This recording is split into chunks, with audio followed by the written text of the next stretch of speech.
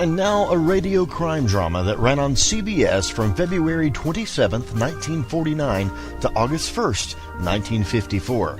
Produced and directed by Elliott Lewis, the opening theme of I'll Take Manhattan introduced Detective Danny Clover, played by Larry Thor, a hardened New York cop who worked homicide from Times Square to Columbus Circle, the gaudiest, the most violent, the lonesomest mile in the world.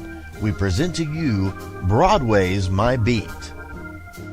The FBI and Peace and War, ordinarily heard at this time throughout the year, is taking its usual summer vacation and will return to CBS 4 weeks from tonight on September 1st. Broadway's My Beat. From Times Square to Columbus Circle. The gaudiest, the most violent, the lonesomest mile in the world.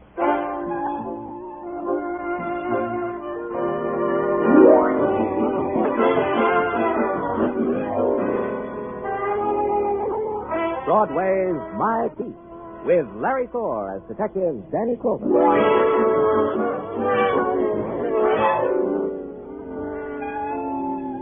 Broadway. It's a promise you make to yourself in some dismal part of your life, or it's a name you say like a curse. It's a place of golden women and mirrors of chrome, or it's a beggar who will tear off a piece of his soul for a cup of coffee. It's anything you want, any time you want it, and it's My Beat. By 9 o'clock, police headquarters had settled down to its nighttime routine. So far, business was slow. I was sitting in my office straightening out the detail sheets that always accumulated on my desk. Lieutenant Clover, good evening, sir. Well, Dr. McClure, Dr. Robbie McClure. It's a pleasure to see you. Sit down. Sit down. Thank you. Yeah. Thank you, Lieutenant. Hey, what's the matter? What's the matter, Doctor? You look pale. Well, I could give you all the clinical reasons for the way I look. Now, Lieutenant. Let me get you something, Doctor. I'll be right... No, wait, Lieutenant. Last month, there was a shooting. It's not that I want to confess to. It's the thing about... you should know about... Last month, the murder that the police never solved. Daddy, I don't want that to happen to me. I don't want that... Dr. McClure. Dr. Tartaglia. Yeah, Danny. Come here. Yeah. Well, what's the trouble, Danny? Close the door. Oh, what's all the... Danny, what's the matter with Doc McClure? He's dead. What? Slip his coat aside. You'll see why. Oh, Danny. And the size of the wound, I'd say it was from a .22 fired from up close. Tartaglia. Yeah? Call downstairs and tell him about Dr. McClure. Then get a detail to find out everything you can about the doctor. Friends, relatives, bank account, everything. Right. And in the morning, I want the files on every murder that happened about 30 days ago. Unsolved murders. On my desk in the morning. Right. Good. I'll see you. Now, where are you going, Danny? I'm going to wind back McClure's life. I'm going to find out why he had to die.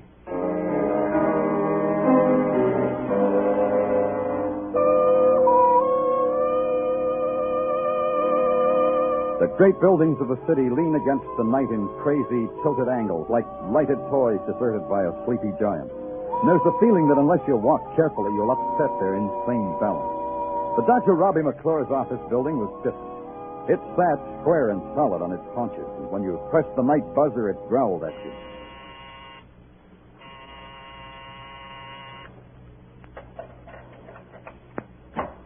Well, sure, my mare, but Danny Clover the Torbert. Can't her in, me boy, can't her in. The same old Pippin. No, not the same, Danny. There are bald spots in me fetlock that I ain't so quick to break from the starting gate like I used to. From a dashing, mounted policeman to a flabby night watchman. Ah, that's a bit of pasture, Danny, me boy, a bit of pasture. Maybe you're wrong, Pippin. Maybe it's sweet pasture and you don't know it. Pippin, you know Dr. Robbie McClure, don't you? Sure I do. A great surgeon. But, what a waste, what a waste. How do you mean? Sure, he was a genius. Sure, should have been a veterinarian. What else would I mean, Danny? What else, of course. You know what time he left his office tonight? I do. I have it right here in my book. Now, let me take a look. Oh, yes. Here it is. 8:40 in the p.m. Was he alone? No. He was in the company of the sleekest, prettiest, raciest-looking filliest and my pleasure since I cavorted in the mounted police. Did you have her signature? Oh, no. She was the doctor's patient. Or guest, or best bet for tomorrow. Night watchmen are discreet, Danny. Some ladies, they don't ask to sign out. Well, ask him from now on, Pippin. Huh? I mean it. Have you got any idea where they went? No, Danny, but they took a cab from that hack stand out there in front. Did you see whose cab they took? Yes, I did. I opened the door for them. They took Irv Newman's cab. If you want Irv, you'll probably find him at his home. I know those hackish critters, you know. Well, thanks, Pivot. If you get a lump of sugar in the mail, it's from me.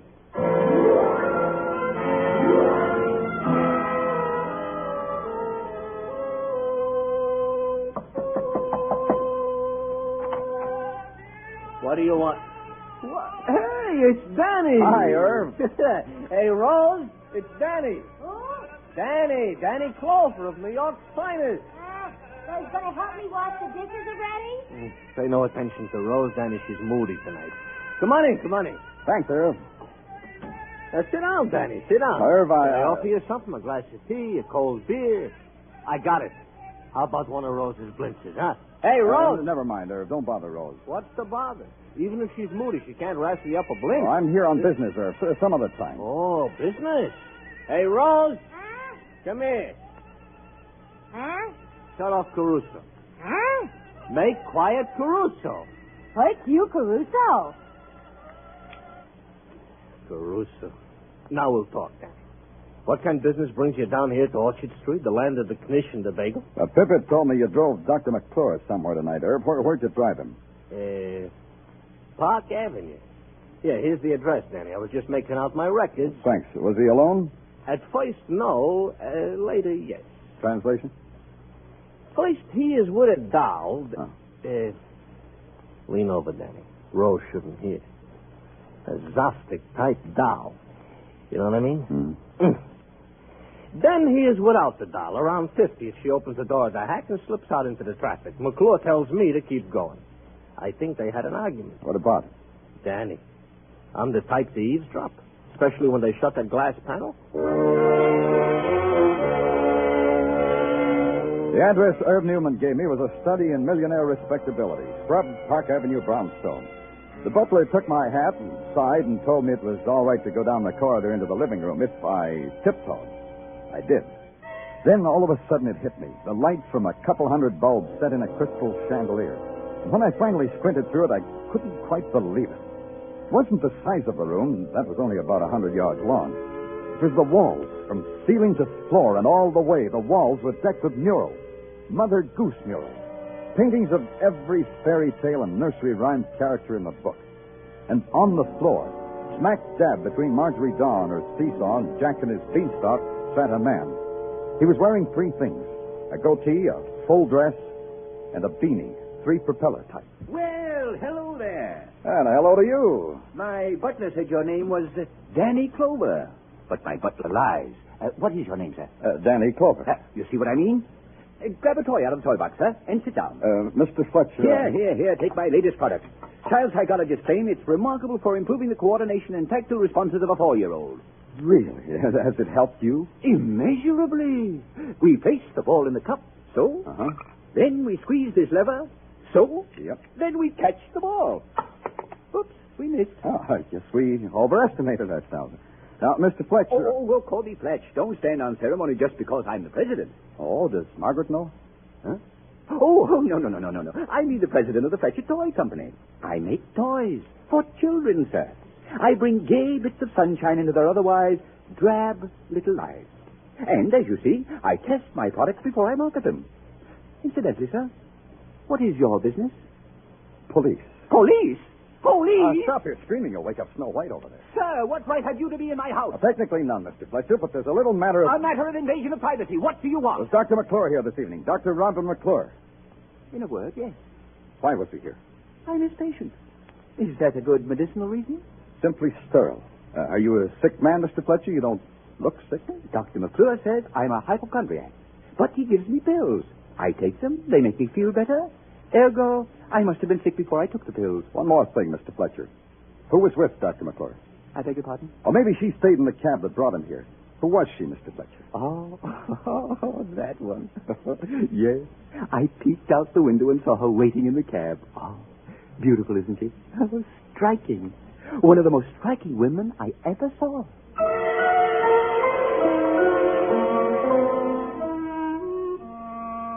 I blew at the top propeller in Fletcher's beanie, and then the butler came in and ushered me out in the downdraft. Lying must have been one of the little games they played in that $1 million house. Fletch said the butler lied.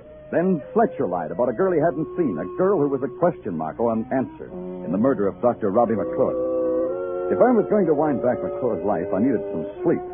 All that got wound up were the sheets in my bed. And in the morning, I started it all over again in the good doctor's office. You're early. The doctor hasn't come in yet. You'll have to wait.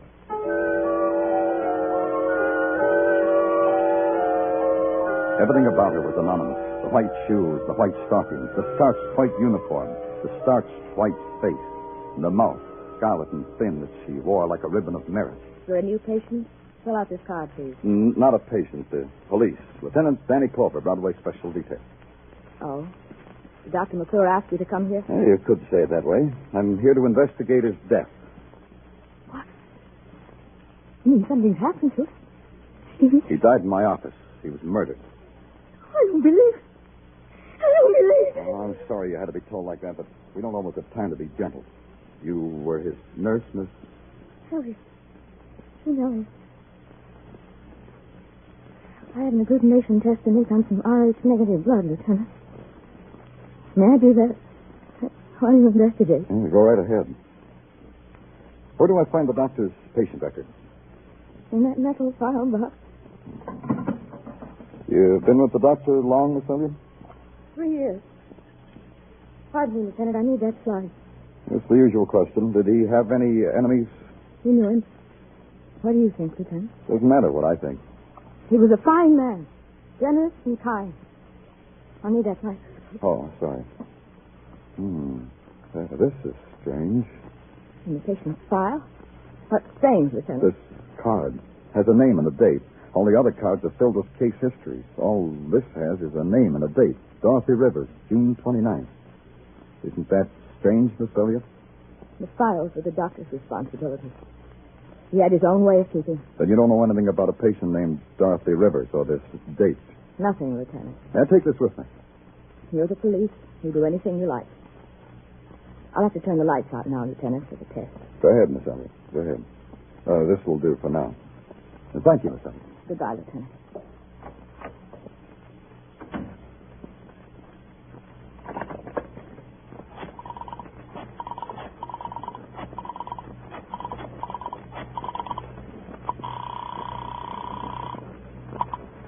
Miss Rivers, Miss Dorothy Rivers, Dr. McClure's office. We advise a rest, a long rest in a quiet place.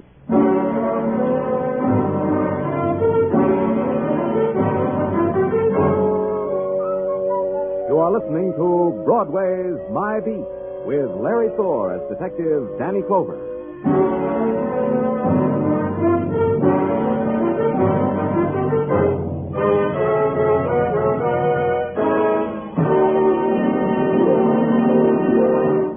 If murder should suddenly explode in your face, you'd know how Casey, crime photographer, feels tonight in the drama titled Sellout. That's exactly what happens to Casey. A routine newspaper case suddenly erupts into a savage murder mystery which requires the sharpest thinking and fastest action of the crime photographer to solve. Crime Photographer is yours for the listening every Thursday evening, as is the other thriller, Escape. Tonight, Escape brings you Lions versus the Ants, a top story of harrowing adventure on a top program. Remember Escape and Crime Photographer tonight over most of these same CBS stations. Now, back to Broadway's My Beat.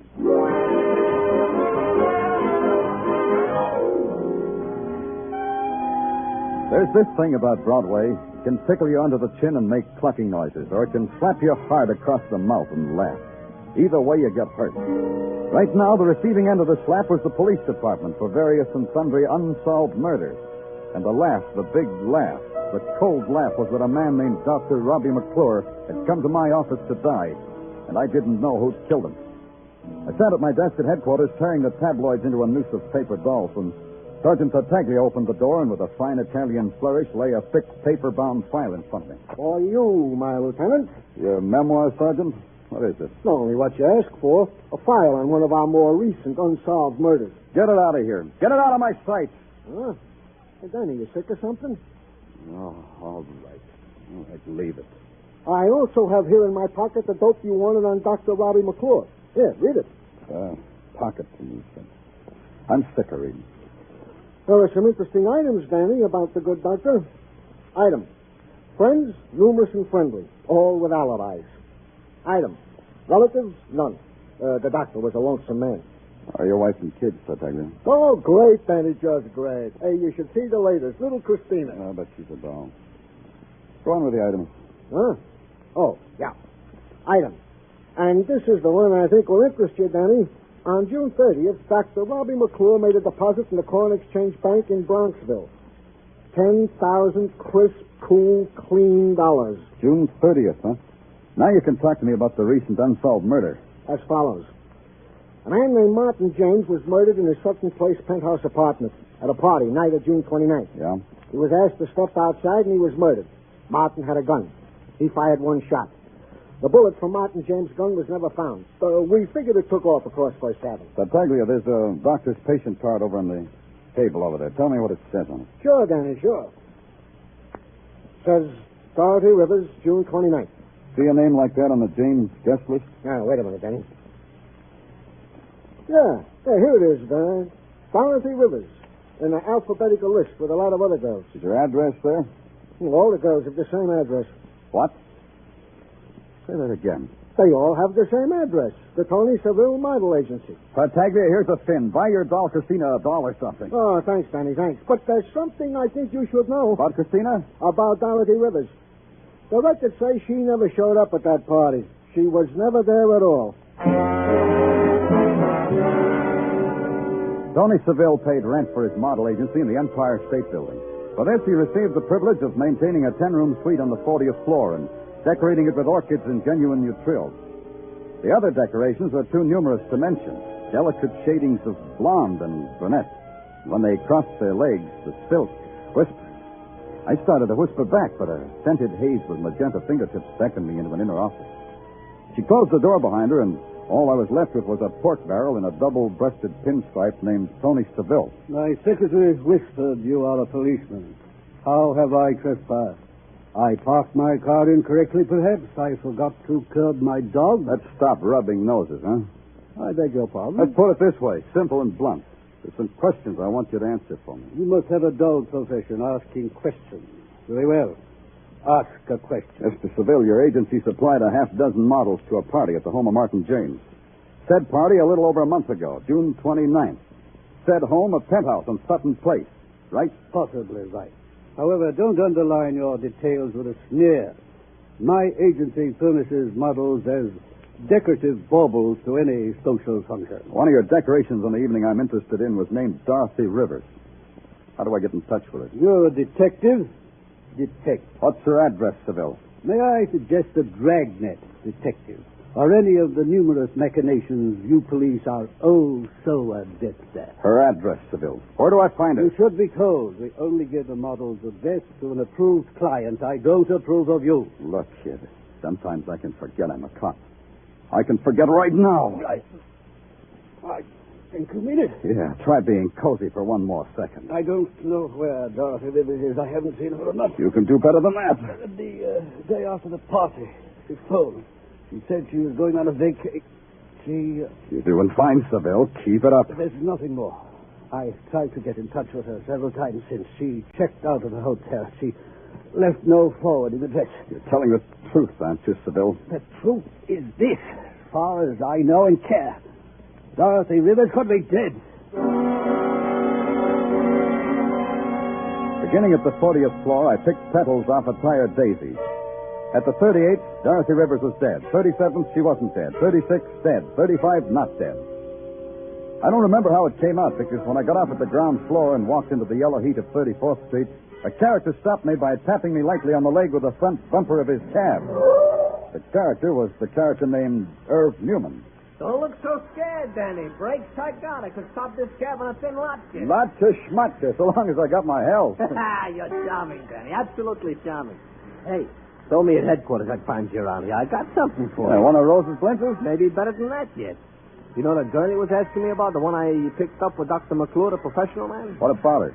I spotted her for you, Danny. Where? Tell me where. So let me tell you. Happens I got a friend, Danny, a truck driver. He's a peach of a fella. His name is Clem. Every morning gives me a push with the truck so I can start this lousy hack. Where did you spot the girler? So I'm telling you.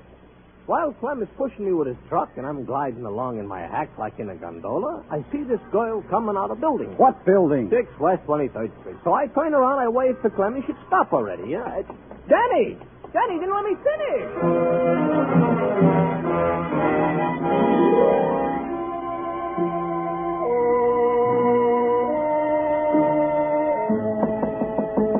Yes, who is it? Miss Rivers? Who are you? I want to talk to you, Miss Rivers. By what right? I don't know you. Get away from here. Get away. Go inside, Miss Rivers. Who are you? What do you want? I'm Danny Clover. I'm a police detective, Miss Rivers. Been through a lot to get to you. You get along a lot better if you just settle down. Why do you want to see me? I've read somewhere that grief can make a woman even more lovely. You look like you've been grieving. Don't be clever with me. I'm sick of clever men. Maybe I can help you. You, a policeman. Me, a policeman. It's all over now, isn't it, Mr. Clover? Just about. You want to know what happened at Martin James' party, isn't that it? The guest list said you were invited, but you weren't checked off. That mean you weren't there? I was there. Through the back entrance, Mr. Clover, because he said that was the way it should be done. Who? What should have been done that way? Look, Mr. Clover, I'll tell you what happened. I owe it to myself to tell you what happened. I'm tired of pain. That's it, huh?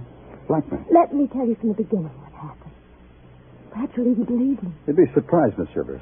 Policemen can believe the truth. Martin James was a man who made investments in all sorts of deals, a kind of silent partner. One of the partners was a man named Fletcher. Man with a goatee? He manufactured toys, Mr. Clover. I went to the party with him. Mr. Clover. What's the matter? Mr. Clover! The window. He's gone. Who was it? Who did you see?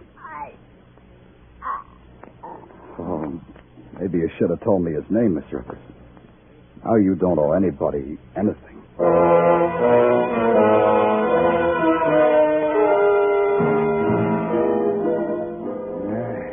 Even as a coroner, I say it's a shame, Danny.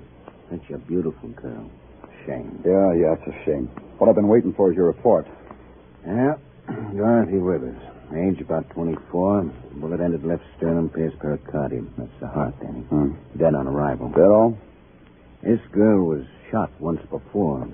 She's got a healing wound that, well, it looks mighty like a bullet wound. It's right here, Danny. Yeah, that makes it all add up.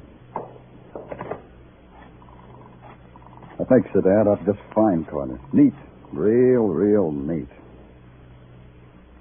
Oh, Fletcher? There's a friend, Fletcher. The payoff goes on just the same. Tonight, kid, 9 o'clock. So long, Fletcher. It took me 10 minutes to get to the Park Avenue palace that Fletcher had built out of psychological toys for kids. Across the street, I took a plant behind a fat, uniformed doorman who kept looking at me out of the corner of his fat eyes as if he were terribly sorry a thing like me had ever happened under his gilt-fringed canopy. At 8:30, the lights in Fletcher's crystal chandelier began to go out in sections. In 5 minutes, he was on the street, hailing a cab. I tossed a nickel to my fat doorman, hailed a cab of my own, and tailed Fletcher to an office building I'd been in once before.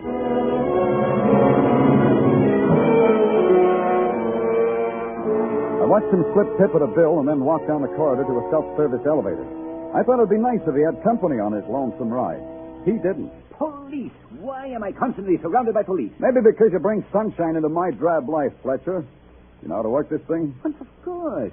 It's nothing but a toy. Allow me anyway. It's the fourth floor you want, isn't it? Well, no, not at all. Humor me, Fletcher. Let's make it 4.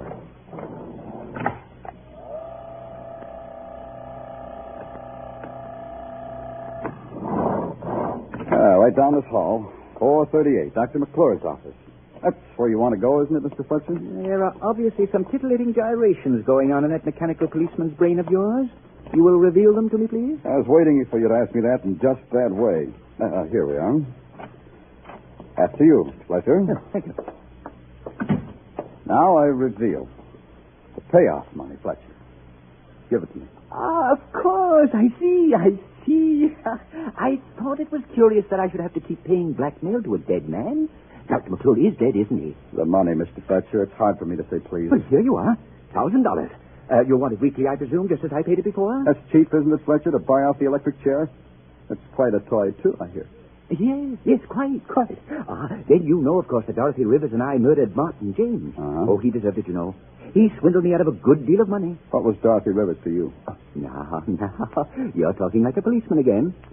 Dorothy Rivers was a toy, expensive and fragile. It made her all the more desirable. That and the fact that I could make her do anything I liked. Did you bring her back to life? What? Hey. No, don't get upset with me.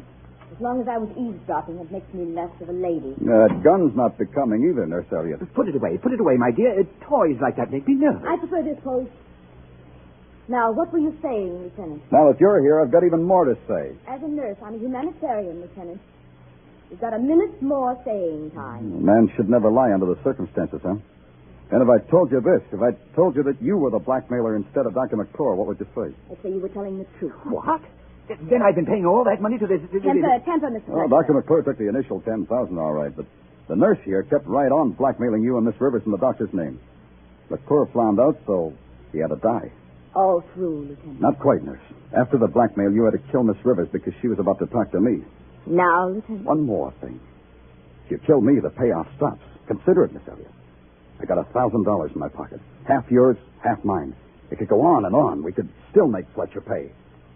Think about it, Miss Elliott. Put the money on the table, Lieutenant. Half yours, half mine. All right. On the table. Thanks. I'll take mine. Now. Yeah, now, Nurse Elliott. I'll tell you!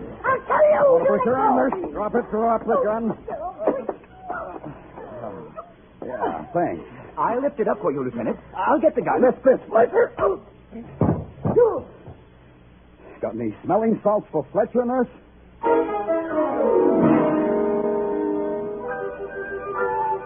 It took 3 police officers to carry Nurse Elliott away. She tore at their faces and screamed in a language she hadn't picked up in medical books.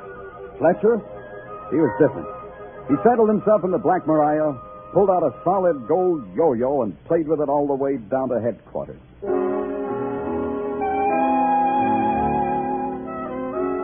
Broadway's happy now. It's got on the carnival clothes it wears every night, and the Midway boils with roustabouts and yokels and hurdy-gurdy sounds. It's a jack-in-the-box, and it's a clown.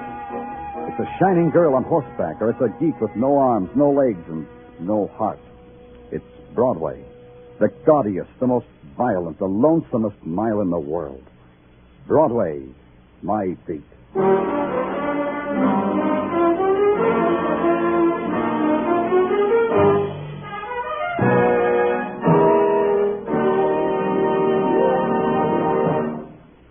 Broadway's My Beat, with Larry Thor as Detective Danny Clover, is produced and directed by Gordon T. Hughes, with script by Morton Fine and David Friedkin. Musical direction is by Lud Gluskin. Be sure to join us next week, same time, same station, for Broadway's My Beat.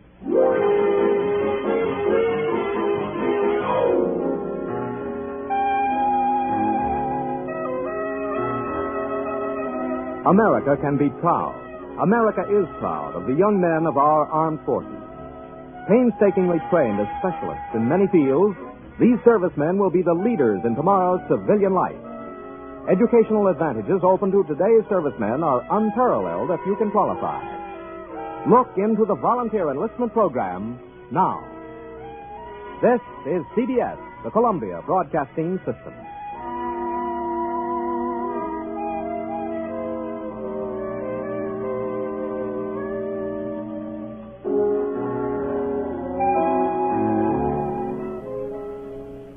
You're listening to HOJO Radio. More classic old-time radio coming your way next. The FBI in Peace and War, ordinarily heard at this time throughout the year, is taking its usual summer vacation and will return to CBS 3 weeks from tonight on September 1st.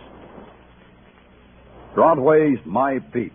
From Times Square to Columbus Circle. The gaudiest, the most violent, the lonesomest mile in the world.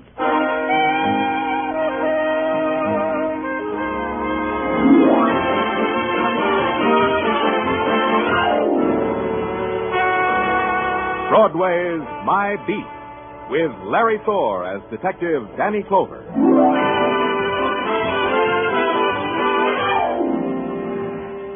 Broadway. It's a journey some people have to make. A journey that ends in a screaming, blinding furnace of light, or ends in darkness, cool and still. You walk it with a quick puppet strut of slapstick, or you walk it slow. Slow like the last walk you'll ever take. Whatever way it is, it's My Beat.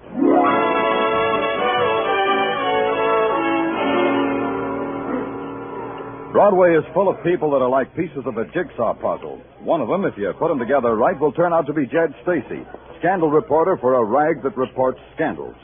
If it's a hot August evening and he's wearing his Hollywood shirt and yellow silk mohair pants, $90 the outfit, he'll buy you a free meal for a price. Jacques, bring us prosciutto with melon, vichyssoise, shrimp poulette, and a decent white wine. You got that? Oui, Monsieur Stacy. Yeah. Okay, Jed. Why the banquet? Ah, you know me, don't you, Danny? I don't give nothing for nothing. I don't get nothing for nothing. Yeah, that's life, like Jacques says. Yeah. Look, Danny, I got a note in the mail today, a typewritten note. I want to read it to you. Something you wrote? No, this has class. Here's what it says. Dear columnist, if you need a prophecy, here's a prophecy. A girl, Jane Darnell, will be found murdered tonight. That's a prophecy. Now, just checking, Danny, you got a corpse named Jane Darnell? No. Give me that note. Give it to me. Sure. Here, Danny, I'm through with it. It'll be in my column tomorrow anyway. It's all set up. Why didn't you give me this before? Ah, you know us scribes, Danny. We clutch things to our bosom. Besides, what good would it do you? If Jane Darnell is going to be killed, how would you stop it? You'd play nursemaid to a murder for a beat, wouldn't you, Jed? You're getting too large, kid. Too large. Take it easy, Danny. First, you got to find the little lady. It's a tough thing to do. Even for a guy like you, it's a tough thing. There's a telephone call for you, Monsieur Stacy. Oh, thanks, Jack. Plug it in here, will you? Oui, monsieur. Excuse me, Danny. Yeah? Yeah, this is Stacy. Where? Okay. Yeah, you get a fin. Yeah, the same to you. Come on, Danny. We going someplace? Yeah, to the room of a Jane Darwell. She's asleep in it, Danny. Dead asleep. Just like I prophesy in tomorrow's column.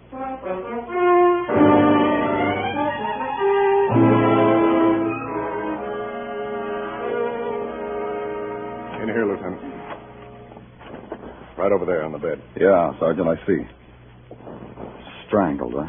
With a silk stocking. I'm not a guy who knows about a thing like this, Danny, but it looks like the murder weapon is a pretty inferior piece of merchandise. $1.98 will get you 3 pairs. Take your hands off that stocking, Jed. Huh? Oh, yeah, sure, Danny. Police methods. I should have known better. Okay, Sergeant, give me the rundown. Call from the landlady at 8:10 p.m. Yeah? Landlady's story as follows. She returned here at 5 after 8, and then she... Where'd she return from? Corner bar. She spent the afternoon there singing Ghost Riders in the Sky and nursing a 10-cent beer for 6 hours. And they threw her out at 8 sharp. And we checked. Go on.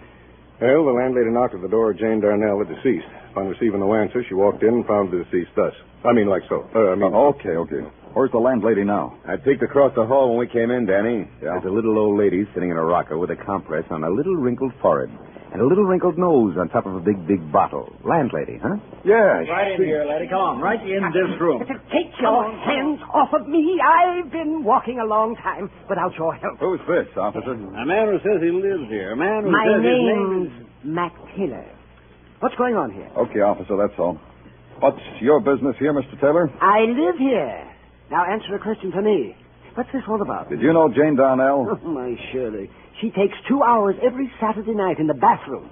And she is the... Oh, that's her over on the bed. What's the matter with her? She's dead. Murdered. Murdered? Well, who did it? Mr. Taylor, there's millions of people in New York. A little while ago, one of those millions of people came into this room and wrapped a silk stocking around Jane Darnell's neck. The person who did that was the person who murdered her. Do you know who it was, Mr. Taylor? Mr. Taylor didn't. He was just the other renter here in the boarding house as far as he was concerned. She never even smiled at him, he said. Man, you'd have to be mighty strange to kill a girl for that, he assured me. I assured him he'd better stick around. And then I went home and had indigestion all night from the meal Judge Stacy ordered that I never ate.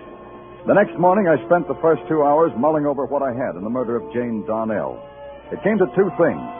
All I had was a girl in the morgue and a typewritten note saying she'd be there. Or, as Sergeant Tartaglia put it... All we got, Danny, is a girl in the morgue and a typewritten note saying she'd be there. Tartaglia, would you mind repeating that? Oh, sure, Danny. I said all we got is a... Never mind. Anything on that typewritten note Judge Stacy gave me? Kind of typewriter, stationery? Oh, typed on a Corona Portable. A new model. Cheap grade of stationery. The 5 and 10 cent store stuff. Routine check turn up anything? Not yet. I can't find a thing on this Jane Darnell. No friends, no relatives, nothing, Danny.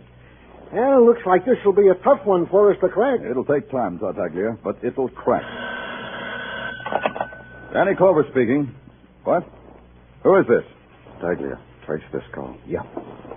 Who is this speaking? I can't hear you. Speak louder, huh? Yeah, I got that. When? Who is this speaking? Hello? Hello? What? Oh, look, operator, I was talking to someone when we were cut off. I see. Well, thank you, operator. Tartaglia! Calm and efficient service. You traced the call? Oh, sure. Well, what? You traced it to a phone booth in Grand Central Station. Oh, fine. That call was important? Tartaglia, I was just speaking to a murderer. Yeah? Well, what did he have to say? A murderer? Yeah, a murderer who was disguising his voice. He had to say just this. He had to say he did quite a job on Jane Darnell, and tonight he was going to do a better one on a friend of hers. A friend named Mary Smith. Mary Smith? Hey, I know a Mary Smith. Which Mary Smith, Danny? Which Mary Smith?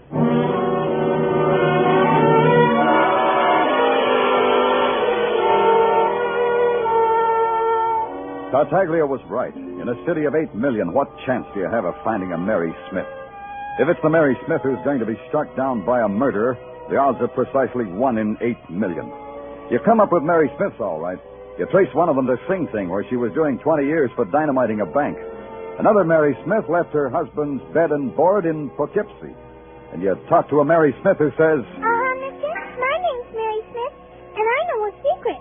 Humpty Dumpty sat on a wall. Humpty Dumpty had a great heart. So you try again. Forgive me, sir, for have kept you waiting. It wasn't my hour for meditation. Are you Mary Smith? Yes, of course I am Mary Smith. In China, my name is Lesu.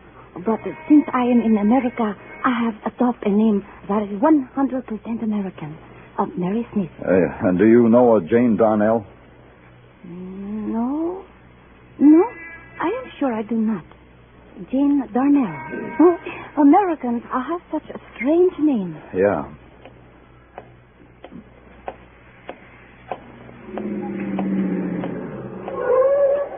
Danny! Hey, Danny, hop in.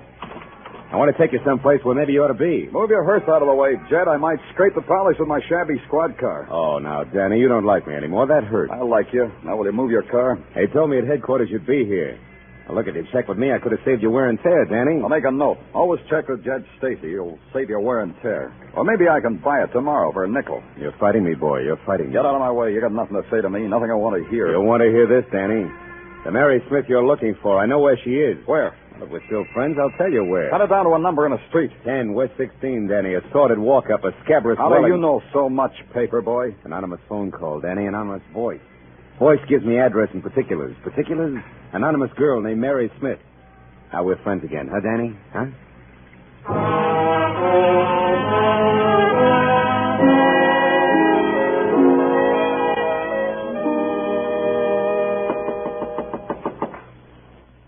Miss Smith. Miss Smith. Open up, Miss Smith. It's the police. Maybe you should open it yourself, Clover. Yeah.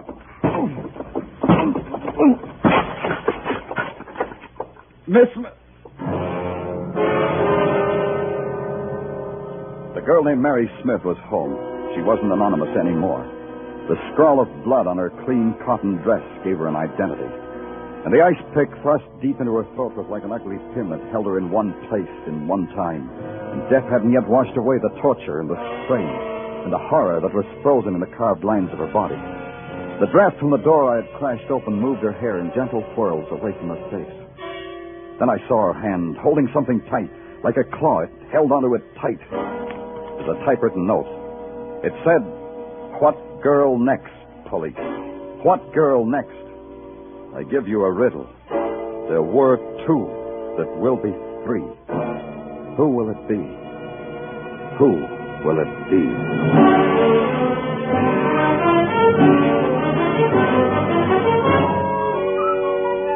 You are listening to Broadway's My Beat with Larry Thor as Detective Danny Clover.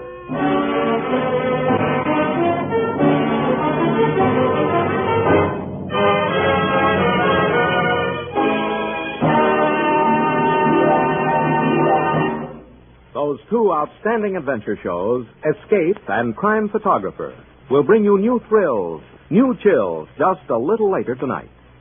Casey, Crime Photographer, will encounter a wealthy stamp collector, his two sons, and a strange murder in Death of a Stranger. Escape will present another Thursday thriller in Red Wine by Lawrence Blockman.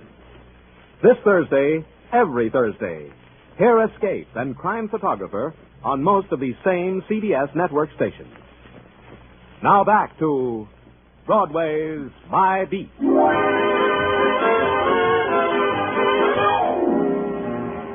Broadway all depends on the mood you're in. You can be part of the mob and perform for the sightseers, or you can write notes about murdering women and go about your business of murdering. In the latter case, Broadway dangles from strings. Broadway performs for a madman. It puts on a mask of horror and talks in whispers. Two people had died violently, and the clues I had for their dying were about as valuable as a pinch of dust. Correction, I had a thing of value. Another note. What girl next, the note said. It would be valuable if I knew what girl next. The only ray of sunshine at headquarters next morning was a police sergeant named Tartaglia, who did all sorts of remarkable things with details and file cards and pencil sharpeners.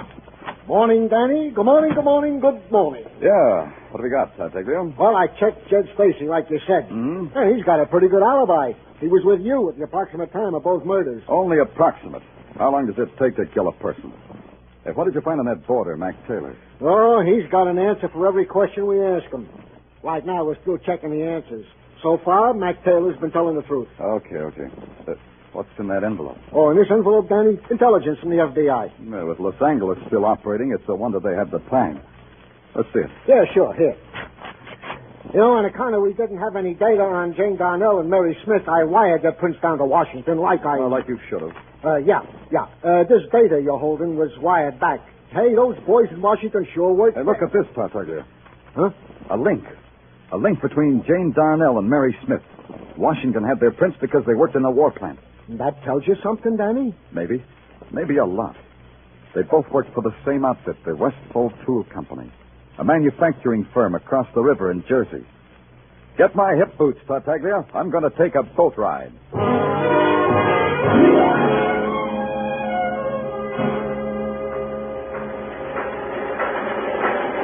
You want to see me? You're the foreman? Yeah. Can't we go somewhere where we can talk? What? I said, can't we go... Let's go somewhere where we can talk, huh? Yeah. Oh, what do you want to see me about, mister? I'm Danny Clover, New York Police Department. Oh, glad to know you. I'm Freddie Ney, Punch Press Department. You've been working in this department long, Mr. Ney? Oh, 10 years. Why? Try this in your memory. Jane Darnell and Mary Smith. What does that do to you? Jane Darnell, Mary Smith, Oh, yeah, it does something to me, all right. Yeah, they worked here side by side in my department, right through the war and after we converted automobile parts. And what else? Well, they quit about a year ago, within a week of each other. Within a week of each other, huh? How would that figure, Mr. Ney? Well, they were chummy. Jane Darnell and Mary Smith were in a carpool with another girl. All three of them rode to work in Jane's car. This other girl, who was she? I don't know. She wasn't in my department. Does your personnel department keep records of people who ride together in carpools? No, never did. We got all the paperwork we can handle. Yeah. Where's the phone? Right over there. Thanks. Can I get an outside line on this? Sure.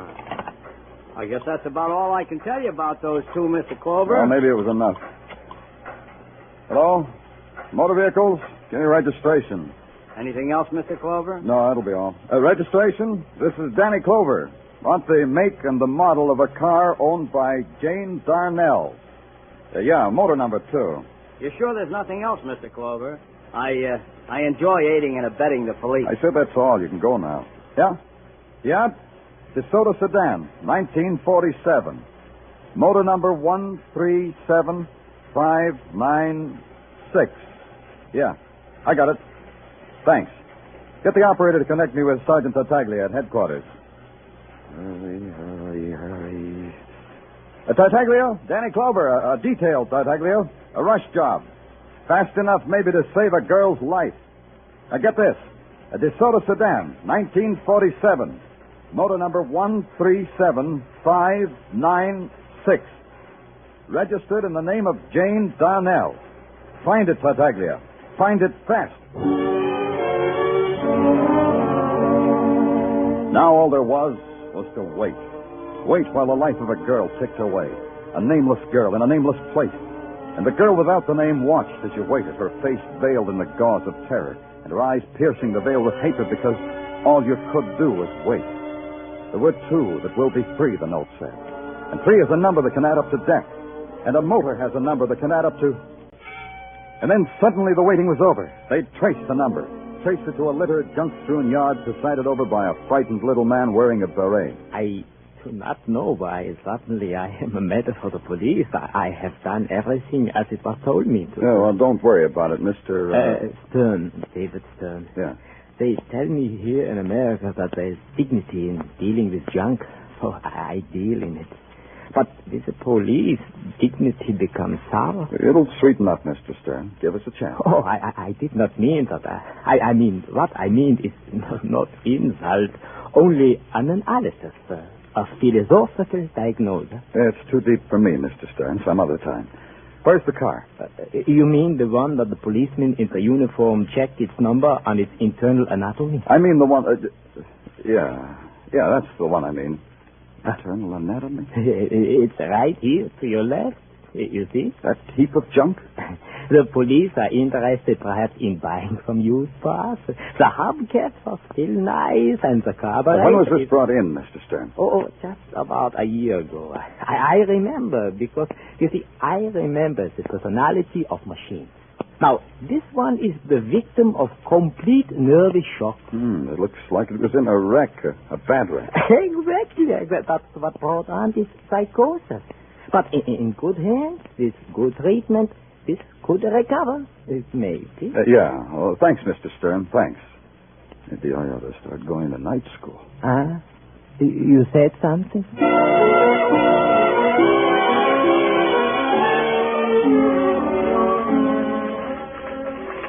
Danny, welcome to Police Transcript and Record. Your presence is like a shaft of light in a warehouse of darkness. Coslow, will you do something for me and not have it come out an epic? This will take much doing. What's your pleasure, Danny? Open a window. How do you guys breathe in here? Sergeant down? Yeah, Coslow. Open a window. Danny can't breathe. That was thrilling how you did that, Sergeant Down. You may now go back to your typewriter. Anything else, Danny? I could fan you with this fan, courtesy Huxley's mortuary. Oh, thanks. A little closer, Coslow. Fine. Now get me everything you've got on an automobile accident. This car, about a year ago. Sergeant Down? You get it, Coslow. I'll hold the fan. Your command is like a caress, Danny. Never mind, Downs. I shall get it. Oh, by the way, Danny, there's a gentleman sitting over there, been waiting for you. Gentleman by the name of Jed Stacy. Shall I present you? Get the dope on the accident now, as in right now. Yes, sir, Lieutenant, sir. What do you want, Jed? Oh, it's not what I want, Danny. It's what my syndicate wants. You know, columnists, no life of their own. That why you're always around when people die, so you can gloat? I didn't hear you say that, Danny. I'll make like I didn't hear it. Now, Danny, my syndicate is curious whether you found out who the number 3 girl's going to be. I bleed for you and your syndicate. You told me about the other 2, Jed. How come you don't have a private line on this one? Danny, I got it all by myself. Brief it for me, Coslow. Just the words, without the hand. How else? Accident involving this car, May 10th, 1948. Crashed into by Mrs. Mildred Quimby. Mrs. Quimby was killed. Who was in the DeSoto when it happened? 3 girls, Jane Darnell, Mary Smith, and Sally Webb. You got an address on this Sally Webb? Most assuredly. 417th West 55th. We also got pictures of the whole mess. You may have them if you want them, Danny, without signing. Take back your fan, Coslow. You earned it. Sally Webb, eh? That's the girl my syndicate wants. Do they now? Print this, Jed. Print it and I'll tear you apart. So long, Jed.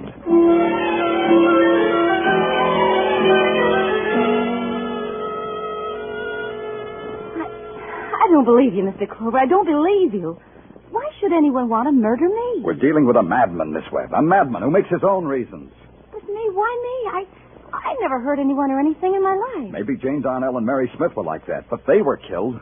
I hardly knew them. I just rode with them to work. We had nothing in common outside of that. You had this in common, Miss Webb. You were in an accident in which a woman was killed. So she was killed. Can't you rise from the dead to murder me for that? Someone who loved her very much might want to kill you because he holds all of you responsible for her death. Well, then why don't you catch him, put him in a cage, rip him into shreds, and, well, do something. Something. Miss Webb, that picture on your bureau. Who is it? My boyfriend. Why? How long have you known him? Oh, a few months. You expecting someone? No. Let him in. Let them in, Sally. Hi, Sally. I found this envelope addressed to you in your mailbox. I brought it up. Is it all right? Give it to me, little girl. Huh? Oh, give it to him, Mary, and you better go now. All right, Sally. Sorry I haven't time to be polite, Sally. Mind if I see what's in the envelope? Thanks. Here. Read it, Sally. And the third is Sally Webb. At 8 o'clock tonight, it's Sally Webb. Spin, Sally, spin till 8 o'clock. Then it's done. The same cheap paper, the same type, the same pattern. Now do you believe it, Sally? Oh, yes. Yes, help me, Mr. Clover. Please help me. If you'll help me. How? Just tell me how. Sally, I want you to spend the rest of the day as you would spend any other day. One of our men will be with you all the time. You'll never see him. You're not to look for him. But I want you back here before 8 o'clock, understand? Before 8 o'clock. Oh, I'm frightened, Mr. Clover. I'm frightened. The only way, Sally. You wanted him in a cage? That's where you'll be, just like you said. In a cage. So the trap was set. Sally Webb, the bait. New York Police Department, the hunter. The hunted? Somebody in that jungle city. Somebody crouching now in a dark corner until another time of killing. The man I had tail Sally Webb called in every half hour from a dress shop, a fruit store, from a laundromat, places like that. Then about 7 o'clock, the trap began to shape itself. A police cordon thrown around the block on West 55th Street where Sally lived. And a few minutes before 8, I was standing in a doorway next to the address, and the trap was ready to be sprung.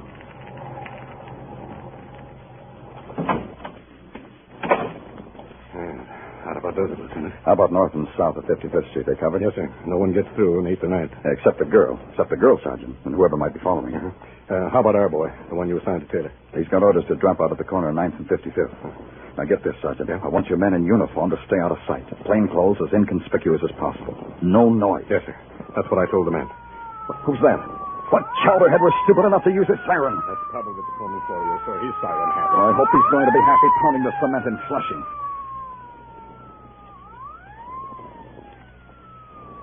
Hey, Lieutenant.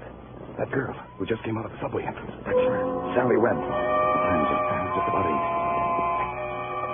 She's walking awful slow. She's scared. Scared.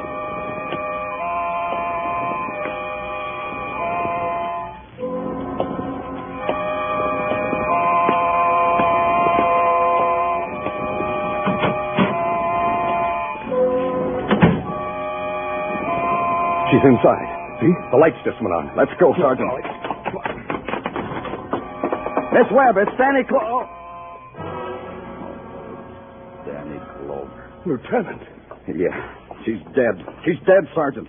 Close your eyes and try real hard to believe it. She's dead. But I don't understand. How could the coroner will call it a long, sharp weapon. The coroner's jury can blame me for it. What are you talking about, Lieutenant? The subway. The one place I forgot about. The one place where she'd be with 1,000 people and still be alone. She was stabbed on the subway. She had just enough strength to get inside her door. What are you doing, Sergeant? Oh, this stuff must have spilled out of her purse when she keeled over. It's just junk, though. Lipstick, cigarettes. What's that? The piece of paper you're holding? Nothing, I guess. Just a piece of paper. Oh, wait. Something's typed on it. Huh? Read it. Now is the time for all good men to come to the aid of his country. I love you, I love you, I love you. Let's see that. The letterhead says Ridley's Department Store. Furnishings for your every need. Get me a squad car, Sergeant. I got a feeling Ridley's is going to furnish my every need.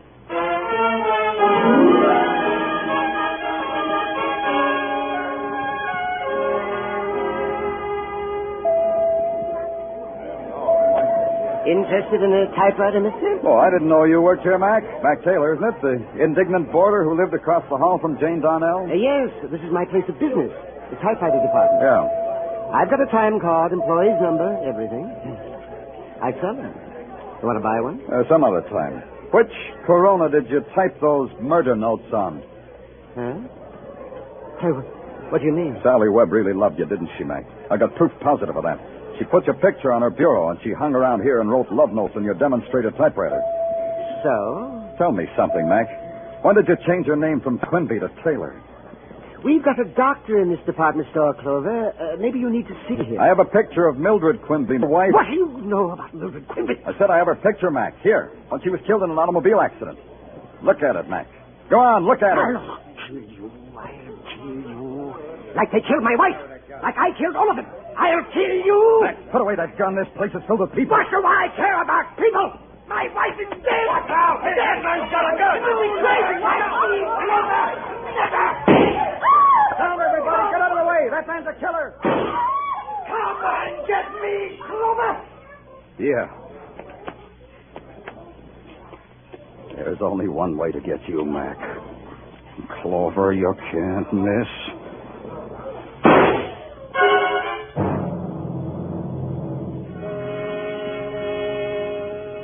A madman lying in the blood of his death isn't much different from any man who dies in violence.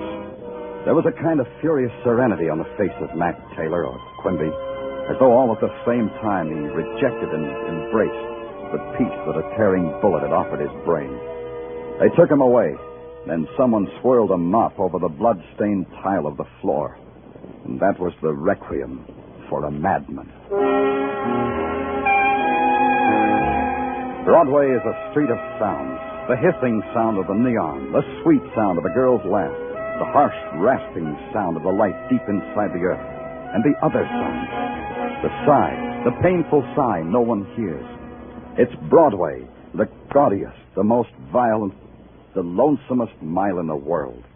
Broadway, my beat.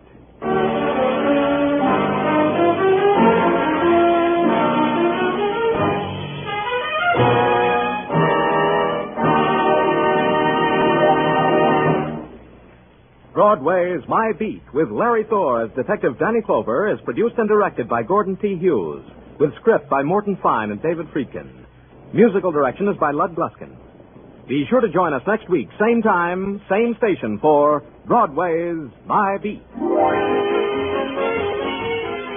The launching of a promising career as a singer, a bunch of yellow roses from an admirer, a single sniff of their aroma, and sudden death.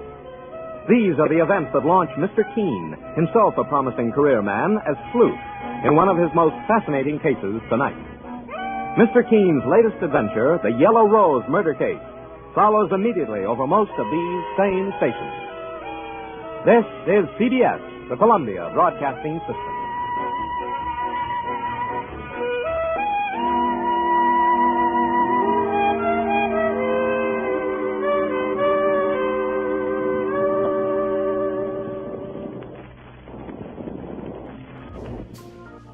Our next radio drama is about a fabulous freelance insurance investigator with the action-packed expense account. The show aired on CBS Radio from January 14th, 1949 to September 30th, 1962. There are 811 episodes in the 12-year run, and more than 720 still exist today.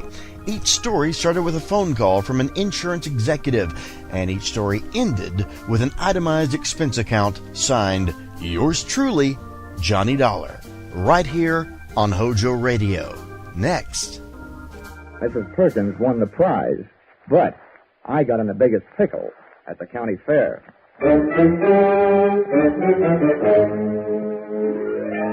This is another in the adventures of America's fabulous freelance insurance investigator, Johnny Dollar. At insurance investigation, Johnny Dollar is only an expert. At making out his expense account, he is an absolute genius.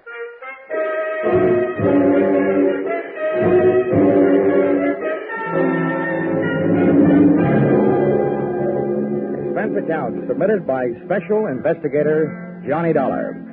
To Home Office, Corinthian Liability and Bonding Company, Terminal Building, Hartford, Connecticut. The following is an accounting of my expenditures during my assignment as bodyguard to Grand Blue Ribbon Champion Spothead Poland China hog, Rosie Barron of Iowa. Or how you cast my pearls of wisdom before swine. Or out of the fire into the frying pan. Expense account, item 1. $76.80. Train and bus fare, Hartford, to the town of Carver, county seat of Carver County, Iowa. Expense account, item 2. $2.50. 1 coat, 3 handkerchiefs, a bottle of salt tablets, and sunglasses, with which to combat the Corn Belt heat. Item 3, 6 bits, jitney ride to the Carver County Fairgrounds. Undoubtedly named that because the band I found in the midst of playing its afternoon concert was only spares. Hey, friend. How's that? I'm looking for a pig named Rosie Barron of Iowa. Tell me where I'll find his cage. Cage? They don't keep Rollo in no cage. Rollo? Who's he? Well, that's short for Rosie Barron of Iowa. Oh, yeah. Any fool would know that. Uh-huh. Can you tell me where he is? See that building over there, the livestock building? Yeah. You'll find Rollo in the swine wing. Swine wing? Well, that conjures up a dainty picture. A flying pig. Afraid Rollo won't ever do much flying. Weighs 980. Oh, well, thanks a lot. Neighbor. Yeah? Why don't you try slipping out of that there coat? You won't find it near as sweaty. Oh, yeah. Thanks, Hiram. Oh, he didn't even wait to be my best friend. Hey! Wait, I'll come with you, neighbor. It was 96 in the shade, but things are getting hotter. Got some screams from the livestock building, but the only thing that will bring me on the run was Hiram on my heels. What do you suppose that was? First, I ran into a stranger just outside the entrance. Get out of the way, let me out of here. Then I ran into the door. Somebody do something. Don't just stand there. Where's the sheriff? Hey, Hiram, what happened? Well, didn't you see? Didn't you hear? That there woman's Mrs. Stewart. Somebody must have stole her diamond brooch. Oh, good. I was afraid somebody might have put the snatch on Rollo. Her husband owns Rollo. They must have been taking her pictures of Mrs. Stewart in the middle of a crowd. And when they had her smiling real pretty, then flash bulbs went off, and then somebody must have reached around from behind her, yanked the brooch, and started shooting a gun in there. That's a tried and true method of busting up a crowd to help make a getaway. Think anybody saw who did it? Couldn't. Those flashes would have had him blind as bats for a minute. There's the sheriff. What's his name? That's Harry Blewett. Harry Blewett? Yeah. Sounds like a slogan from the Republican campaign. Hey, here, you. Now, wait a minute, let go. When everybody around here's trying to get my coat off. Come on, Sheriff. Loose the haberdack. All right, now, never mind the fancy talk, young fella. I saw something pass between you and one of the thieves just outside the door. Oh, you're out of your mind. That guy bumped into me. He came crashing out of here, and I happened to be in the way. I'll bet you happened to be in the way. Accidentally on purpose. Now, that's an early American comeback. But that's the way it was. Now, look, I won't ask you for a search warrant, Sheriff. You think I got the brooch on me? Start looking. All right, I will. All right. Yeah, now, in that pocket, cigarettes and a lighter. I see 'em. You see? Yeah. And in that pocket, handkerchiefs and salt tablets. Salt tablets? Mm-hmm. Now, why don't you look in my inside coat pocket? And there you'll find my wallet and identification. I was coming to that. Where? Yeah. Dollar. Insurance investigator, Hartford, Connecticut. Well, what brought you out here? I'm a piggy sitter for the Corinthian Liability and Bonding Company. They wrote a policy for $25,000 on your friend Rollo, Rosie Barron of Iowa. Who ever heard of taking out a $25,000 insurance policy on a hog? I did. And right now I wish I hadn't. Some people pay high premiums for publicity, Sheriff. And that's what the Blue Ribbon Prime Packing Company is doing in this case. Now, may I have my wallet back? I want to count my money. Yeah, now, here. All right. Here's your wallet. You may think you're quite the joker, young fella, but I'm telling you right now, I'm going to keep an eye on you. I got a better idea than that, Harry. If I were you, I'd go looking for that photographer. Why? What'd he do? He took the picture. And there's just a chance the thief may be in it. Say, that gives me an idea. Sheriff, whoever says you aren't smart makes no mistake.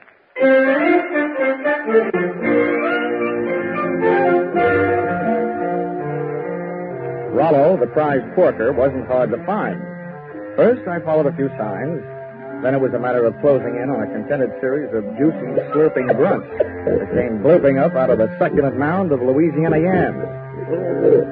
Rollo was all fat and a yard wide, but his table manners weren't much. He didn't look very smart, but he sure looked healthy. 980 pounds on the hook. A fine figure of a pig. Pardon me, miss. Could you tell me who's in charge around here?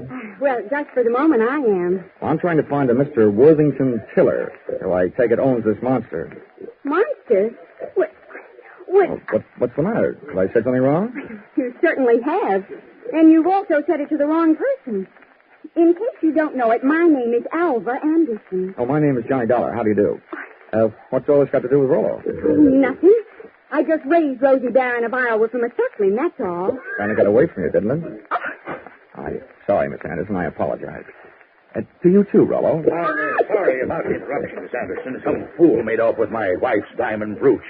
How's this excitement affecting Rollo? I hope he hasn't lost any weight. Well, he took it very well, Mr. Tiller. Oh, good. This gentleman wants to see you, Mr. Dollar. Yes. Oh, from the insurance company. Good, right. Good. Well, I'm glad you're here. We'll have your picture taken right away with my wife and Rollo. Oh, it'll make grand publicity for Blue Ribbon Prime Packers. Oh, I don't mind having my picture taken. Just so long as your wife doesn't mind having people pinch your diamond brooches. Oh, well, then, don't worry about that. It was fully insured. Oh, that kind. The thing I want you to worry about is Rollo here. As president of Blue Ribbon, I paid Miss Anderson $10,000 for this magnificent swine, and I don't want anything to happen to it. You bought him for $10,000, insured him for $25,000, and you don't want anything to happen to him? Well, I don't mind paying those exorbitant premiums when I get back the kind of publicity this will bring in. I can see it in the papers now. America's fabulous insurance investigator, Johnny Dollar, sent from Hartford, Connecticut, to guard the life of that fabulous prize swine, Rosie Barron of Iowa.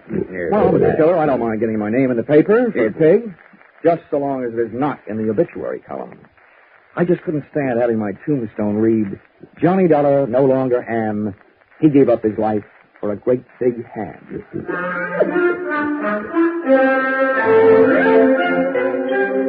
My tombstone tagline was over the head of Mr. Tiller, but it went over right nicely with Alva Anderson, who paid off with a smile. I parlayed that into a conversation that helped me pass the time while guarding Rollo, the poor man's blue boy. By the time it was over, Alva knew a lot about me, and I knew a lot about pigs.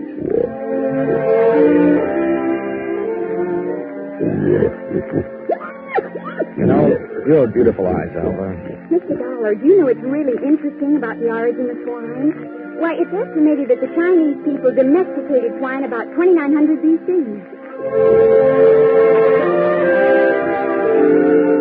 And not only that, but I'm sure you'd like Hartford. And Mr. Dollar, you probably don't know this, but a pig is one of the most important food animals.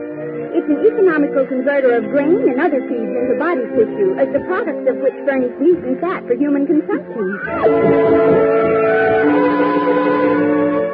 Alva, darling, I'll only be in town for a little while. And not only that, but people who say that pigs are dirty don't know what they're talking about. Why, sanitation is essential to good health, rapid growth and development, and profitable production. Oh, Rollo, what have you got that I haven't got? I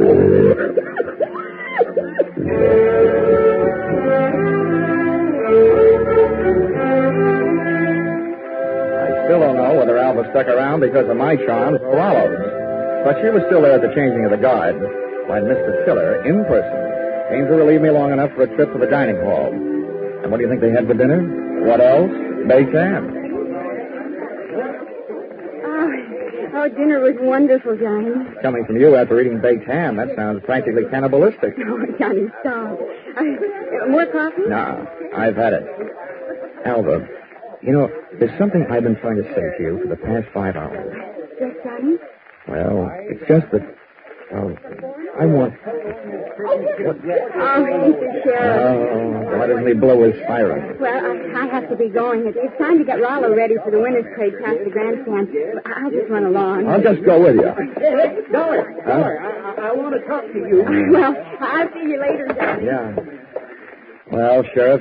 Hey, you being a sort of investigator, Dollar, I knew you'd be interested in my methods. Well, you're sure interfering with mine. Huh? Yeah. Oh, well, do you know what I did? What? I found that photographer, had that picture developed, and rushed it up to the state capitol. And they just called me. Dollar, there's a known criminal in that photo. He's got that brooch, and he's on the loose. Do you know what that means? Yeah. It means that you shouldn't be sitting here talking to me. Who is this villain? They say he's the... Ooch over there. Yeah. What? They say he's known as Little Rocky. Originally hailed from Arkansas. You'd know him if you saw him. He's the fellow that bumped into you. I want you to help me look for him. I take only one job at a time, Sheriff. Right now I got to take them on. And there goes the Grand March. Or in case I'm interested later, how much do you pay your special deputies a day? $7. And expensive. Sheriff Blewett, I'm afraid that blows it.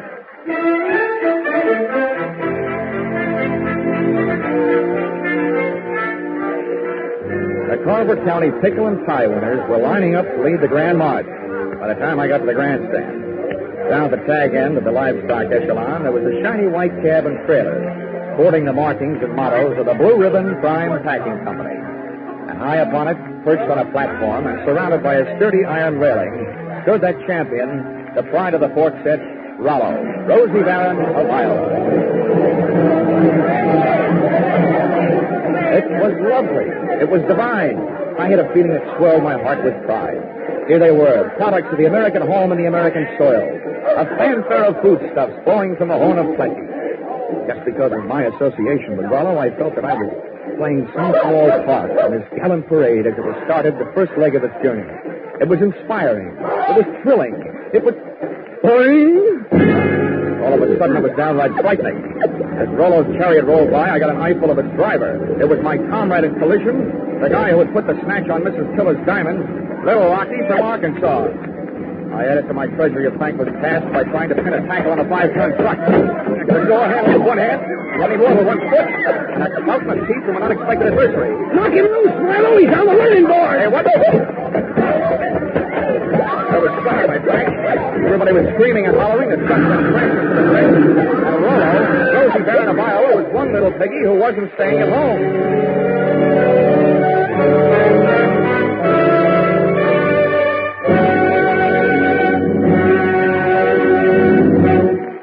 In just a moment, the second act of Johnny Dollar. But first, taking in the action from Johnny Dollar, are you? All right, that's good, because staying with CBS is the way you'll head straight for the big return from vacation 8 days from now, Monday the 29th, of Lux Radio Theater and all the other big Monday night CBS favorites. And by staying with CBS, you'll find more action later tonight with Bill Grant of Call the Police and with Sam Spade, who will be heard from on most of these same CBS stations. Now, with our star, Charles Russell, we return to the second act of yours truly, Johnny Dollar.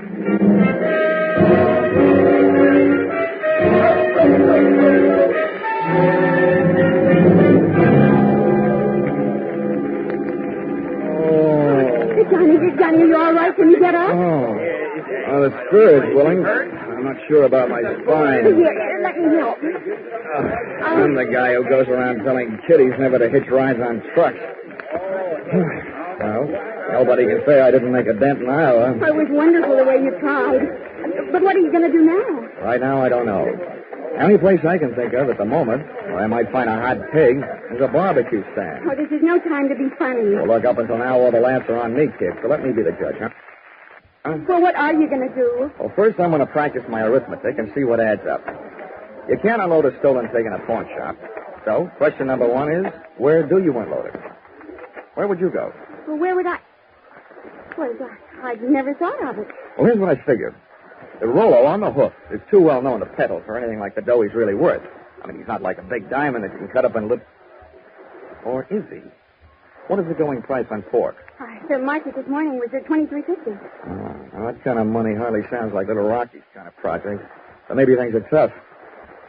By the way, Alba, have you ever been in Arkansas by any chance? Why, no. Why'd you ask? Just wondered. Dollar, just a minute. I want to talk to you. Barnyard bloodhound himself. Yeah, Sheriff? Would you mind, Albert? I was just leaving. How could you be that cold on such a hot night? Huh? What's bothering you, Sheriff? I saw your little performance, Dollar, when you leapt at that truck. Just how hard was you really trying? How hard was I ought to punch you in the nose, badge or no badge. Now, don't you go getting huffy. I just want you to know that I don't fool easy. When I'm on a case, I'm suspicious of everybody. Yeah, that must be rough on your wife. How often do you have her in handcuffs? Huh? Well, look, Sheriff, all I need from you is the use of a car so I can go looking for old Lodhead. No, you don't. There's enough missing around here as it is. Rollo, Miss Tiller's jewelry, and I ain't about to add a county vehicle to the mess. And besides, I want to keep an eye on you. Good. You might learn something. Come on. Here, wait a minute.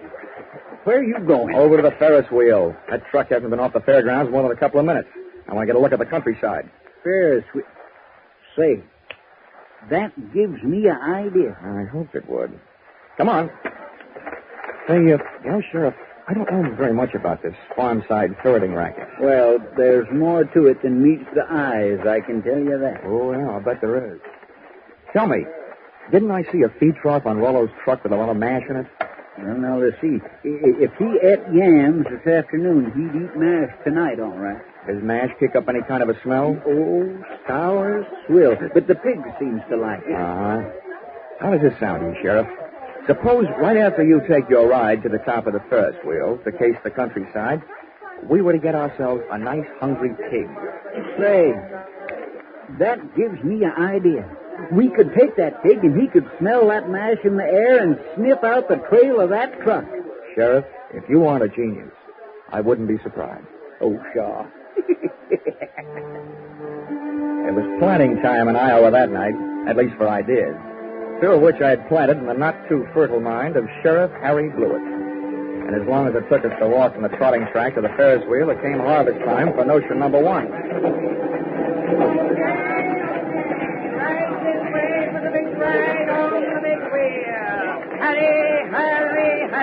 Okay, mister, okay. I'm the sheriff. I want you to run me up to the top of that wheel and hold me there long enough for me to get a look around.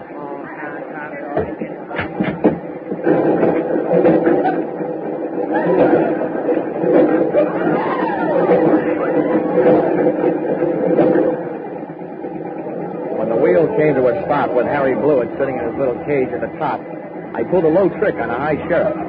I bought a pink lemonade from the juice stand next to the Ferris wheel, walked over to the motor that rolled the big heap, unscrewed the cap on the gas tank, and gave it a big, long drink.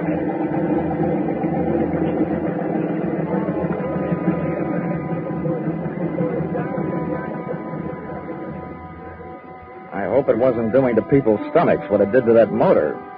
You might well remember this harmless little deceit the next time you have occasion to get rid of a sheriff.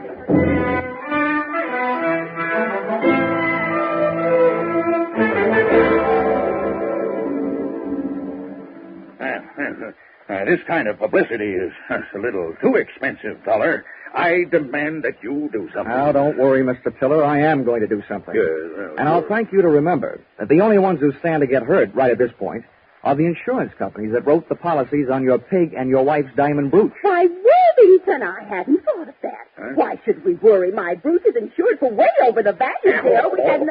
Hortense, you keep flapping that loud tongue of yours, the first thing you know, they'll be accusing us. Why, they wouldn't dare. Oh, yes, we would, Mrs. Tiller. It was just not the time. A $15,000 profit on a pig and whatever else you could make on your jewelry might make anybody the type, Mrs. Tiller. Now, see here, Dollar. I've had just about enough of your slanderous implications. I have a few thoughts you might profit by. Go ahead, Worthington. I'm always interested in profit, Tiller. My father had the same thing happen to him back in 1902. That's right. Remember, dear? Yes. In Nebraska. He bought a prize pig at a fancy price. And then the scoundrel that sold it to him turned around and stole it back. There, see? What do you think of that? Would this be a suggestion that we throw the young lady who sold your pig to you in the pokey on the strength of something that happened 37 years ago? Well, that's for you to decide, Dollar. Right. Just don't say I didn't warn you. I see. Yeah. If you don't have an orchid to pin on a young lady, try suspicion.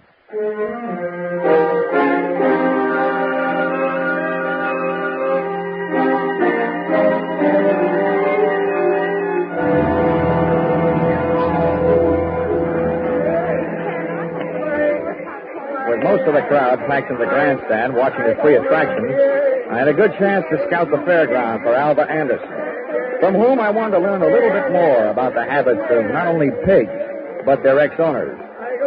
A trail led me past the home-baked cakes, hybrid corn, the watermelon pickles, tractor and harrow exhibits, and all the way back to where I'd first met her, Rollo's pen in the swine wing of the livestock building. But when I got there, Rollo's cupboard was bare. Alva was leaving for the rear door in the company of a small, tough-looking gent carrying a sack over his shoulder. Name of Little Rocky from Arkansas. I could hardly believe it when they found into a car and hauled off up the road. At the risk of adding one last insult for the most recent injury I'd inflicted upon Sheriff Blewett, I stole his car and went dusting up the highway in hot pursuit.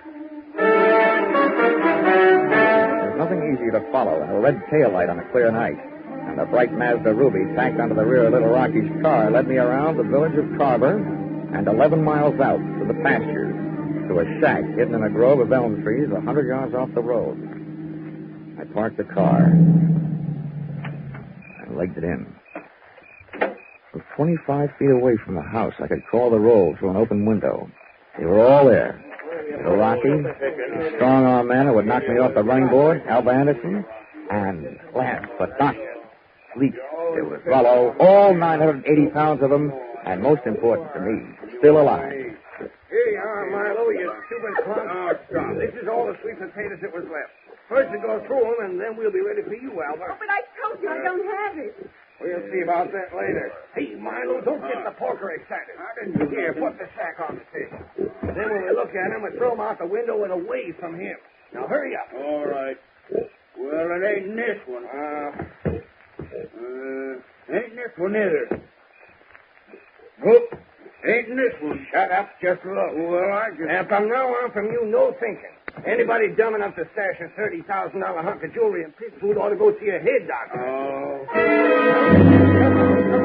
Through the open window, I was being bombarded by sweet potatoes and facts.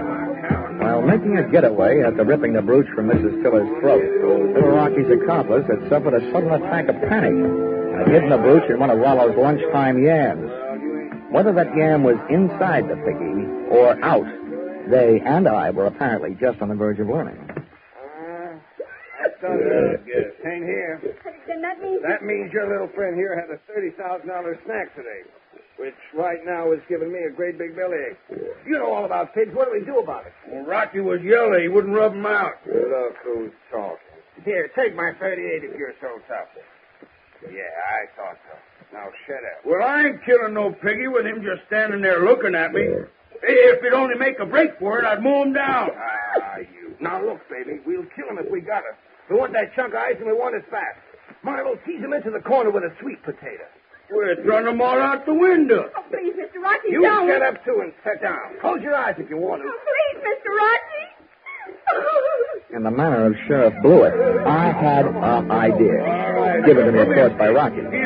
Alva was sitting in the corner. Rollo was scratching his side by rubbing it against the opposite. And Rocky and Milo were standing shoulder to shoulder in the middle of the room, ready to advance on him. I groped around in the dark until I found one of the yams. And taking a sweet potato delicately in my hand, I tossed it through the window so that it would roll to a point just behind Rocky and his pal Milo.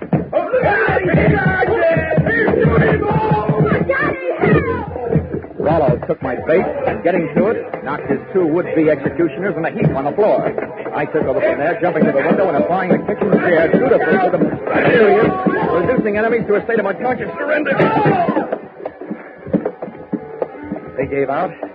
Alva gave up. And Rollo gave me a dirty look.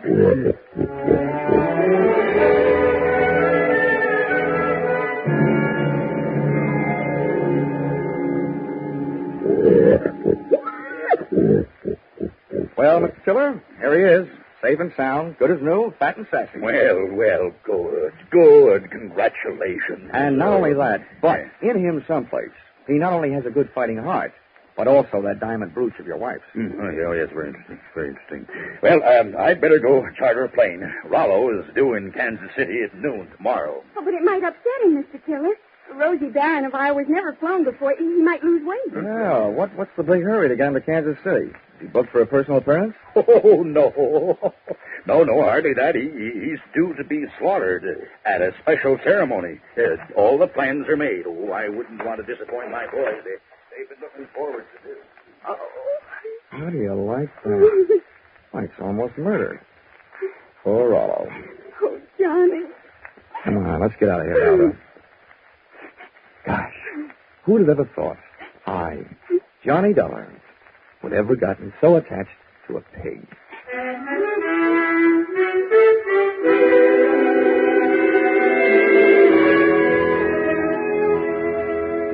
Expense account, item 4, $3.50. Dinner for Alva and me. A vegetable dinner, by the way.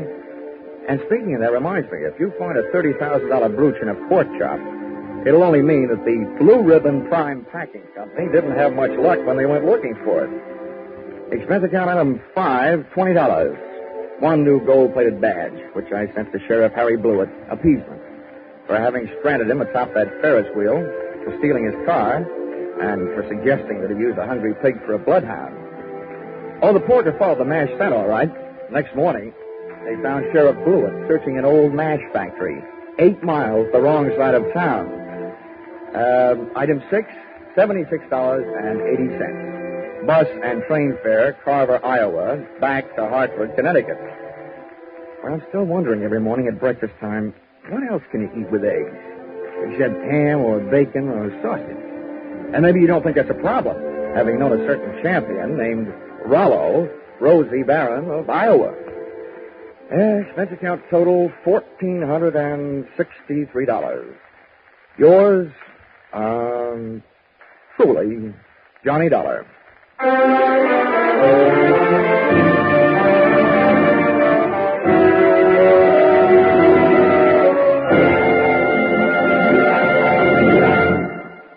Yours truly, Johnny Dollar, is produced and directed by Norman MacDonald and stars Charles Russell with script by Paul Dudley and Gil Dowd.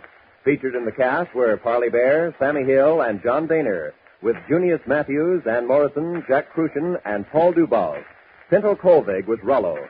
The special music is written and conducted by Leith Stevens.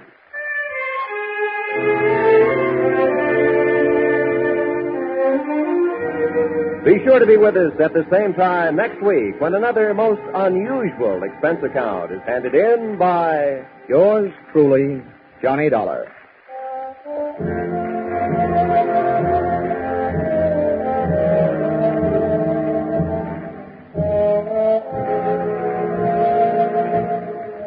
Your Hit Parade on Parade will be back tonight in the familiar CBS Jack Benny time with the great tunes of August 12 years ago.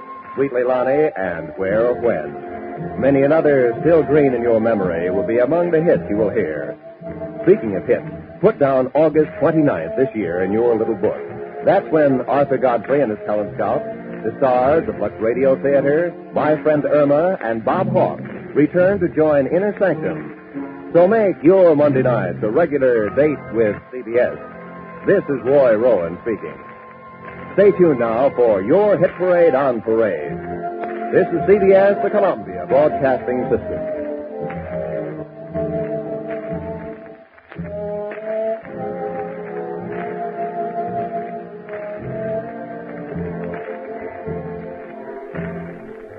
You're listening to HOJO Radio. Stay tuned. I always say if you take a trip halfway around the world, you've got to expect you'll get your ticket punched.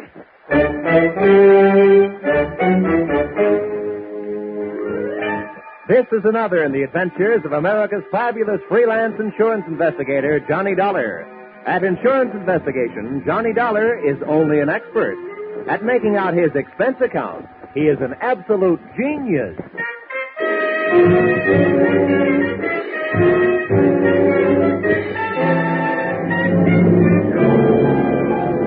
Expense account submitted by Special Investigator Johnny Dollar to the Constant Sun Trading Company, Cairo, Egypt. And may I say, this is an unexpected pleasure.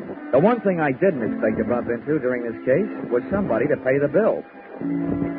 It started out being my answer to a fire alarm rung 12,000 miles away by an old wartime friend. It wound up being a game of who gets killed first, with a bunch of guys who suddenly declared themselves a small peacetime war. The difference of opinion arose over a little hassle I might call the expiring nickels and the Egyptian jackpot.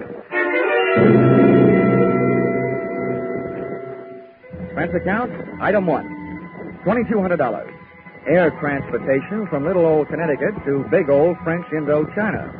Or specifically, Hartford to Halfpenny. That's why I got off the plane to take a breather. But after smelling the air and getting hit in the face with a bucket full of lukewarm raindrops, I got right on another plane bound for my destination, where I'd been summoned by an urgent cable, Calcutta.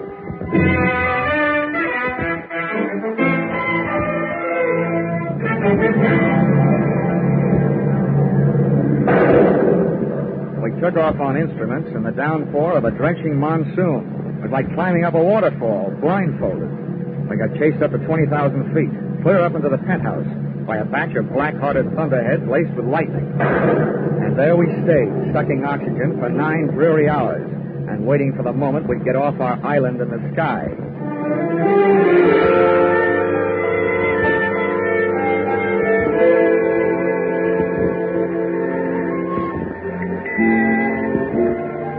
Expense account, item 2, 3 rupees.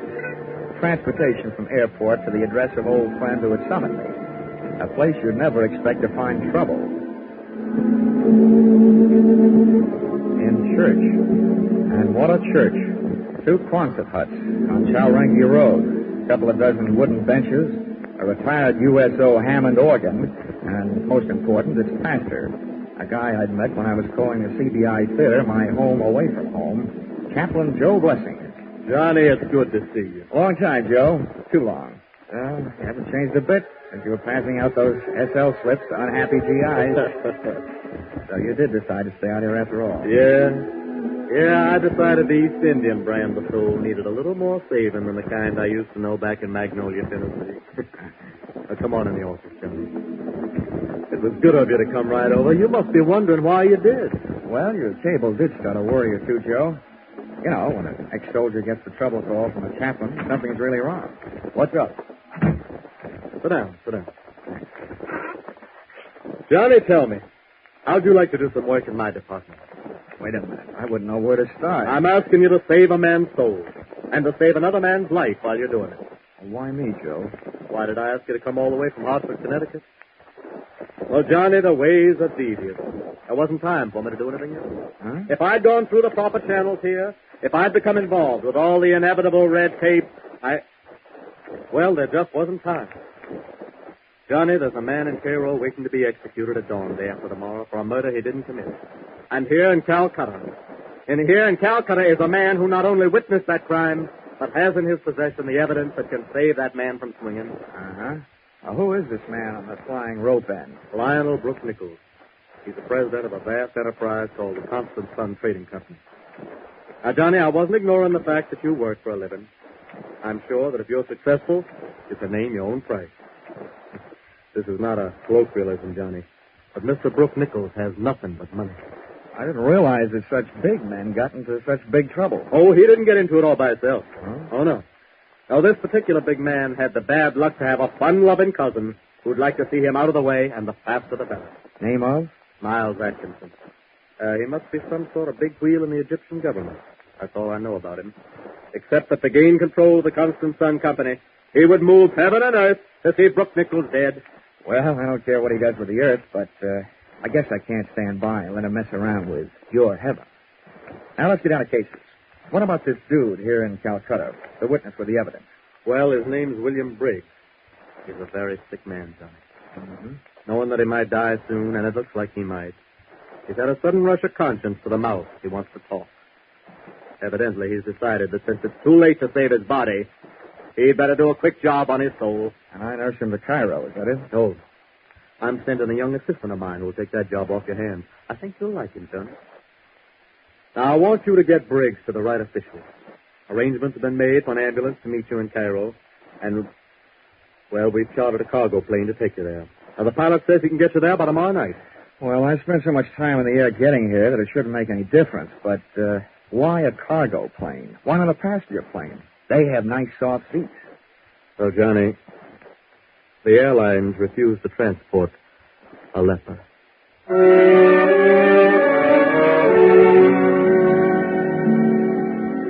Heaven sure has some good salesmen on the road, and Chaplain Joe Blessings is one of the best. Before I knew it, a big Horizons Unlimited plane was lifting off the runway at Calcutta, and I was in it, sitting on a suitcase that looked like I'd never have time to unpack. The invalid Briggs was forward, being bedded down under the gentle hand of Chaplain Joe's assistant, Frankie.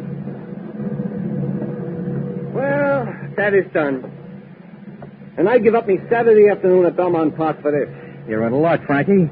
Think of all the losers you missed betting on. Mr. Dollar, you have the philosophy of a man who has never enjoyed the exquisite thrill of losing his last $2 upon a horse who was retarding the improvement of the breed. Young man, you've never heard of the Bluegrass branch of the Dollar family?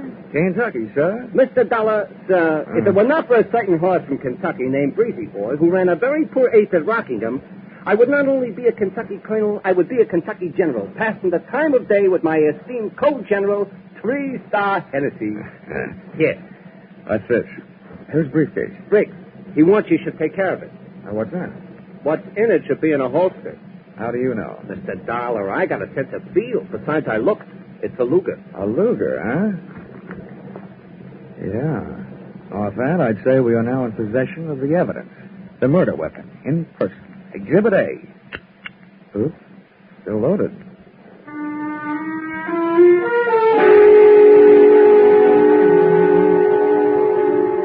With Exhibit A making an arsenal out of my right coat pocket, we touched wheels at Bombay for 3 hours and fueled, and then hiked back up for the run across the Arabian Sea.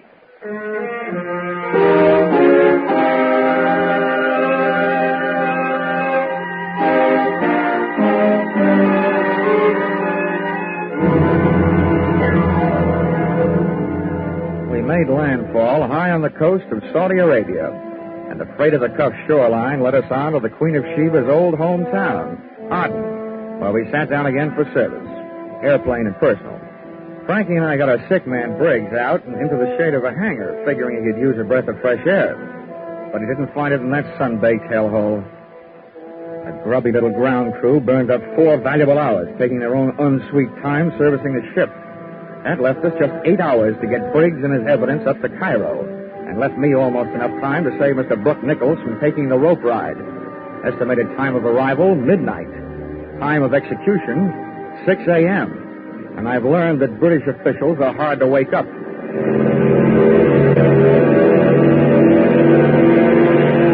pilot stood the ship straight on its tail and made a fighter takeoff getting out of there. We were 40 minutes out of Aden, about 5,000 feet above the Red Sea, when we ran into what I've learned to expect in my business, the unexpected. Oh. Could either of you gentlemen tell me where I pay my fare? Well, where did you come from? Hey, a walk-on like this I have not seen since Minsky's. It's all right, gentlemen. You can pop your eyes back in. You've seen a woman before. Oh, I've never scooped one up out of the sky before. Could it be she is an angel? What are you doing here? I'm afraid I'm what you'd call a stowaway. How'd you get aboard? When the plane was empty, I locked myself in the powder room. I'm sorry I had to do it this way, but I have to get to Cairo immediately. The next airline flight doesn't go out till 11 tonight. I should write to the captain and have him turn around and dump you back. Please, don't. I'm perfectly willing to pay my way. Don't worry. We can't spare the time. Mr. Dollar, there are only certain things which make air travel a pleasure to certain people.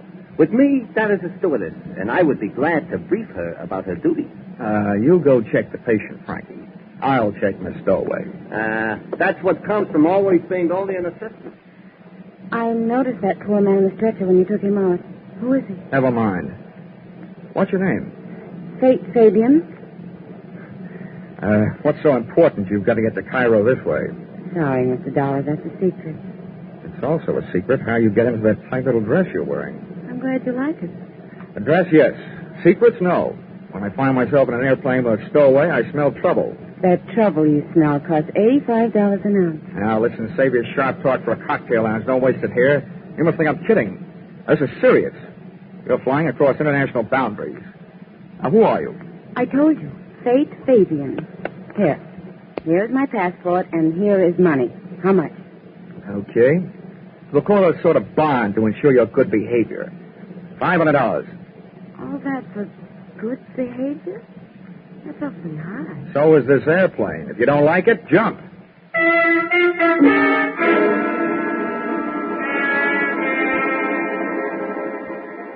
She didn't jump. And after 7.5 more droning hours, I was glad of it. Faith Fabian was all woman, all beautiful, all in a pretty nice relief from watching the time run through my wristwatch. She spent most of the trip sharing my suitcase with me. But once I looked up at her when she was silhouetted against the window, posed against that moonstruck Egyptian sky. And it was almost worth the trip, the way she looked wearing those stars in her hair. Just about then, a vague glow on the horizon took over where my conscience left off. We were coming into Cairo, and the problem of landing 50,000 pounds of airplane replaced the problem of landing 120 pounds of woman.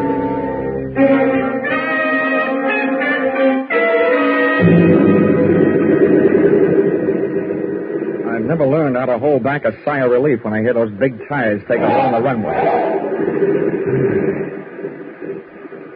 And I sighed another one when I saw an ambulance standing by at the parking ramp. By the time the loading platform was pushed into place and the door opened, the ambulance was backed up, ready to receive Briggs. Oh, are you the chap bringing a Mr. Briggs in from Calcutta? Yeah, that's right. Never mind the stretcher. He's on one. Oh, right, sir. We'll fetch him off then. Come along, Roscoe. Come in. You all ready to go, Frankie? Mr. Dollar, watch your language. That is not the thing to say about Mr. Briggs. But he will look at home in that ambulance. Now then. Oh, congratulations upon the trip, Governor. Thanks. Take the other end, Roscoe. We'll hoist the poor chap out of here. Here we go now. Hey, I'd better check with the pilot, Frankie. Give these guys a hand, will you? They may need it getting down that ramp. Anything that moves me toward the end of this is a pleasure. Easy now. You want me to help lift him in? Hey, Mr. Dollar, these guys ain't just plain ambulance drivers.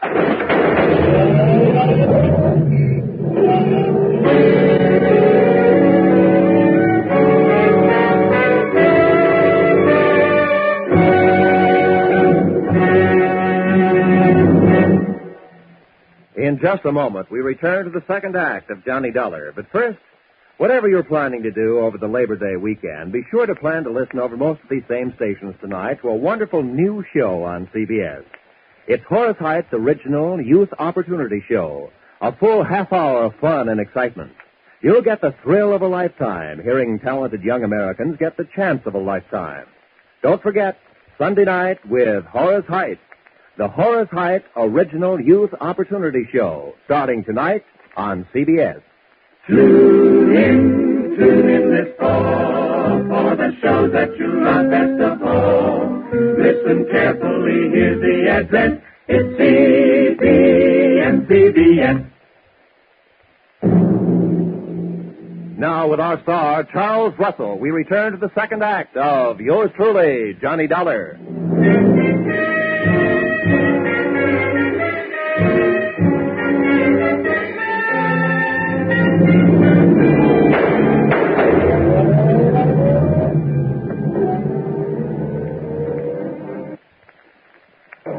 I had made 4 steps toward the cockpit when I heard Frankie yell, and a half a step back toward the door when I heard the shots.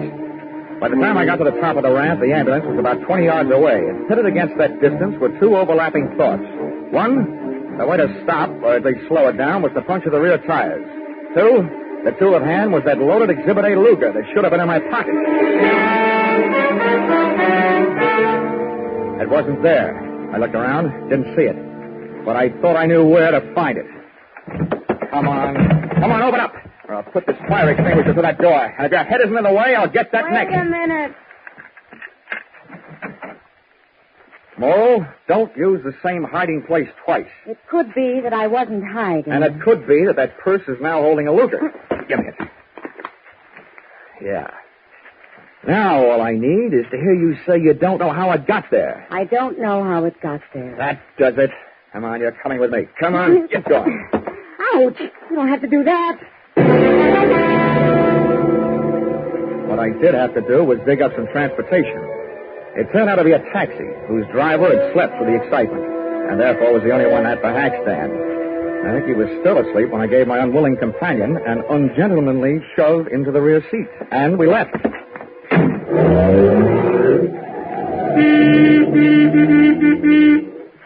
Nobody in full control of their faculties could drive the way he did. He knew he had a horn, but somebody had forgotten to tell him about brakes. All I had to go on was the direction in which that ambulance had taken off, straight toward Cairo. So, that's where we went. Straight toward Cairo. Come on, whatever your name is, sit up and start your story. My name is Faith Fabian. Glad I couldn't be less interested. What I want to know is where those friends of yours take Briggs and Frankie. I have no friends. I can believe that. Wherever those thugs are, where are they? I don't know what you're talking about. Now, don't be coy. You and those mugs in that ambulance add up, that's all. Doesn't take any brains to figure out what you're all working for the same guy. What same guy? Miles Atkinson. The guy that's trying to keep witness Briggs and his evidence from saving Brooke Nichols from hanging about 5.5 hours from You're being stupid. Maybe so. All I know is somebody got away with a witness, and I find the evidence sharing your purse with your eyebrow. I found it on the plane. Somebody must have dropped Oh, it. don't give me that. You can probably recite the serial number. Okay. You want the murder weapon? I'm going to be a real nice guy, just long enough to give it to you. And then I'm going to give you to the police. They have a nice little game they play with combinations like that.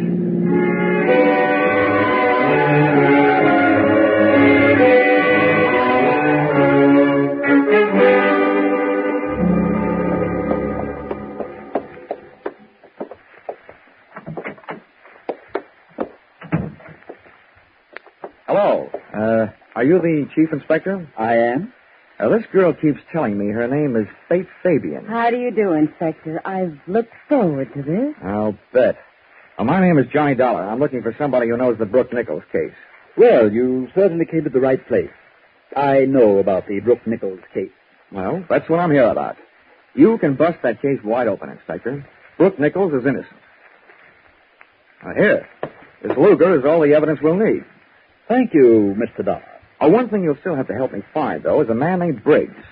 He was an eyewitness to the murder. I brought him all the way from Calcutta, and somebody put the snatch on him at the airport.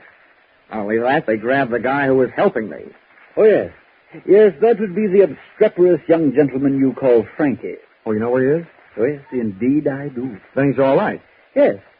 If you could call a man all right when he's just been arrested for the murder of Mr. Briggs. Murder? Yes. Mr. Briggs was shot in the ambulance that took him from your plane. Hey, what is this?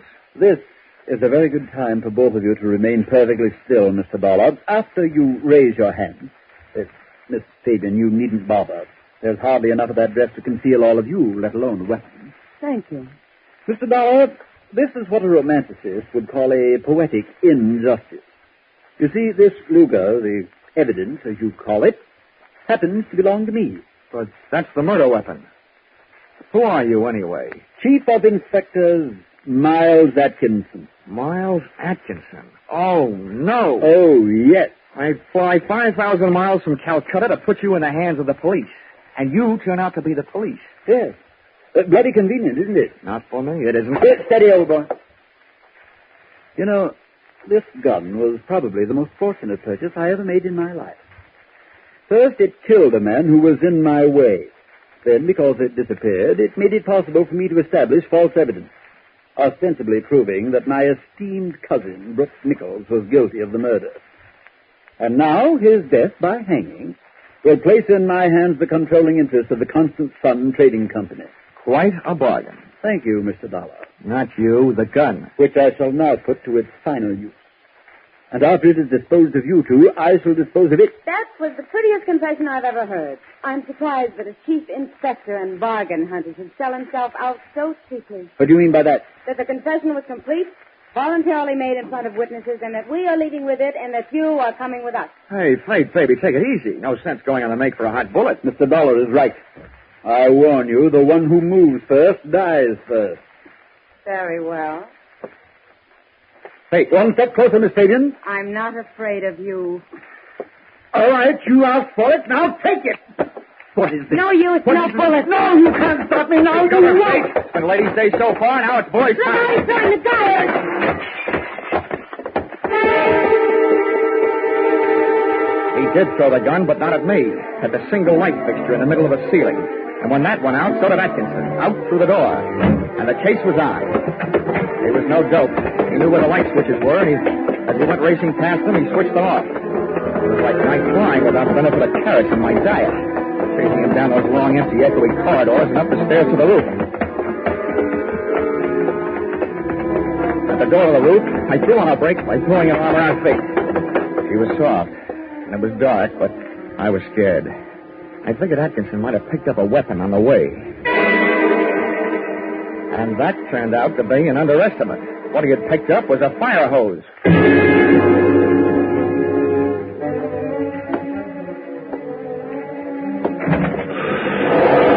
When we stepped through the door, we got hit by a big fat bolt of liquid lightning. A couple of 100 pounds of water backed up by a couple of 1,000 pounds of pressure. It felt like a salmon swimming upstream to spawn. Over at the edge of the roof, braced against the low parapet, was Atkinson, using all his weight to keep the writhing nozzle from flipping him around.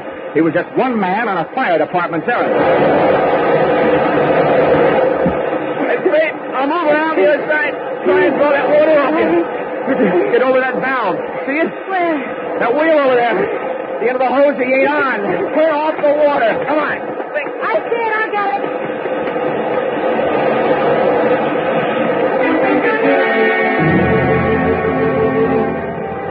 Instead of dropping away to a dribble, the hose suddenly snapped its muzzle up to its hardest as a driving surge of water went through it.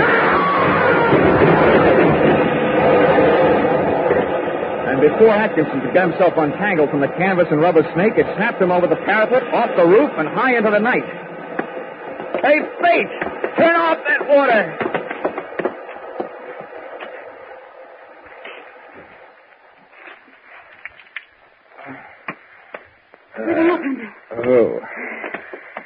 Oh, what a justice, baby. That fire hose threw Mr. Chief Inspector Atkinson off the roof. And he made a hole in one. Right through that gallows down there. The same gallows from which Brooke Nichols was supposed to hang in a few hours. That's horrible. Let's move away from here. Hey, wait a minute. That's not like you.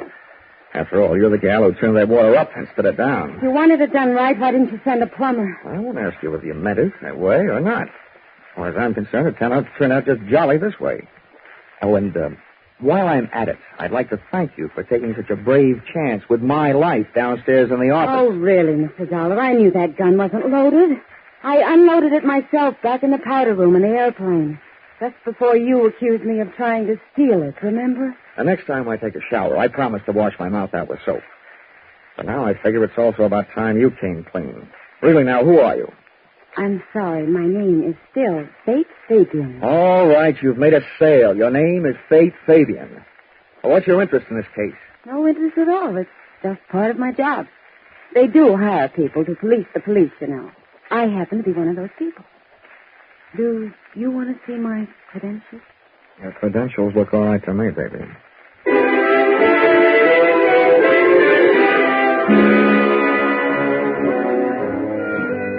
We got off the subject, off the roof, and into the problem of getting Brooke Nichols off the end of a rope. After going through those motions, and that gal made all the motions, including retrieving young Frankie from the pokey, I kissed Fate Fabian goodbye, just for luck. And receiving no interest on our investment, we headed back to the airfield.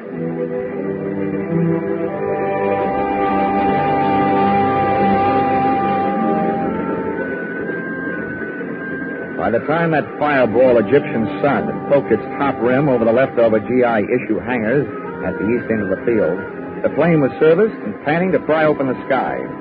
Came the time to board ship, came a visitor. I say, old boy, is Mr. Dollar about? Yeah, about right here. Oh, splendid, splendid. I'm Lionel Brooke Nichols. Congratulations. I suppose you know you saved my life. Yeah, with a lot of help, yeah. Well, I should like to make it up to you somehow. Is there anything I can do? Well, besides paying my expenses. Oh, naturally. Send your chit to the Constant Sun Trading Company. You'll be paid post haste. But beyond that. Well, it could do something for the guy who got me out here. Back in Calcutta, I have an old army buddy named Chaplain Joe Blessings. He runs a church. Oh, splendid. Perhaps I could donate a stained glass window or anything you suggest. Did you say anything? Yes, anything. Okay. Well, look, Chaplain Joe Blessings doesn't need a stained glass window because he hasn't got any place to put it. What he does need is a new church, a real one with steeples and all that. Oh. All right, then. Very well. Done.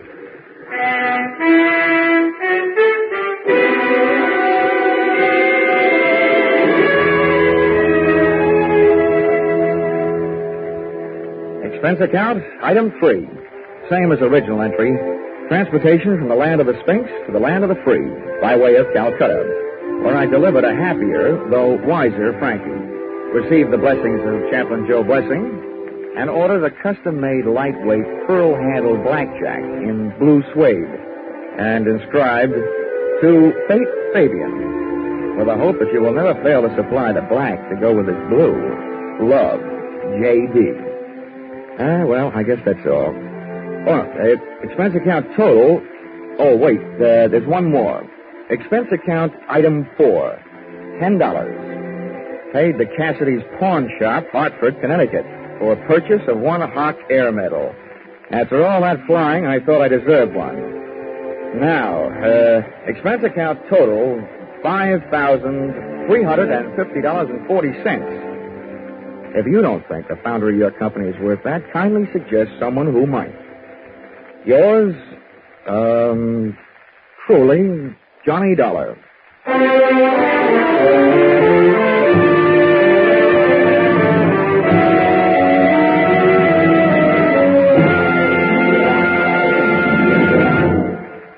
Yours truly, Johnny Dollar, was produced and directed by Gordon T. Hughes and stars Charles Russell, with script by Paul Dudley and Gil Dowd. Featured in the cast were Georgia Ellis, Jack Edwards, Parley Bear, and Paul Dubov. The special music is written and conducted by Leith Stevens.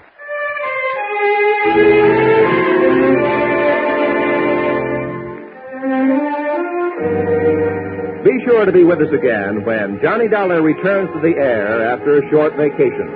Listen on Saturday, October 1st, when another most unusual expense account is handed in by yours truly, Johnny Dollar.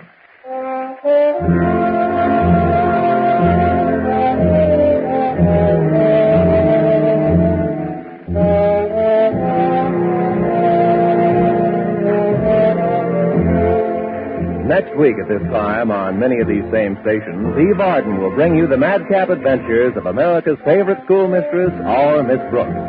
Miss Arden, who has been heard later on Sunday evening for more than a year, is moving to this new time, and CBS cordially invites you to hear her and her famous brand of comedy. To make sure, consult your local newspaper listings next Sunday for the new time, when you'll hear Eve Arden and our Miss Brooks. Now, stay tuned for Your Hit Parade on Parade, which follows immediately over these same CBS network stations.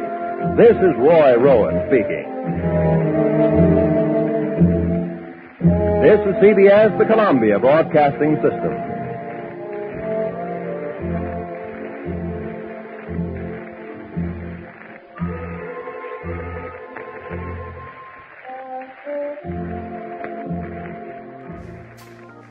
Get this and get it straight. Crime doesn't pay, which was the motto of our next broadcast from the pen of Raymond Chandler. The first show aired on NBC in June 1947. And then in 1948, the series moved to CBS, where it was renamed. For 114 episodes, the CBS version ran and ended in September 1950. It was a more hard-boiled program than many of the other private detective shows at the time, containing few quips or quaint characters. We're proud to present to you the adventures of Philip Marlowe, right here on HOJO Radio. They all knew he was aboard the yacht when it exploded and sank, and everybody called his death an accident. That is, everybody except the corpse himself. He said it was murder. From the pen of Raymond Chandler, outstanding author of crime fiction, comes his most famous character as CBS presents The Adventures of Philip Marlowe.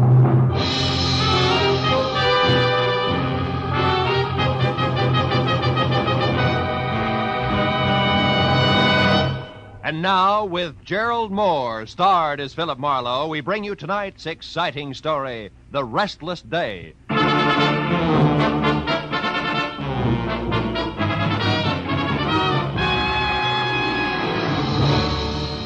It had been a long, hard Saturday night that topped off a long, rugged week. When I finally got to bed dog-tired at 5 a.m. Sunday morning, I was planning to stay there until I'd caught up on all the sleep I'd lost and gained a running head start on the coming week. And by 3 in the afternoon on the day of rest, I figured that job was only about half done. But whoever it was that started riding my doorbell had a different idea. I held out until the buzzer stopped, but it was only a change of tactics, so I gave up. All right. I know when I'm licked. Just a minute. Thank heaven you're in, Mr. Marlowe. I don't know what I'd have done otherwise. I'm sorry. It's all right. Here, read this story on the front page. What? No, down here. Oh, yacht explosion, death label accident, huh? Yes. Mystery blast which destroyed the Rollins yacht at Santa Monica Friday night, and in which Benjamin Rollins, noted cosmetics manufacturer, was killed, was established today by police investigators as accidental. Sorry, I spoke too much. That's all right. The explosion which shattered and sank the 50-foot pleasure boat was caused by a leaking fuel line.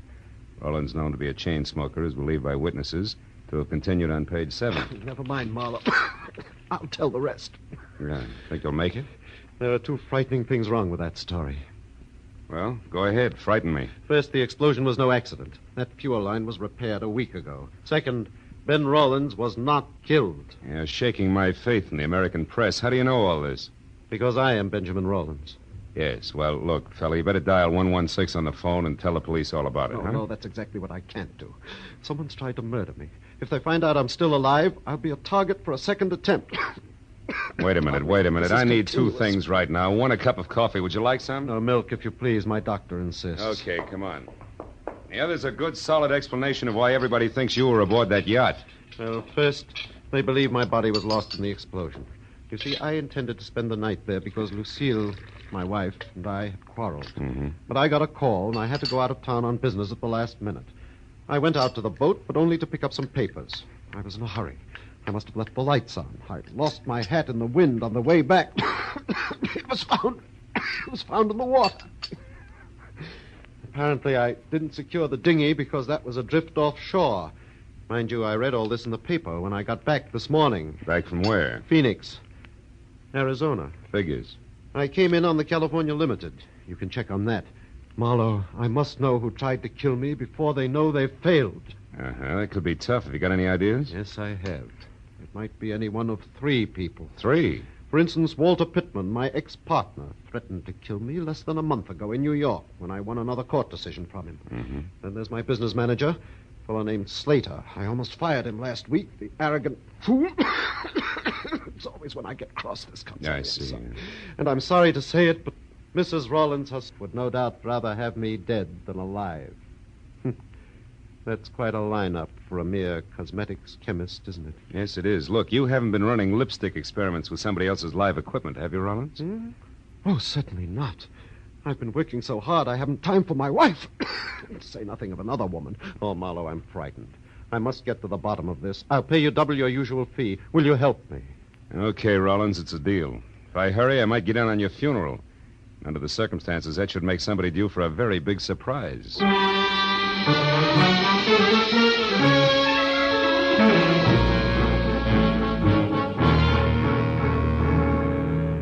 Shave and a shower later, and I checked my wheezing client's credentials, settled him down in my apartment with orders to answer the phone, but not the door, and drove out to Santa Monica, where the not-very-late Ben Rollins had made his home. I had a list of names, addresses, and phone numbers of people close to Rollins. That is, close enough to kill. I decided that Arthur Slater, the business manager, was my best bet for an opener. He had been described as soft-spoken, efficient, and somewhat arrogant. And after I found his cottage on Seaview Drive and walked up to the door, I heard someone inside offering a similar description, but with more color. Mighty routine, Arthur Slater. If you think for 2 minutes you can throw little Angie over any time you feel like it after all the promises you've made, you're wrong. That's just about enough, Angie. Not by half, brother. I know which way the wind is blowing, and it's a nice big wind. Nobody kicks me out, and I mean nobody. So think it over, Mr. Big. Oh, get out of my way. Yes, ma'am. Cute kid. Friend of yours, Slater? Who are you? Another insurance investigator? That's right. My name's Marlowe. May I come in? Yes, certainly. All the others did. Thanks. Who knows? I may be the last. Slater, I've got 3 reasons for believing that yacht explosion was no accident. Not an accident? What reasons are you talking about? For one, Walter Pittman. Pittman? You mean Rollins' ex-partner? You know him, huh? Well, only by name. I never met the man. All right, then. Let's talk about reason number 2, Lucille Rollins. How do you feel about her, Slater? Well, you must be out of your mind, Marlowe. She and Ben fought constantly, yes. Slater, I asked how you felt about Mrs. Rollins. I don't like her. And now, what or who is reason number 3? You are. You had an argument with Rollins last week. He practically fired you. And you think I'd kill him over that? Could be. Look, Marlowe, Ben Rollins drove himself like an overloaded truck. He had a cigarette cough, nervous shakes, and bad dreams. To me, bureau drawer eyelashes and glue-on fingernails simply aren't that important. So we had frequent arguments. Now, do you have any more smart reasons you'd like to discuss, or would you care to leave? Just one thing more. Why does your girlfriend think you're a little stuck up these days? You're becoming a bit too personal, Marlowe. Get out. I'm not compelled to answer any of your questions. There's an established legal procedure. Skip it, Slater. If I need to, I'll be back. And I'm fairly chummy with the boys in blue myself, so I'll get the answers if I want them. Good night, big shot.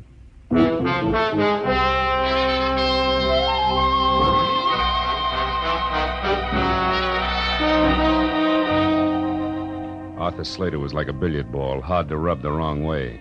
And if he did have an angle, he was playing cagey. So as long as I was in the neighborhood and the trail was hot, I figured I'd have a talk with the Spitfire, Angie. It wasn't hard to trail her. The corner newsboy had heard her get into a cab. The cabbie swore he'd never forget her. Swore again. So finding her apartment was less trouble than unfolding a $5 bill.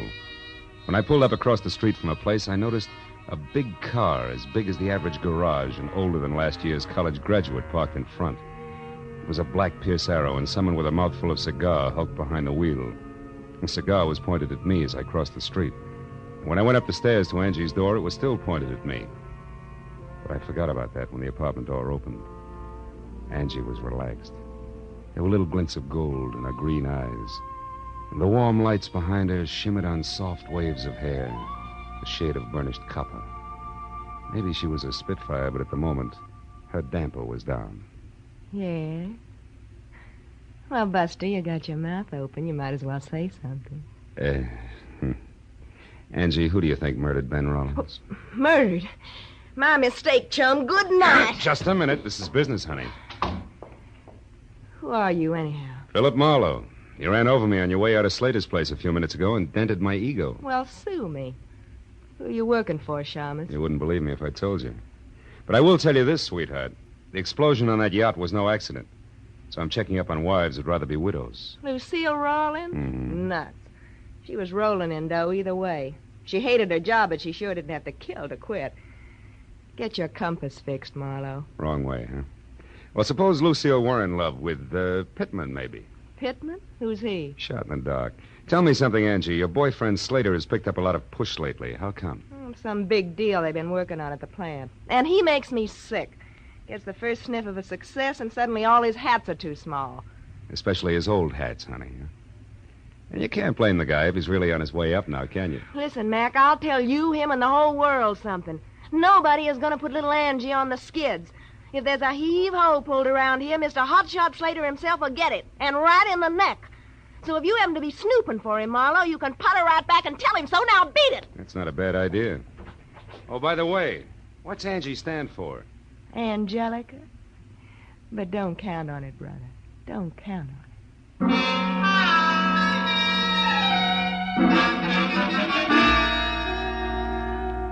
As I went down the front steps, the cigar and the black Pierce Arrow lined up on me again and followed me as I crossed the street and got into my car.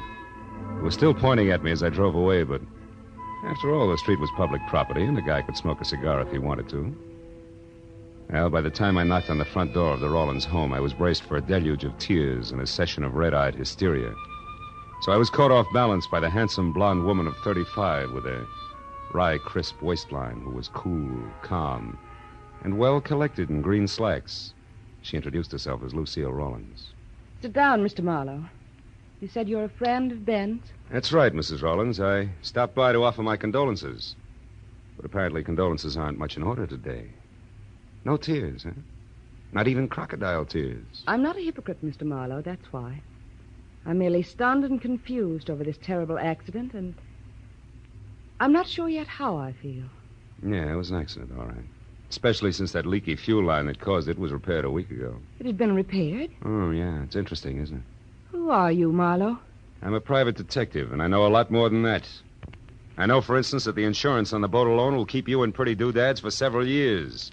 And that's only a drop in a bucket. Mr. Marlowe, I think you'd better leave. And I think you better climb down off that high horse and listen. Because I haven't even started yet. Ben was a hated man by Pittman, by Slater, and maybe by you.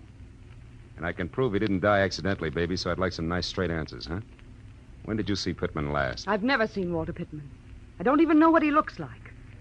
Ben and I were married 2 years ago. He broke with Pittman long before that. But you're pretty chummy with Arthur Slater. That's a lie. Why, we hardly spoke until a week ago. You picked a poor time to get friendly, baby. Listen here, Marlowe.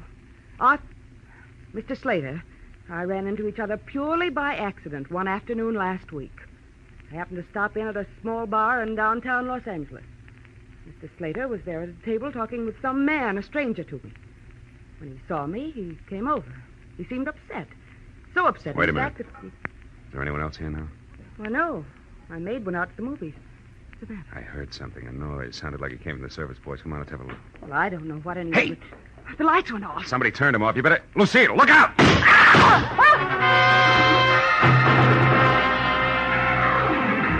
The bullets which had been intended for Lucille had only traveled the width of the kitchen, but miraculously both had missed.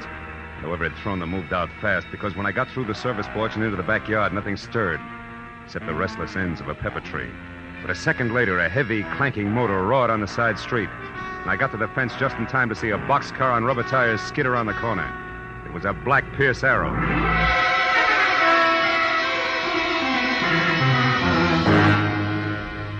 I went back to the house, found the master switch, and turned on the lights. Lucille, her face strained and bloodless, stood in the kitchen door and watched me. A hole had been punched in the back screen door, and on the floor was a strange object which had been used to unhook the lock. It looked like an oversized bobby pin wearing rubber pants, which didn't mean a thing to me. But to Lucille, who stared at it like it was a centipede she just found in a cream puff, it meant plenty. Ben. What? It's like Ben himself was here. Like he wasn't killed at all. What are you talking about? What is this thing, anyway? I don't know. Part of some new invention he was working on. For the last month, Ben carried 2 or 3 of these things with him everywhere. Look, Lucille, where's your phone?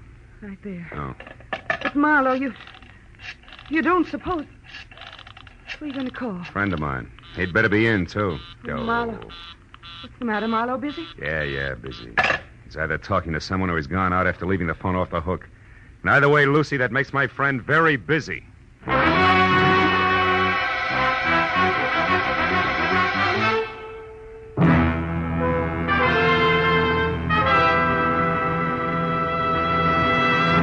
In just a moment, we will return to the second act of the adventures of Philip Marlowe. But first, it may have taken a little detective work finding a much-wanted man last week, but an unprecedented number of listeners seem to have turned Philip Marlowe. For Jack Benny's largest audience this season found him here on his opening show on CBS. Tomorrow night, Jack will be back with Mary, Dennis, Phil, Rochester, and Don for more of the fun that's made the Jack Benny Show the #1 comedy in radio. You'll find him right here on CBS every Sunday at 7 Eastern Standard Time. And now, with our star, Gerald Moore, we return to the second act of Philip Marlowe and tonight's story, The Restless Day.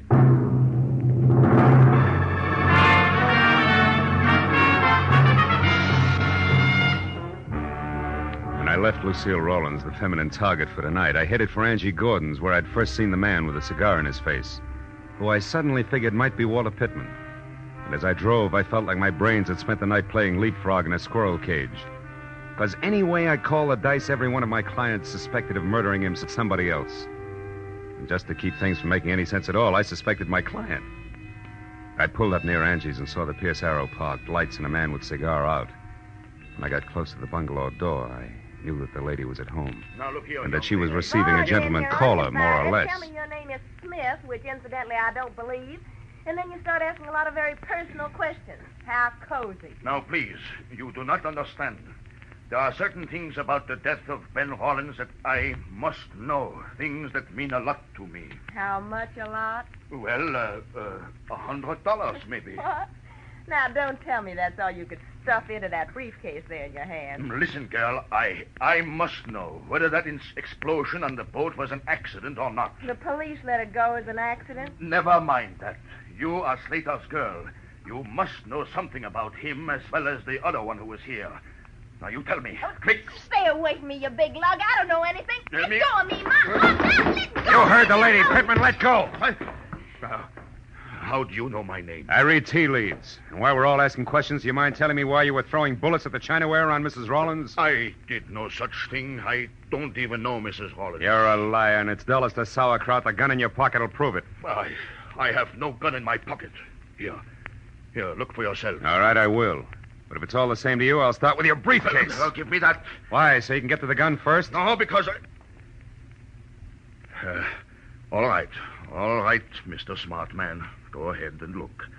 See for yourself that there's absolutely nothing there that concerns you. When I get my hands on you, I'll break you in two. Still, Marlowe. And don't look so astonished, friend. It's called a gun. Why, you little... Skip it, Marlowe. This isn't my idea of returning a favor, but it is good business. You see, baby, little Angie sells out to the highest bidder. And no matter how I add things up, that isn't you. So exit Pittman, huh? Briefcase and... What are you staring at? That little gadget there. Must have fallen out of Pittman's briefcase. What is it? Twin brother of an item I found a little while ago, rubber pants included. What are you talking about, Marlowe? Nothing, baby. Just tell me how long I sit here. As long as you like. Now, you see, Marlowe, I just can't afford to let you get to Pittman ahead of me. Yeah. That good business you were talking about. Uh-huh. After all, a gal's got to make a living. One way or another, Marlowe. Doesn't she? There was room to debate Angie's point, but no time. So I skipped her invitation for a drink. Both promised and threatened to see her again and headed for my car in the only direction left, the residence of the local pivot man, Mr. Arthur Slater. When I got to within a block of the place, I parked and then approached slowly, keeping to the shadows all the way. But the house turned out to be as dark and quiet as the inside of a coffin. I was about to leave when some noise a dozen yards behind me said that I was no longer alone. I turned quietly and got ready for what I figured would be a reunion with my old buddy, Walter Pittman. But I was wrong. Sneaking through a nearby clump of orange trees with all the deftness of an ox with bunion trouble was no one else but my client, Ben Rollins. When I called his name out loud, he ran toward me, arms and legs flailing the wind like a Kansas scarecrow caught in a tornado. Marlowe, I've been looking all over for you. Rollins, why aren't you back in my apartment where you're supposed to be? I couldn't wait any longer. I was afraid something had happened to you. When you didn't call, I was sure of it. I thought you might be here at Slater's. But I did call, and all I got was a busy signal. Oh, about an hour ago. Why, that was a friend of yours. He wanted to know if you'd play cards with him tonight. Now, do you believe me? No, for the time being, yes. Incidentally, Rollins, do these mean anything to you, these oversized bobby pins? Good Lord, the curlers. Where did you get those curlers, Marlowe? They should be in my safe. Well, I found one at your house and the other in a briefcase that belonged to Walter Pittman. But, Marlowe, these are samples of my newest invention, these hair curlers. They can produce a home permanent wave overnight that will last for 6 months. It's worth millions to me. If you live. Yes. Now, it should be easy to figure out who wanted to kill me. I'm not so sure. If you didn't even know these were missing, why should someone have to kill you to get hold of them? And second of all, how come the shooting's still going on? What shooting are you talking about? Over at your place. Somebody tried to kill your wife there just before I called you. And that brings us right back to your alibi about talking to Ibarra at the time. It's a little too pat, Rollins. Besides, that curler could very easily have dropped out of your pocket. But why should I shoot at Lucille? For the best reason in the books, you wanted to kill her. And when that yacht business almost boomeranged on you, you still hadn't changed your mind. And that led to this whole routine with me double-billed as Patsy and star witness both. Oh, you're out of your mind, Marlowe. I couldn't have set that explosion on the yacht as a trap for Lucille. Why not? Because it was on account of me that Lucille wasn't on the yacht herself that night. What? After we argued, we decided not to spend any more time under the same roof. Lucille said that suited her fine and she'd sleep on the yacht. And we let it go at that till about noon on Friday. Then you got small about things and said the yacht was yours, maybe? That you'd sleep on it? Yes. I was just bickering. Just a minute, Rollins. I've heard enough, and I think I finally understand this whole screwy deal. I'll know for sure just as soon as I can make one single phone call to your house. We'll get back to Slater. Come on.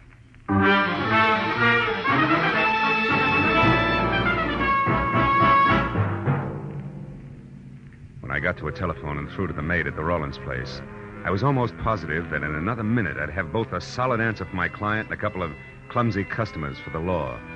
But when the shaky voice at the other end of the tube told me that Lucille had just left the house in high gear, after mumbling something about a place called Inspiration Point, I stopped being confident and started to worry.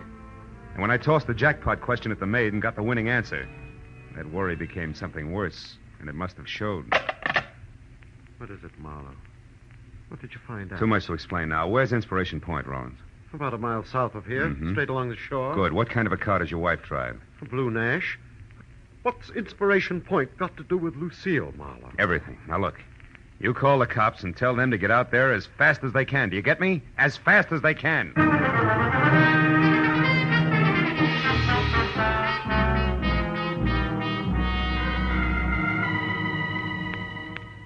Inspiration Point turned out to be an acre of windswept rock that overlooked the cold January sea. And after I saw Lucille's empty car, I crept, staggered, and fell down the narrow, winding trail that led from the road to the promontory itself. I was afraid that I was going to be too late to stop what I was sure was a hastily scheduled murder. But a minute later, when I rounded the last crazy turn in the trail, I felt better. Because standing only a couple of yards away from me, her hair slapping wildly against the upturned collar of her coat, and very much alive, was Lucille Rollins.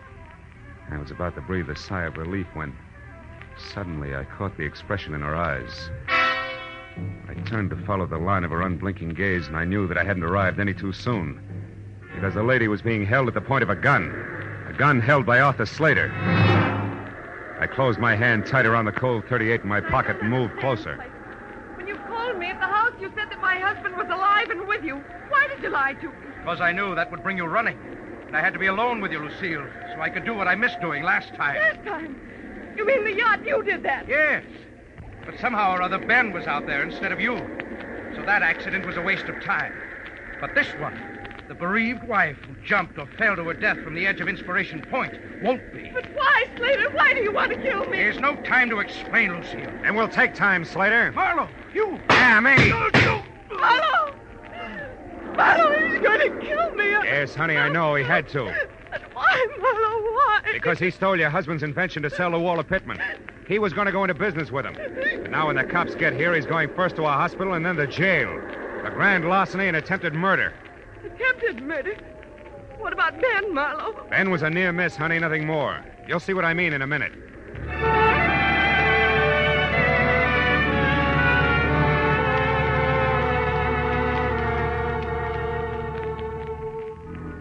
When Lucille found out that Ben was still alive, there were a lot of tears and promises to be good from both parties. And it wasn't until an hour had gone by and the police had already booked both Slater and Pittman, who was picked up heading back for L.A., that Mr. and Mrs. Rollins were in any condition to sit down and talk things over, even with the help of coffee and cigarettes in the Rollins home. Then the whole scheme, Marlowe, was designed by Slater, who, as my business manager, had access to the new curlers. That's right. Knowing how Walter Pittman felt about you, Slater secretly contacted him to handle the manufacturing end, you see? Yes, I see. Well, a few changes in the design, and the whole thing would have been patented and on the market while you and Slater... Who pretended that Pittman was a stranger to him. Were still laboring away at last-minute changes. And when we learned about Pittman's product, Slater would act as surprised as Ben here. You're so right, Lucille. That was the plan. Oh, but it fell apart. See, it fell apart when you accidentally ran into Slater in that small bar in downtown L.A., do you remember? Yes. When he was with Pittman, the man you described to me as the stranger? Yes, of course. All right. Well, he realized then that with Pittman's product a success, you would sooner or later see a picture of Pittman, the newly rich inventor, and recognize him as the man you saw with Slater before Pittman's product was on the market. So that meant that Slater either had to get rid of Lucy or give up his entire plan. Mm-hmm. Have you got a match, Mr. No, I'm going to give them up. But Marlowe, was Pittman involved in the murder attempt, too? No. He drew the line at the theft. See, when he found out that you had died mysteriously, he turned up here to check on Slater because he couldn't afford to be mixed up in your murder. I see. But how did you figure all this, Marlowe? Well, after I had tangled with everybody, I was no place. Angie Gordon was looking for an angle. You, Lucille, were getting shot at. Poor darling. Yeah, and Pittman and Slater were not on the same team. At least as far as the business on the yacht was concerned. Nobody seemed to have a clear-cut motive. But when I told you that Lucille herself was supposed to stay on the yacht that night, you had the answer. That was the time. After I called your house and asked the maid the jackpot question, which was, Who, aside from you, Ben, knew that Lucille was going to sleep on the yacht Friday night? And she said Slater, didn't she? Yeah. Said something else, too. She also said that you had left for Inspiration Point in a big hurry. Yes. Then Slater tried to kill me first on the yacht, second in the house here, and finally out on the point. Mm-hmm. But in the end, it worked out fine, darling. Because the third time was the charm. For us.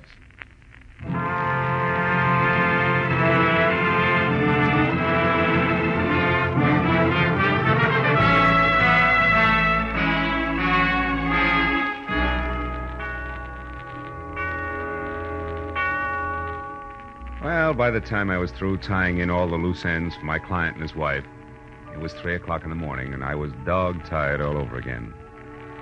When I got into my car and started away from the place, Ben and Lucille were standing in the doorway waving at me and smiling. So as I drove back toward L.A., I forgot about the sleep I was missing and thought about them. A couple who couldn't get along until one or the other of them had been robbed, dynamited, and shot at. Yeah, I guess it's really so. As the old bromide has it, the path of true love never does run smoothly. It's smooth. Oh, well.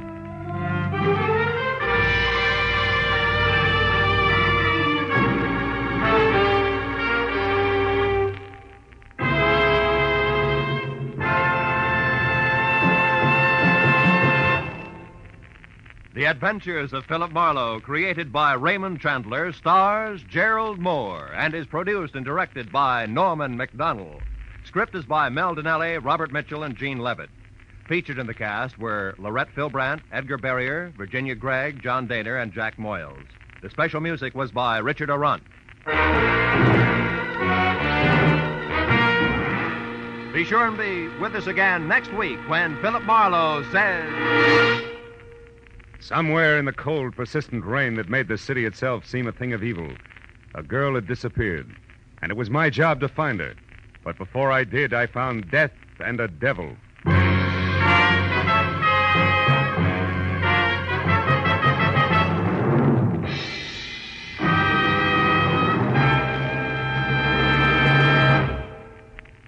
The Jack Benny Show's on CBS Sundays at 7 Eastern Standard Time, and comes right in the middle of 90 minutes of wonderful comedy on CBS's new early Sunday evening lineup.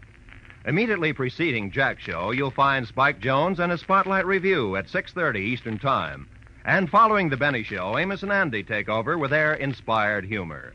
Listen to Spike Jones and Amos and Andy over most of these same CBS stations tomorrow, flanking Jack Benny. They add up to 90 solid minutes of merry Sunday listening on CBS. Now, stay tuned for Gangbusters, which follows immediately over most of these stations. You're listening to HOJO Radio. More classic old-time radio coming your way next. Somewhere in the cold, persistent rain that made the city itself seem a thing of evil, a girl had disappeared, and it was my job to find her. But before I did, I found death and a devil. From the pen of Raymond Chandler, outstanding author of crime fiction, comes his most famous character as CBS presents The Adventures of Philip Marlowe.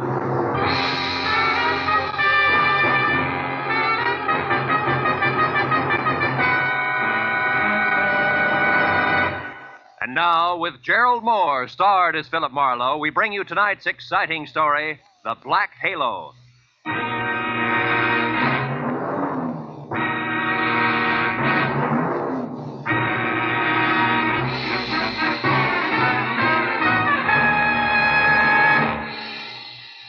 For 3 days, an ugly storm had lashed at the west coast from northern Oregon to the tip of lower California. And although it was only noon when I drove up to the sprawling red brick house just south of Santa Barbara to meet a new client of mine, the black that was in the sky and the driving rain that was everywhere left the day bleak and wet and cold. Left it the kind of day that made you feel that logs blazing in a fireplace and a warm, dry robe were the only things that could matter to anyone. But when I got inside the house, Felix Drum, 350 uncomfortable pounds of executive in a wheelchair, who made his living importing perfumes, was very worried. And not about the weather outside. Marlowe, Julia Perry is gone. I want you to find her and bring her back. And the sooner you do that, the better. And the more I know, Mr. Drum, the easier it'll be. Exactly who is Julia Perry? My assistant. Very capable girl, who in the past 6 months has practically taken over my entire business. She handles most of the work from her cottage here on the grounds where she lives. Mm-hmm. She also has some little cubbyhole in Los Angeles where she keeps her files and some sample stock. Do you have the address of that cubbyhole? If I knew the answer to everything, I wouldn't have hired you. And anyway, it isn't important. Hand me that little bottle. This one? Yes. No, here. Thank you.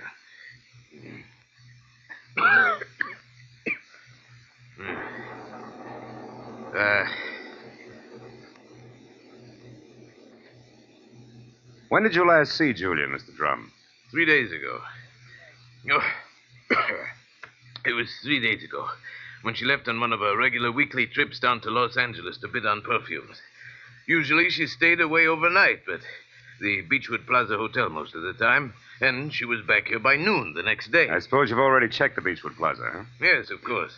My man Ruby, the one who showed you in, has called the place 12 times. But they only know that Julia registered there 3 days ago and hasn't been seen since. Well, what about the girl herself, Mr. Drum? I mean her background, friends, family, that sort of thing. As far as I know, Marlowe, Julia has no friends, no family either. She's just a sweet but smart little girl from someplace in Kansas. Mm-hmm. No beaux, not even nice ones, huh? I don't think she had the time. You see, when Julia first came to work for me, she wanted to get ahead, and I gave her the chance. She made good. Mm-hmm. Today, she's as much my right arm as Ruby is my leg. Mr. Drum, did you notice anything unusual about Julia's behavior lately? Yes, and that's the reason I'm worried. About 2 weeks ago, I saw changes in the girl, Marlowe. She seemed less spry, more preoccupied. Oh? Yes. I figured it was overwork myself, since the end of the year always means detailed annual reports, so I made no comment at the time. I see. Tell me, Mr. Drum, what does she look like? Well, I have no pictures, but she's a blonde of medium height and was wearing a plaid raincoat and little circle of a hat when she left. Uh-huh. Altogether, she's sweet and simple, if that's what you mean. Yeah. Do you mind if I stop into the cottage on my way out? Marlowe, you turn the place inside out if it'll help any. Only since I'm certain that Julia's in some kind of bad trouble, you be quick and find her.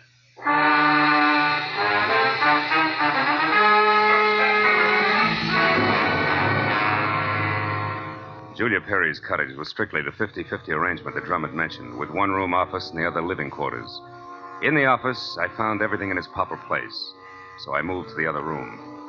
The moment I stepped over the threshold, the white fluff that trimmed the quilted bedspread and the splash of color in the drapes said that Julia Perry had to be something soft and warm. And the half a dozen quietly tailored suits that were lined up in the closet like a squad of soldiers facing right told me that she was also simple and neat. I ran through the pockets of her clothes and all the drawers and closets in the room, trying to find something that would give me a lead that I was sure I had to have. But after 20 minutes, I'd found only a leather cigarette case, a package of peppermint lifesavers, and a maroon and gold monogram book of matches, the cover of which was half torn off so that I could only be certain that the middle initial was a V and that an E or an F were on either end. But since the name and address of an L.A. novelty company was on the inside, I bought the matches as a starting point, dropped them into my pocket, and headed for the door. When I opened it, I was surprised to find Ruby, Drum's right-hand man, purple scar and all, standing in the rain, and staring at me like my ears were spinning. You seem to be a very thorough man, Mr. Private Detective. And you seem to be a very nosy one. What do you want? To help Julia, nothing else. So here's a postcard that came for her this morning. It was mailed in L.A. yesterday. Yeah? Dear Julia, tried to reach you at Santa Barbara 1181 both yesterday and today, but got no answer.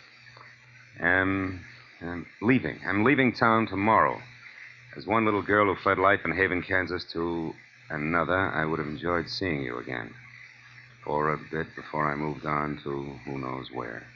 And Santa Barbara 1181, that the number here? Yeah. It's Julia's private business phone. Well, what do you think? The postcard any help? Possibly. Tell me, Ruby, why didn't you show this to Mr. Drum? I forgot about it until just now. You're a liar. Well, it's on account of the postcard was delivered here to the cottage. Which is no man's land for you? Yeah, sort of. Mr. Drum doesn't like people who work for him mixing socially with each other. Or maybe a sweet kid like Julia hasn't got any use for the passes you've been making at her, huh? Hold it. I like Julia, and even if she don't go for me, anything I can do to help her, I still do, understand? Yeah, I understand. I'm not so sure I believe. Goodbye, Ruby.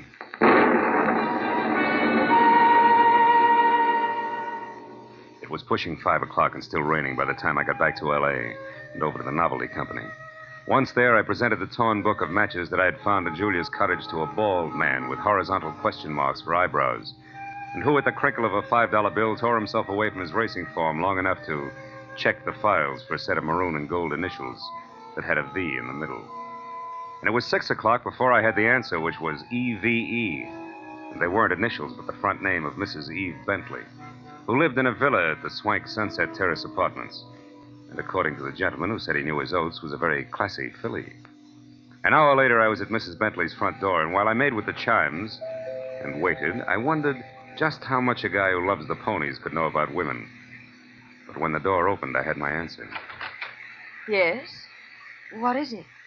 Mrs. Eve Bentley wasn't beautiful, but she was everything else, including a shimmering yard of gold hair piled high on her head and held in place by a knot of pearls that no Boy Scout ever tied.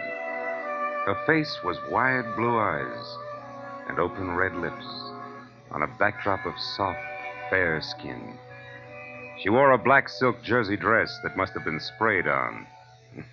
She smiled when I said my name was Philip Marlowe and that I wanted to talk. Talk about what, Mr. Marlowe? Julia Perry, ever hear of her? No, I haven't. So I'll try again. What do you know about Ann somebody from Haven, Kansas? Absolutely nothing. This torn book of matches says otherwise. I found them in Julia Perry's cottage. Julia Perry's missing. I'm a private detective who was hired to find her, and the matches turned out to be yours. Now, may I come in? Why, yes. Thanks. Well, Mrs. Bentley, maybe we ought to start all over. No, wait just a minute, Mr. Marlowe. I may be able to help you. Did this Julia Perry deal in perfumes? That's right. Now, how did you know that? Because I just remembered something. And now I'm sure I can explain why my matches showed up where they did. Just a minute. You know, whenever I'm talking to a beautiful woman, somebody's always creeping around in the kitchen. Who is it this time? Oh, really, Mr. Marlowe? There's a storm outside, and there are windows and trees. If you put those three things together, that noise could have been a branch scratching on a glass pane. Or somebody with squeaky shoes and a lot of curiosity. Somebody like Mr. Bentley, for instance. Huh? Oh, I doubt that, Mr. Marlowe. You see, Mr. Bentley's been dead now for 3 long years. Oh. Yes. Well, you were saying something about the matches. Oh, yes. This Julia Perry must somehow or other gotten hold of them through my fiancé, Marvin Whitaker. How does that figure? Like 2 and 2. Marvin is in the perfume business. Ditto Julia. Also, I think he mentioned her name once. Said she was very clever for a girl who looked like somebody's kid sister. That fits all right. Where will I find said fiancé? At his favorite bar and grill. But won't you have a drink first, Mr. Marlowe? No, thanks, Eve. There isn't time. Now the bar and grill. The Blue Boar. Blue which? Boar, Mr. Marlowe. Yeah. It's a very English spot over on Wilshire, opposite Arthur Murray's studio. But before you dash, do you at least have a match? Yeah? Whole book of them, honey. Torn cover and all. And I want you to keep them. After all, they brought us together, didn't they?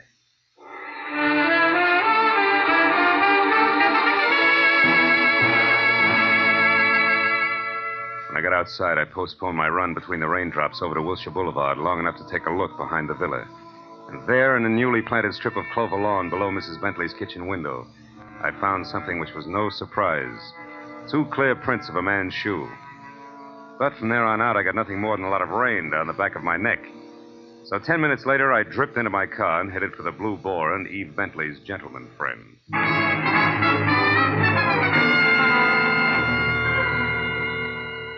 I located Marvin Whitaker, a handsome, hale fellow well met, in a white turtleneck sweater and riding breeches, behind a hot rum toddy in a corner booth that was pictures of steeplechase mounts against newly antique mahogany. And when I told him that I was looking for Julia Perry, he flashed a lot of glistening teeth at me, insisted that I join him in a warming glass of spirits, and started to talk. gesturing all the time with a riding crop. Why, yes, old man, I know Julia Perry. In fact, almost did some business with her today. You mean you were supposed to meet Julia someplace? That's right. At 1881 Selma Avenue, to be precise. But she called me this morning and postponed the whole transaction. Indefinitely. Could you stop projecting long enough to tell me why? She didn't say.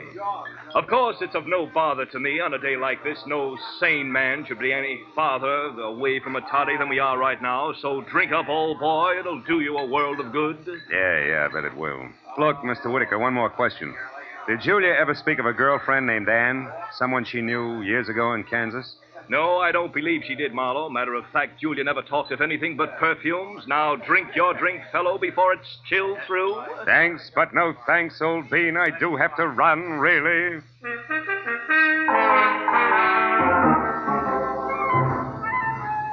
was a 20-minute drive to the address on Selma, and the rain had stopped by the time I got there. The place was one of those once-upon-a-time rooming houses that had been partitioned off into a couple of dozen 2x4 cubby holes. Just big enough for the very small businessman to fill his fountain pen in. When I got to the door and asked the scrub woman, who was a lot of wild red hair around two pop eyes for Julia Perry, I knew I was moving in the right direction, because the lady standing in front of me was anything but calm.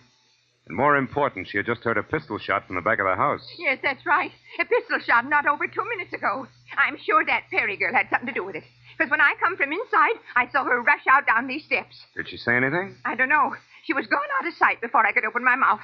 But I know it was her on account of that plaid coat and little hat she wears. Yeah. Now, which room is hers? Come on. Well, that one there with the light showing under the door. But it's locked. You won't be able to get in. I just tried. Well, we'll try again for luck. It's not the best lumber. Believe me. This is terrible. Nothing like this has ever happened to me before. It's a man. Yeah. A dead one at that, Granny. Do you know who it is? Uh-huh. From the mud and clover grass on the bottom of his shoes, I'd tag him as a guy who was looking in a lady's kitchen window about an hour ago. But from that purple scar on his chin, I can do even better than that. The name, Granny, is Ruby, a guy I thought was still in Santa Barbara.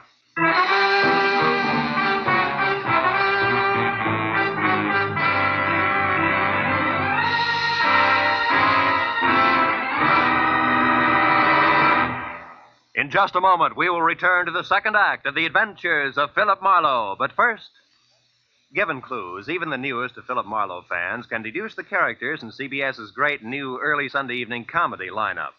The washboard leads you to the one and only Spike Jones. The bumblebee? Well, of course, that's for America's most famous non-virtuoso violinist, Jack Benny, who follows Spike Jones on CBS. The two A's, Amos and Andy, who are heard on CBS immediately following Jack Benny. So it's really no mystery at all why millions of Americans now stay tuned to CBS on Sunday nights for these three superb comedy shows in succession.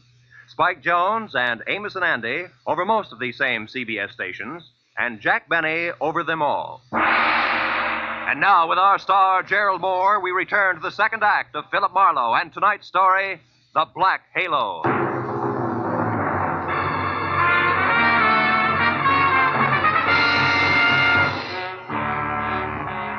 Ruby's body sprawled on the floor, and the girl in the plaid raincoat running away from it meant one thing. Julia Perry's trouble was important, like life, but more like death. A half sneer was congealed on Ruby's face, and his eyes, turned waxy, still held a look of mild surprise. I wasted some breath telling the scrub woman not to touch anything, and then I put in a call to my overweight client in Santa Barbara. He was glad to hear from me, at first. Marlowe. Well, now, I didn't expect a call from you this soon. You sure work fast, don't you, lad? Have you found her? Have you located Julia? Not quite. She's about 5 minutes ahead of me. Incidentally, Mr. Drum, she works fast, too. What do you mean by that? Let me ask the questions, huh? Number one, what was your leg man Ruby doing in L.A. tonight? Ruby? Yeah. Why, I sent him in to pick up some medicine for me. Why? Come on, Drum, you can talk straighter than that, and you better. I just found Ruby dead. Dead? Ruby's dead? What happened to him, Marlowe? He was shot. So forget the gags and tell me why he was snooping around. All right. I didn't trust you. No. It's my policy to trust nobody until he proves himself. I sent Ruby in to follow you and check on your progress. That was brilliant. You only made 3 mistakes. First, I don't need to be checked on. Second, you got your man killed. And third, you forced Julia's hand. Because it was Miss Perry herself who pulled the trigger on Ruby. Julia? Marlowe, I don't believe that. Which proves nothing, Mr. Drum, but skip it. Tell me, do you know a man named Marvin Whitaker? Whitaker? Yeah. No, should I? Well, he says he's in the perfume business. Well, I know everybody on the coast who bought more than 2 bottles of perfume at one time in the last 40 years, and I don't recall that name. I think the man must be a liar. So do I. Thanks for the help. And, Drum, if you've got any more expendable flunkies around, keep them out of my hair. I'll call you when I've got something.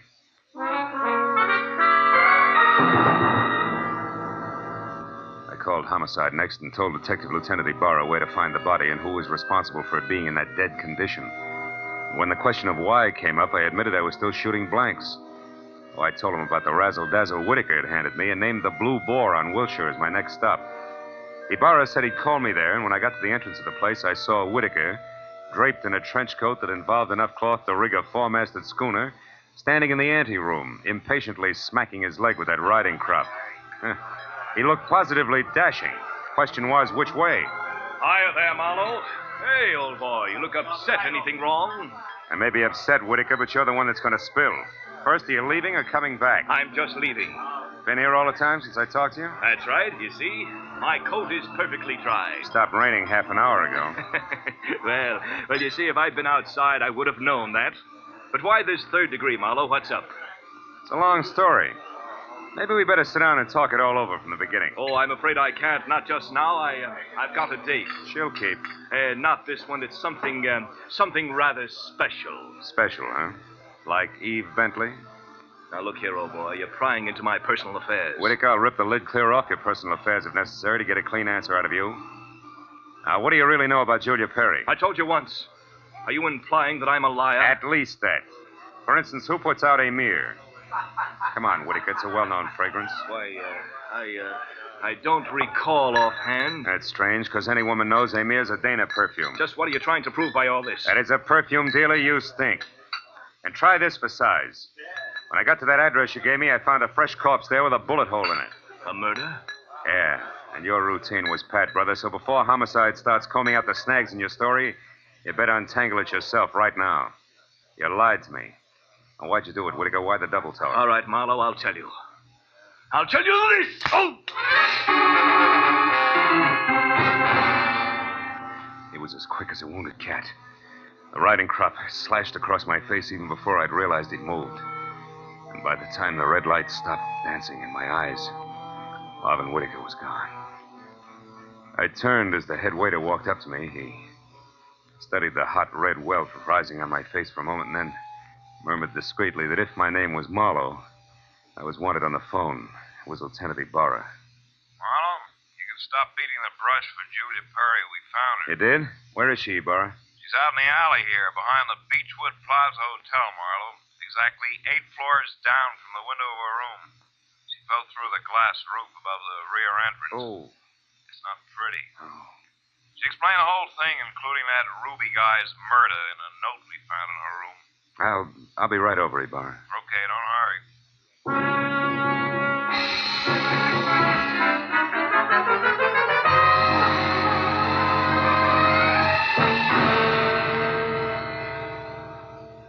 The old story, Marlowe. When Drum finally got around to trusting her, he practically gave her his business. It was too much temptation. Mm-hmm. She'd been stealing from him in a big way for almost a year, her note says.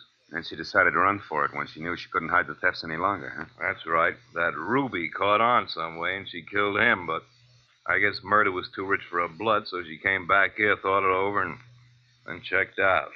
Yeah. All she left behind was a little plaid raincoat and a purse over there. Hey, she was wearing a dinky hat, too, Ibarra. Did you find that? Mm-hmm. Come over here to the window, Phil. See down there in that canopy, that little black circle? That's her hat. I sent Mooney down to get it. Can't leave any loose ends around, you know. Yeah. That a light, Lieutenant? Oh, sure. Here you are. Thanks. Hey, what happened to you? That welt on your face, Phil. Oh, I backed that horsey liar named Whitaker into a corner, and he slapped his way out with a riding crop. And speaking of loose ends, if I ever catch up with that... Ibarra, where did that stuff on the dresser come from? Well, this out of the pockets of Julia's plaid coat. Why? But that's impossible unless... Holy smoke.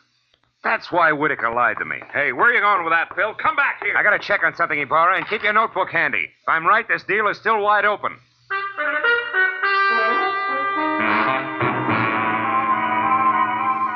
All the way from the suicide's room in the Beechwood Plaza out to the widow's villa in the Sunset Terrace, my mind juggled a jumble of facts, trying to beat them into a brand new pattern. A pattern that had to include an object Ibarra had found in the pocket of that plaid raincoat. It almost made sense, but I needed just a little more. Well, when I turned into the parking lot at the Sunset Terrace, rain began to fall again. Thin, cold rain. I walked to Eve Bentley's door and pressed the bell. Just as I expected, it was Marvin Whitaker, unsmiling and nervous, who answered the door. I didn't give him a chance to think. I just swung hard. Okay, horseman, that squares us up. Come on, Heavy, roll over. Let's see if you're carrying a gun. Okay, no gun. Now, be a good boy, Whitaker, and you'll make out all right, but one funny wiggle out of you and I'll crack your skull. It's a promise. Do you hear me? Yeah, I heard you. All right. Now, where's Eve? Is she here? Find out for yourself, Marlowe. I'm through. Fair enough. But just so I'm not talking through my hat, I'll take a look in her closet first. She won't be in there, I guarantee. No, but her future might be. Now, let's see. It's got to be in here someplace. Oh, yeah. This is probably it. Brown cloth coat, as chic as a pair of hobnailed boots, and still damp. And the label says the B.H. Company, Haven, Kansas. That does it. I've got it all now, and my chivalry just died. Where is she, Whitaker? Where's Eve? Right here, Marlowe. Uh-oh, don't try that. I guess you really do have it figured out, haven't you? Yes, Eve, I have. Sorry it turned out this way, because you had your points as Eve and as Julia. Don't put it in the past tense, Marlowe. As Eve Bentley, my life is just beginning, and now I've got everything I ever wanted as Julia Perry. Then you're Julia Perry. I was, Marvin. She still is, Whitaker. At least that's what the bailiff will call it in court. There won't be any court, Marlowe. Oh, I'm afraid there will, baby. You're twice a killer now, and both for the same reason, remember? First Ruby, because he saw you as Eve. And the girl you pushed out of the hotel window, who was no doubt Anne, your old chum from the hometown. She must have seen you posing as Eve, too. All right, Marlowe. Anne ran into me by accident and ruined everything. I had no choice. I promised her money and then told her to go to my room at the Beechwood Plaza and wait for me. Eve, I can't believe this. It can't be true. Yes, Marvin, it is true. Darling, I didn't want this mess. I'd have left town this morning as I intended if sweet, sly little Anne hadn't seen me. I tried to get rid of you the easy way, Marlowe. When I sent you to Marvin, the Selma Street address he gave you should have led you to the end of Julia Perry. Is that why you phoned me and told me to lie to Marlowe? Yes, Marvin. I was going there to write my suicide note and use the stockroom for my disappearing act. But Ruby caught me, and after that I had to work fast. But it's all right now. It all worked out perfectly. They were the only two who knew besides you, Marlowe. Aren't you forgetting little Marvin here? Forgetting him? Oh, no, Mr. Marlowe. Marvin's the one person I can count on. That's what you think. You don't get me mixed up in this. Marvin. I bargained for an heiress, not a murderess. Why, you dirty load. All right, then. I'll use this gun on you, too, because I'm getting out of here and no one's going to stop me. But you're right between us, Eve. You can't get us both. He's right, baby. You're not good enough to get us both, and killing just one of us isn't going to solve anything. What do you say? It's been a long night, baby. You just couldn't tell when you were late.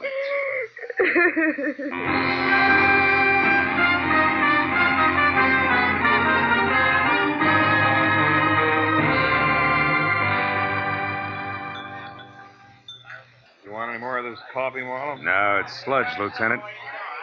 I wonder what Julia Perry uses for a heart. You know, she planned the thing for 6 months when she first set herself up as Eve Bentley. And it probably would have... Want to check now? Oh, yes. Probably would have worked if everything hadn't closed in on her. Yeah, her friend Ann from Kansas, Ruby the leg man. And you with that torn book of matches. Incidentally, that was pretty fast figuring up in the hotel room there, Marlowe. Oh, not so fast, Ibarra. I knew Eve had those matches because I left them with her. So when you found the same matches in the pocket of Julia's plaid coat, it figured. Julia almost had to be Eve. And that left Anne to furnish the body for the suicide. Yeah. You know, I wasn't so sure about that until I found the brown coat with the Haven, Kansas label in Eve's apartment. Yeah. Well, I'd better wait on back to the office, Phil. Look at that rain come down. Think it'll ever stop? I don't know. I doubt it. Oh, by the way, here, it's her hat. Mooney finally got it down off that hotel canopy. Maybe you'd like it for a souvenir. Yeah. The military people call it a halo hat. Good night, Marlowe.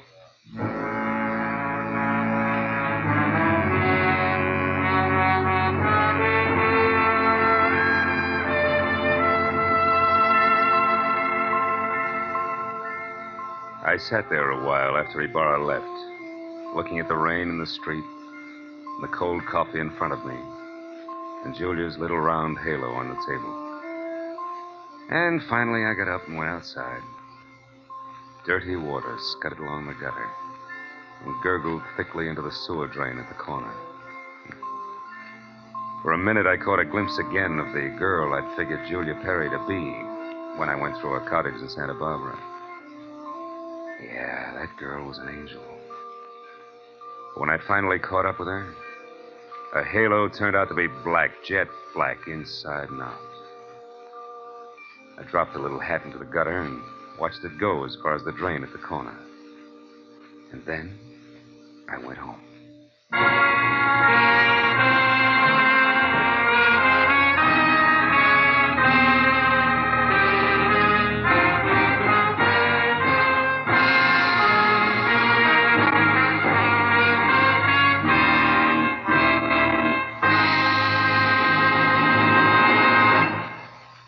The Adventures of Philip Marlowe, created by Raymond Chandler, stars Gerald Moore and is produced and directed by Norman MacDonald. Script is by Mel Donnelly, Robert Mitchell, and Gene Levitt. Featured in the cast were Joan Banks, Paul Frees, Peter Leeds, Jack Crucian, and Lois Corbett. Lieutenant Detective Ibarra is played by Jeff Corey. The special music was by Richard O'Runt. Be sure and be with us again next week when Philip Marlowe says...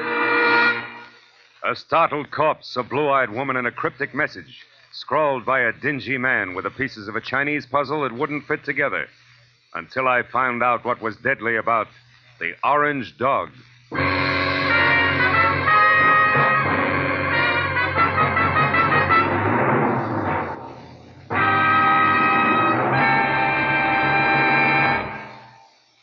You'll find a whole hour of fun, variety, music, and thrills on Sing It Again tonight and every Saturday, for it's heard over most of these same CBS network stations.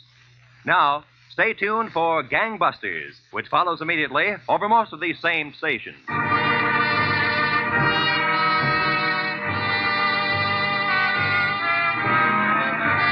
This is Roy Rowan speaking for CBS, the Columbia Broadcasting System.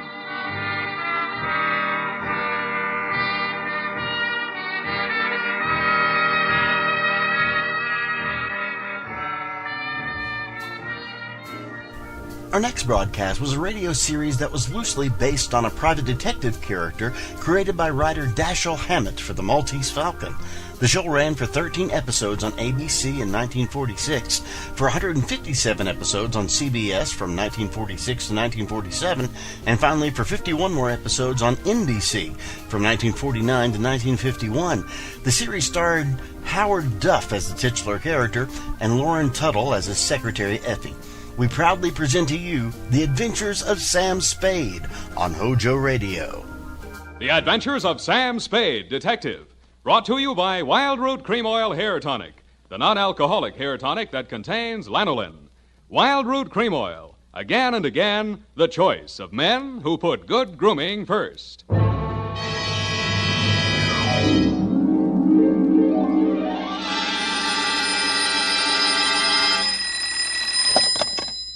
Office of Samuel Spade, Private Investigations. Good morning. Evening. Effie? Miss Perrina's on a vacation. Perhaps I may be of assistance, no doubt. I don't know. To whom am I speaking to?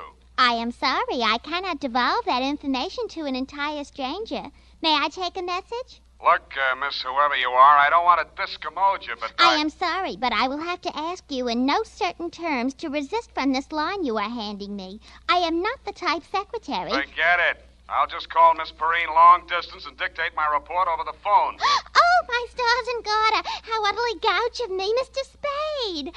Oh, I'm Bernadine, Effie's relief. I mean yours. I could use some. Oh, shall I send out for some medicine? Yeah. The phone number's on the wall behind the water cooler. Tell them the 100 proof, bonded, and hang the expense. I'll be right down to dictate my report on the bail bond caper.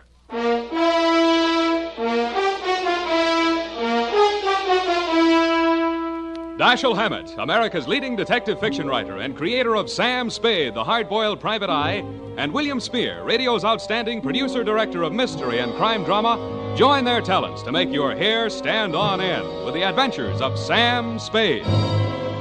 Presented by the makers of Wild Root Cream Oil for the hair. Only 3 days left, gals, and June, the month of weddings, will be over. But don't worry, there are still 187 days left in leap year. Still time to snag the man of your dreams. You know, the one who uses Wild Root Cream Oil on his hair. He and millions of other men use Wild Root Cream Oil daily because Wild Root Cream Oil grooms the hair so neatly and naturally, relieves dryness, and removes loose dandruff. Any smart man who wants to look smart always insists on Wild Root Cream Oil Hair Tonic. Again and again, the choice of men who put good grooming first. And now, with Howard Duff starring as Spade, Wild Root brings to the air the greatest private detective of them all in the adventures of Sam Spade.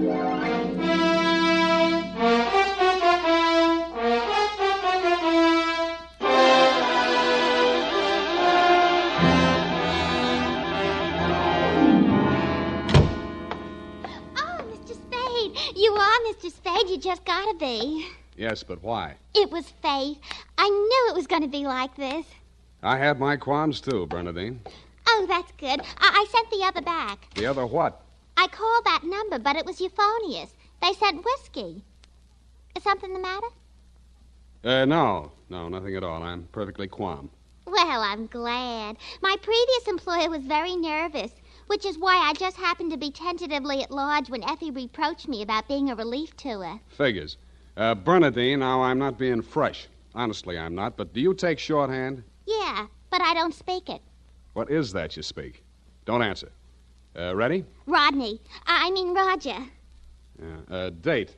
I'll have to ask my mother. Down, Bernadine. Date, June 27, 1948, to Miss Effie Perrine, care of Perry's Lodge, Kanab, the Pearl of the West, Utah. What? Oh, wrong letter. I'll get to that later.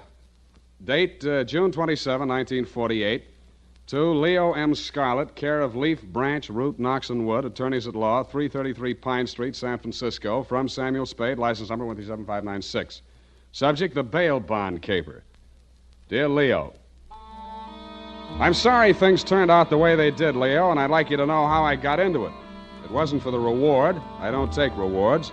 I'm not in love with your wife, no matter what she says, and I wasn't sore at you about anything. I was just sitting in my office, minding my own business, when the door opened, and Vivian walked in. She looked every bit as beautiful as she did when she lived under me in Ma Tuttle's boarding house in 41. In fact, I didn't recognize her until she slithered out of her mink. Hello, Sam. Surprised to see me? Yeah, but I'm trying not to show it. What's on your mind? Is that all you've got to say to me, Sam? Well, you're here on business, aren't you? All right, I don't blame you. It all happened pretty sudden, Leo and me. I should have written or phoned you, I suppose, but somehow... Forget it, Vivian. Now, what do you need a detective for? You, thinking of divorce already? Oh, please don't, Sam. If it was a mistake, I'm the one who has to live with it, and I made up my mind when I married Leo. This time it's for keeps. No matter what. Mm-hmm. What's the what? He's in trouble, Sam. Well, that's nothing new. Well, this time I don't think it's his fault. When Leo went legit, he meant it. What's he say he's doing now? He's a bail bond broker. Judging from your new look, I'd say he's a success. Sam, a man called him on the phone today. I answered. He said his name was Holliday, but I recognized his voice. It was an old friend of Leo's, Charlie Rosenfoy. Charlie, huh? When did he get out? A couple weeks back. He was paroled. I don't know what he said over the phone, but Leo looked scared and sick. I don't wonder. The word around town was that Charlie took the rap for Leo. Well, I don't know anything about that. All I know is Leo's on the level now, and Charlie never will be. He did plenty on his own during that time he served. Well, I won't argue that, but from where I sit, it looks like Leo better start wearing a gun again. He has.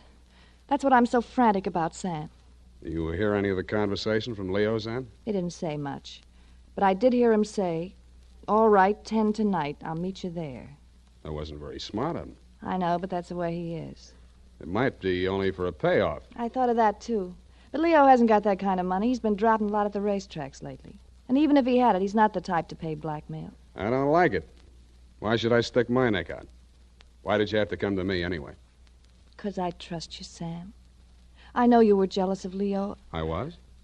Sam, if we ever meant anything... If you meant half the things you said to me when we were... Stop it. That's blackmail. Oh, I feel so lost and alone. I don't know where to turn. Okay. I'll see what I can do. Oh, Sam, I'll make it up to you somehow. You see if I don't. Sure you will. And tell Leo to stop dropping his money at Tan Ferran. This is going to cost them plenty.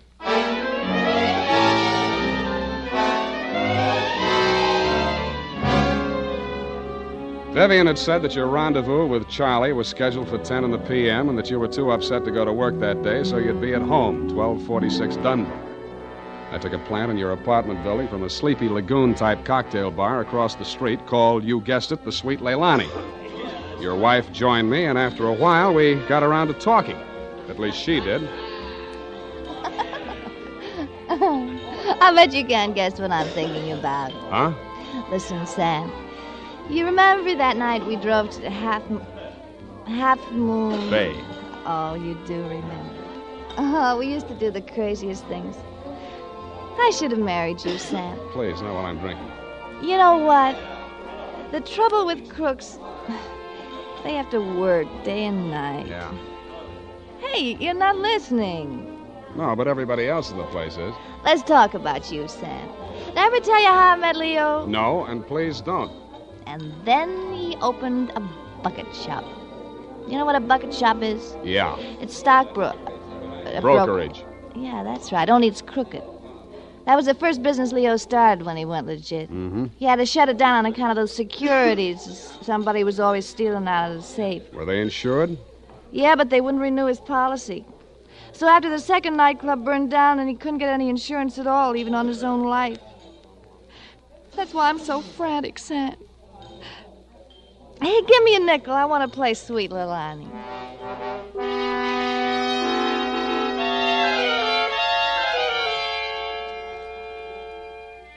$50 nickels, and 2 hours later, Sweet Leilani broke under the strain, so we had Princess Papuli till even that gave out, and we were starting on the Hawaiian war chant when she disappeared through a door marked Wahines, Hawaiian for powder room, and never came back.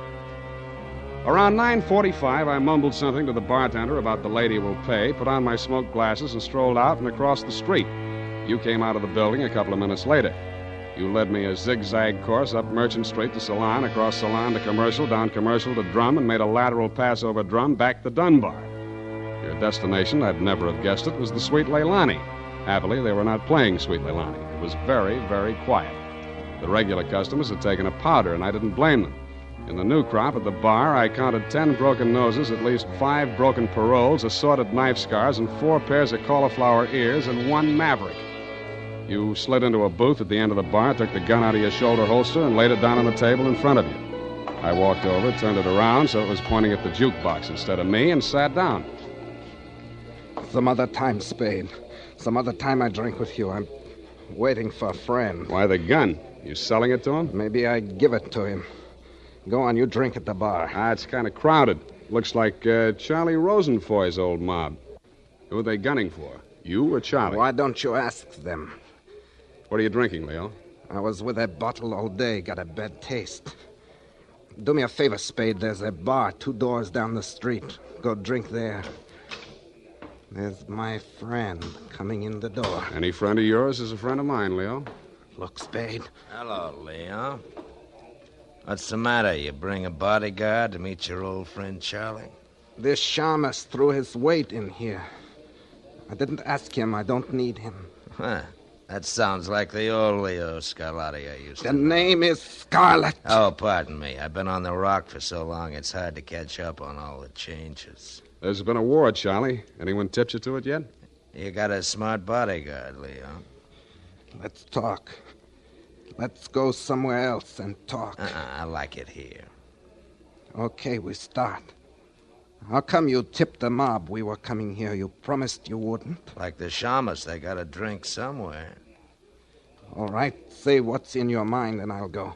Yeah, and if you don't mind, I think I'll do my drinking at the bar.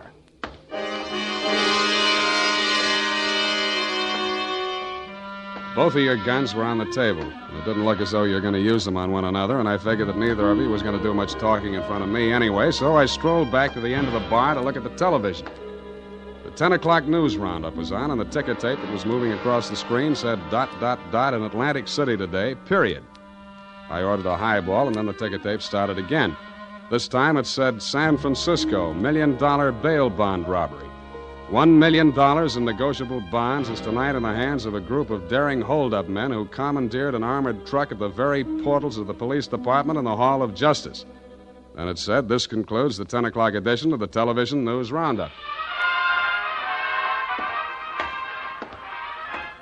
I had a slight hunch that if the television boys had had their cameras on the big bail bond robbery, that at least some of the characters would have been played by at least some of the bad actors that were foregathered in the Sweet Leilani. In fact, what you and Charlie were saying and doing when I walked back to your booth was almost too much to the point. You let me see the bulky portfolio Charlie shoved across the table at you. It looked like a carrying case for bonds, bank messenger type. But it was sealed with wax blobs bearing the imprint of the Great Seal of the state of California. I was impressed. Where'd you get this? You can read about it in the papers, and if I was you, I'd get this out of sight before them papers hit the street. One thing more. Don't try to clip none of them coupons. And one thing more in addition. Don't open it at all. Sure. Spade? Yeah, Leon? I think I hire you after all.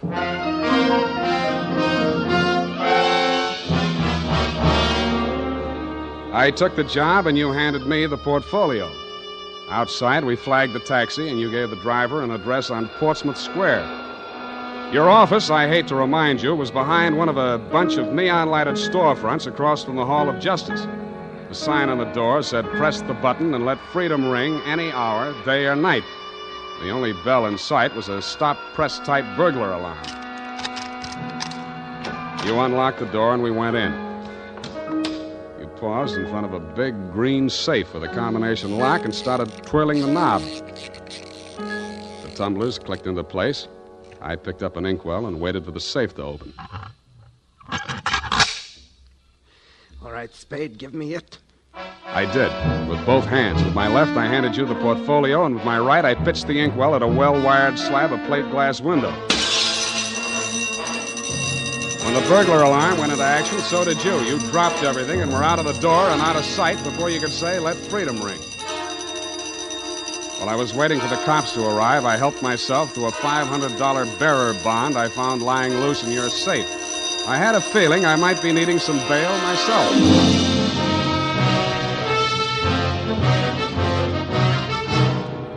The makers of Wild Root Cream Oil are presenting the weekly Sunday adventure of Dashiell Hammett's famous private detective, Sam Spade.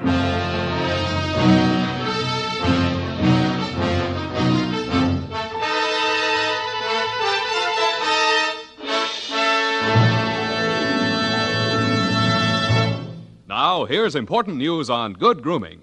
If you want the well-groomed look that helps you get ahead, socially and on the job, listen.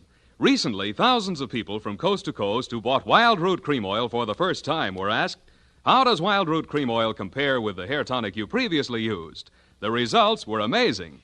Better than 4 out of 5 who replied said they preferred Wild Root Cream Oil. And no wonder. It gives you the advantages that men consider most important.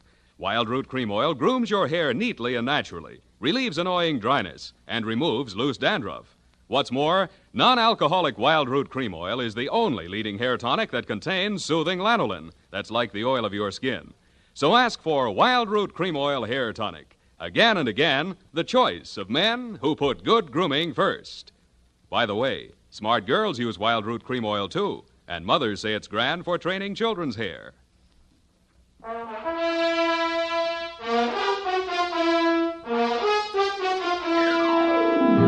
And now, back to the bail bond caper. Tonight's adventure with Sam Spade.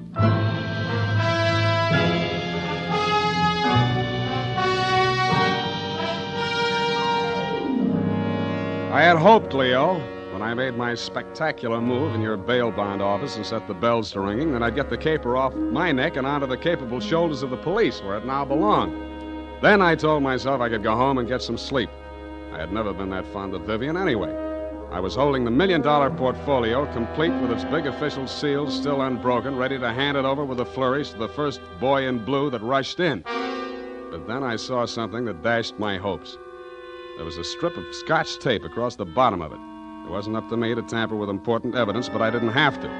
It was only a question of what magazine had been cut up to replace the $1 million in bearer bonds.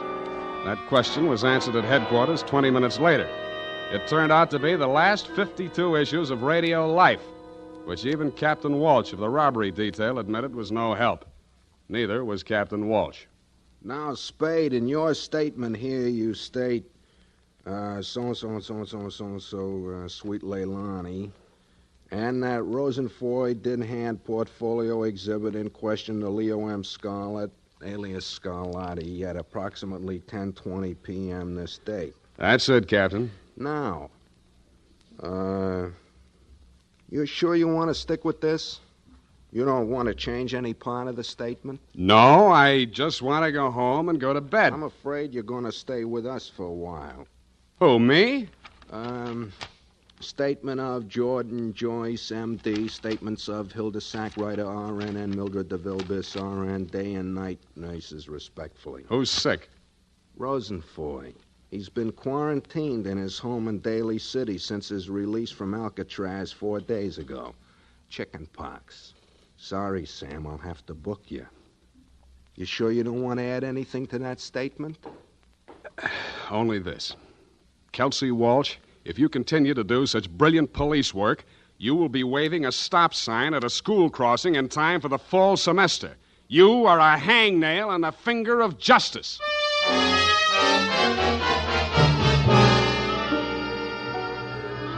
I thought I had been courteous and cooperative, but even so, it was the middle of the afternoon by the time they set my bail.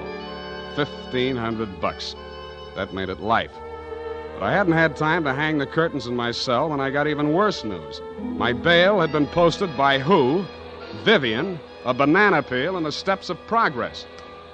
She met me outside. Well, aren't you going to thank me? What for? Getting me in jail or getting me out? Getting you out, of course. It was all the money I had in all the world. Leo's money was impounded, you know. But, Sam, when I thought of what you and I once meant to each other, and maybe we still could... Yeah. Well, you'll get your money back. I'm not really guilty. Oh, I know that. What else do you know? I guess it's safe to talk. Leo phoned me today. Where is he? He wouldn't say. Some pay station. He kept putting in nickels. Sam, you've got to talk to him. You've got to convince him it's best to give himself up. Now you're beginning to make sense, sweetheart. But how can I get to talk to him? I've arranged it. He's to meet us at the Club Leilani. You know, where we had our reunion yesterday. That place on Dunbar? Yeah. Oh, that's great. A crowded saloon less than a block from the police department. Besides, the place has lousy memories for me. By the way, did you ever get out of the ladies' room? If you don't mind, I'd rather talk about something else. Okay, let's talk about how do we bring this big secret meeting off in a crowded cafe. Is Leo coming in a false beard? You really think I'm stupid, don't you? I didn't say so. Well, it so happens that the place is closed on Tuesday. See that sign in the window? Closed Tuesday? Mm-hmm. Now, how do we break in? I was counting on you. You're a detective. Can't you use a glass key or something? Did you say that bail bond you bought for me was all the money you had in the world? That's the truth. Then get ready to forfeit it. It's a risk I've got to take. You've got to take. Sam, please, if we ever meant anything Yeah, to... I know. Half Moon Bay. But sometimes I wish we hadn't been childhood sweethearts. Wait here. I'll case the alley.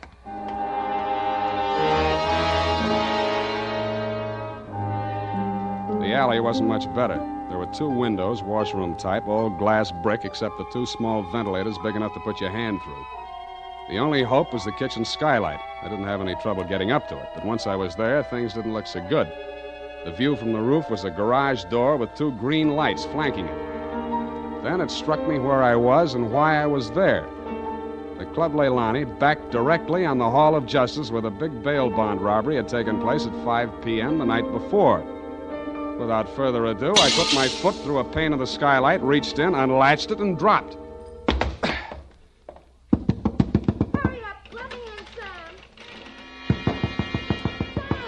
Up at the front of the building, I could hear Vivian clamoring for admittance. I decided to let her clamor for another minute or two. It isn't a thing I often do, but I walked resolutely into the ladies' powder room. It was very well equipped. It had furniture, a telephone, and more clues than I needed. The magazines were there, the razor blades were there, the scotch tape was there. There was even a scraping of red sealing wax on the steel frame of the window slot. But best of all was what I found in the paper towel dispenser. I lifted it out and moved it next door to the men's washroom. Then I let her in. What kept you so long? You'll spoil everything. I was afraid you'd... Here comes your husband. Come on, let me in. What happened, Leo? You're early. Any objections? I just got itchy, that's all. How are you, baby? Don't, Leo. I'm so nervous. Strained. What are we going to do, baby? What's Spade going to do for us? Tell him, Sam. I'll leave you two alone to talk it out. I'll freshen up a little. Haven't had my face on all day. Poor kid. Well, Spade, let's have it. Yeah, she's right, Leo. I can do a lot for you. But you've got to do something for me. Spade, this is level. I never saw those bonds. I know that. Then what are you after? The truth. It's the only thing that can save you, and if you take this rap, I take it too. I'm in clear up to my neck. Okay. Charlie Rosenfoy came around to Vivian and made her this proposition. He was going to pull this bail bond job and plant the goods on me to get even for the rap he thought he'd taken for me. Mm-hmm. Vivian pretended to play along with him, only she got hold of the package long enough to take the bonds out and put the old magazines in instead. Yeah. The idea was the mob would think Charlie had double-crossed them, taken the goods for himself, and delivered a phony packet to their banker, which was supposed to be me. Cute. Only you had to get smart and set off that burglar alarm. Now I'm getting the squeeze on all sides. The mob, the law, Charlie are all gunning for me at once. Don't worry about the mob and the law, and don't worry too much about Charlie. What are you driving at? That'll be him now. Who tipped him I was here? Get back in the corner. It's dark in here. He'll never see you. I'll take care of him. All right.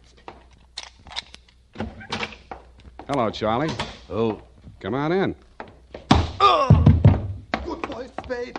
Get his gun. You're my friend. Sure, I'm your friend. Come here. Yeah, sure, Spade. Pleasant dreams, fellas. Now I act. Hey, Charlie! No, Leo!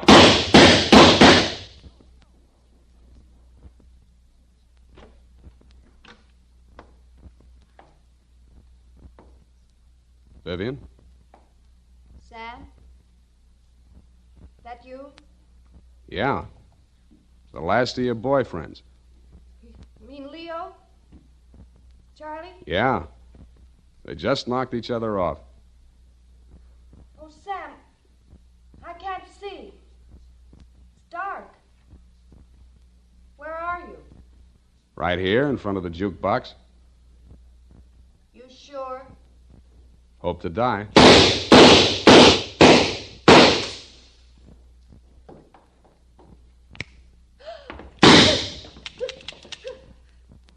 Drop it, Vivian.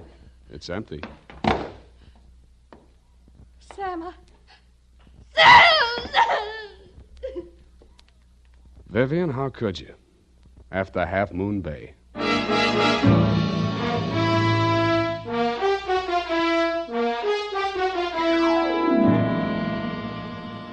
I'm sorry I had to knock you boys out, Leo, but better lumps than bullet holes, eh? After she started wrapping up the caper, it wasn't too hard to figure what she was up to, providing you could keep her smoke out of your eyes. She told Charlie how to operate on you and told you how to operate on Charlie. $1 million for her and 2 dead gangsters lying on the floor of an empty joint where they'd shot it out. The secret of the missing bonds would have to be written off by the police as having died with either one of whichever of you ever had them. Period. End of something. Pardon me, Mr. Spade. I know you're tired, and if you chew brush, please feel free to allude the whole matter. But Yes, okay, let's do that. thank you. Effie said that you were always glad to qualify any little points that she didn't understand. Mm-hmm. She said that, did she? Yeah, but she also said that quite accidentally that you sometimes leave things out that should be left in. Bernadine, times are very bad. They're cutting salaries everywhere. But where were they during the whole affairs and affair, if you'll pardon the expression? The bonds? In the paper towel dispenser. Didn't I say so? Oh, that's what you moved to the men's. Mm-hmm. But how did they get there? In the Walreenies, if you'll pardon the expression. Simple. When the thieves whizzed through the alley after the heist, Vivian had her well-manicured little lunch hook thrust through the window slot to receive them. Oh, that's how the red sailing wax got there. Bernadine, you're spectacular. Now go and type this up. You're making me nervous.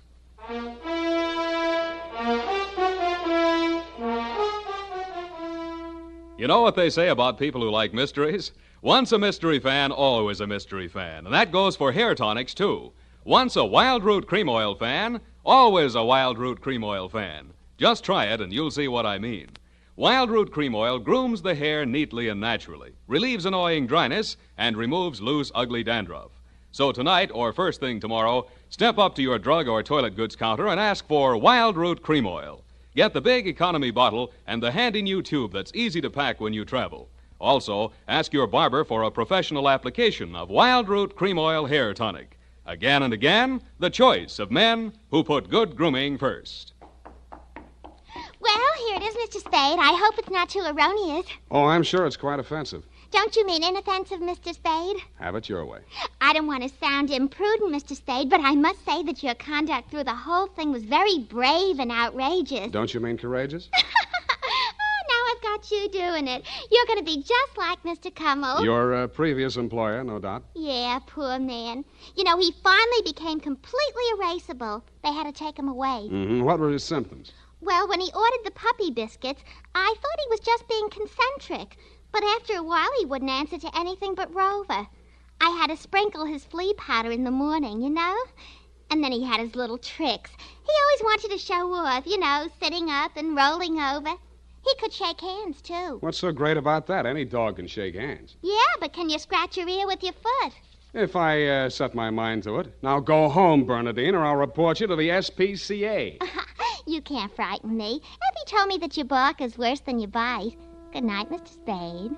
Effie, in far-off Kanab, come home, sweetheart.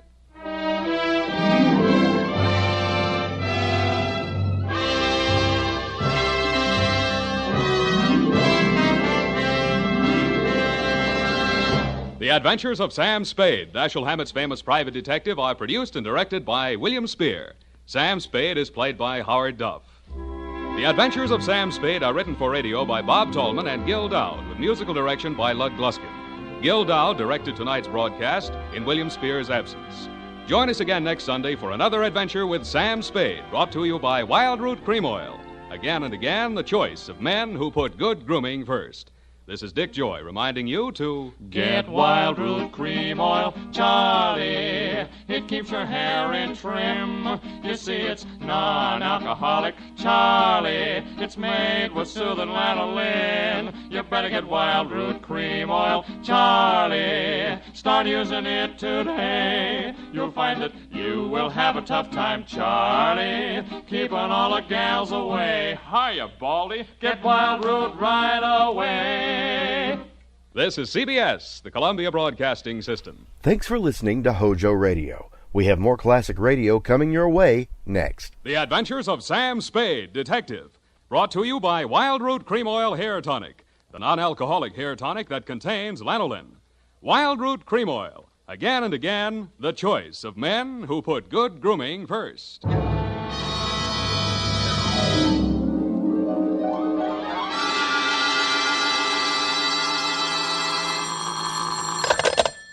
Sam Spade, Detective Agency. Good evening.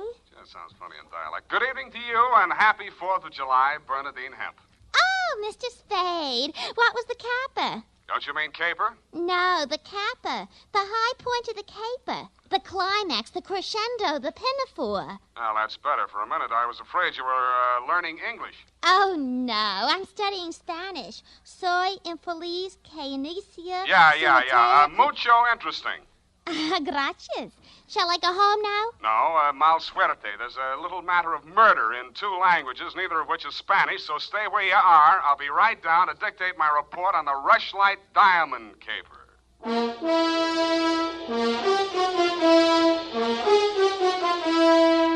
Dashiell Hammett, America's leading detective fiction writer and creator of Sam Spade, the hard-boiled private eye, and William Spear, radio's outstanding producer-director of mystery and crime drama, join their talents to make your hair stand on end with the Adventures of Sam Spade. Presented by the makers of Wild Root Cream Oil for the hair. Listen, men, to this holiday tip on good grooming. To help spark up your whole appearance, first be sure that your hair is well groomed. Be sure it's groomed with popular Wild Root Cream Oil Hair Tonic. Wild Root Cream Oil grooms your hair neatly and naturally, the way you like it, the way she likes it. Wild Root Cream Oil also relieves annoying dryness, removes loose, ugly dandruff. So look your best all the time by sprucing up right with Wild Root Cream Oil Hair Tonic. Again and again, the choice of men who put good grooming first. And now, with Howard Duff starring as Spade, Wild Root brings to the air the greatest private detective of them all in the adventures of Sam Spade.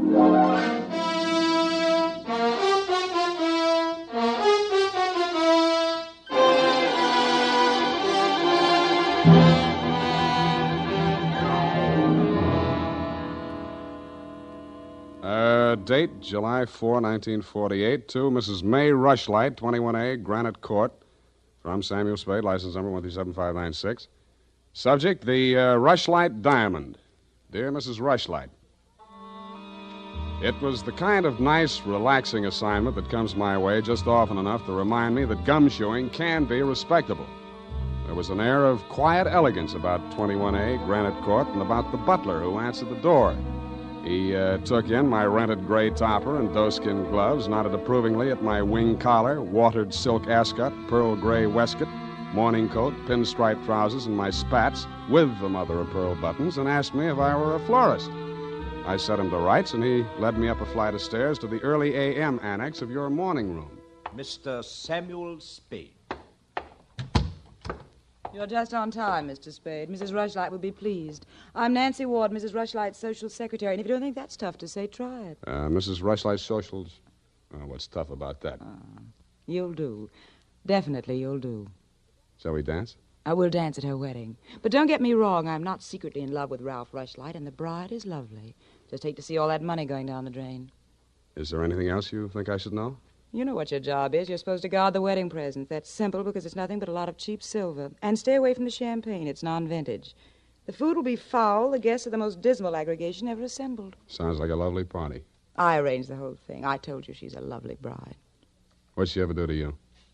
I'd rather not say. I don't want to sound bitter. This way, Mr. Spade. The old hat. Mrs. Rushlight will see you now. Thank you, Florence Nightingale. Nancy? Oh. This is it, darling.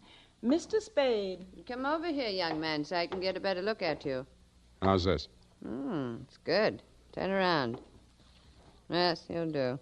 That'll be all, Nancy. Couldn't I be finishing up these place cards while you talk? Take them with you. Do them outside. Very well. Nosy girl. But nice. Nice nose. Oh, you too, eh? Well, I agree. That's why I'm marrying off my nephew to that wretched girl, Lotta Van Eyck. Have you ever seen Bugs Bunny, Mr. Spade? You don't mean the... They protrude. The ears? No, the teeth. Oh. As my late husband used to say of her mother, she could eat a tomato through a tennis racket. Oh. There's only one thing that'll prevent this wedding from being an utter disaster. She doesn't understand much English. What's the matter with your nephew? A great deal, but it doesn't show. Suffice it to say, he has criminal tendencies and the mentality of a snail. Mrs. Rushlight, I don't like to seem forward, but why are you telling me all this? Oh, you're supposed to mingle with the guests. You'll need some conversation. Now, as to your assignment. The bride, being what she is, the wedding presents are hardly worth guarding, except for one. Ironically enough, it's from me. What is it, a machine gun? Oh, that's good. Oh, excuse me, I must write that down. And then tear it up immediately. Oh, dear. No, Mr. Spade. But it's bad luck, the Rushlight Diamond. You've heard of it? Something about it in the American Weekly a while back, wasn't there? Yes. It's not as large as the Hope Diamond, but there's not a flaw in it. My late husband, Roy Rushlight, bought it for his first wife. She sank with the SS General Slocum in Hellgate, the East River, 1904, over 1,000 lives lost. Luckily, she was wearing a paste copy at the time. I was only a young girl when I married Mr. Rushlight, and... fool that I was. I signed anything his lawyers asked me to sign. After his death, I discovered that the diamond was to be mine only until the marriage of my husband's male heir, at which time it must go to his bride. Well, that's too bad. You say, though, that the Rushlight Diamond is bad luck. Oh, there's that, of course. I wonder if it's too much to hope. Well, I must go and help dress the bride. Go along downstairs, Miss Spade. Take this jewel case with you. Put it on the table with the other presents, and guard it well. So I took the old velvet-covered case you held out to me and checked the contents. It was an old-fashioned lavalier with a clear stone pendant only slightly smaller than an 8-ball. Didn't look like a diamond, but smooth-cut diamonds hardly ever do. It didn't look like bad luck either, but a mirror broke in the hall as I passed it, then I fell all the way down the stairs, and as I entered the ballroom, I knocked over a punch bowl. Nothing really terrible happened until just before dark when the guests began to arrive. In theory, a detective guarding wedding presents is supposed to make himself indistinguishable from the other guests. In practice, it never works out that way. He has to spend most of his time within sight of the booty, so he is very easily spotted. I don't believe it. He's too good looking. Oh, but he must be. He's not anybody we know. Well, ask him. It's leap year. Oh, here comes Colonel Bixby. He'll know. Wow. Beauty gathered round the booty, eh? And much more beauty than booty, though. Say, when are they going to hang the diamond on that drip? No, there's no way to talk about the blushing bride. Is that it in the crummy old case there? That case is heirloom, young lady. The stone that reposes in it is worth a king's ransom.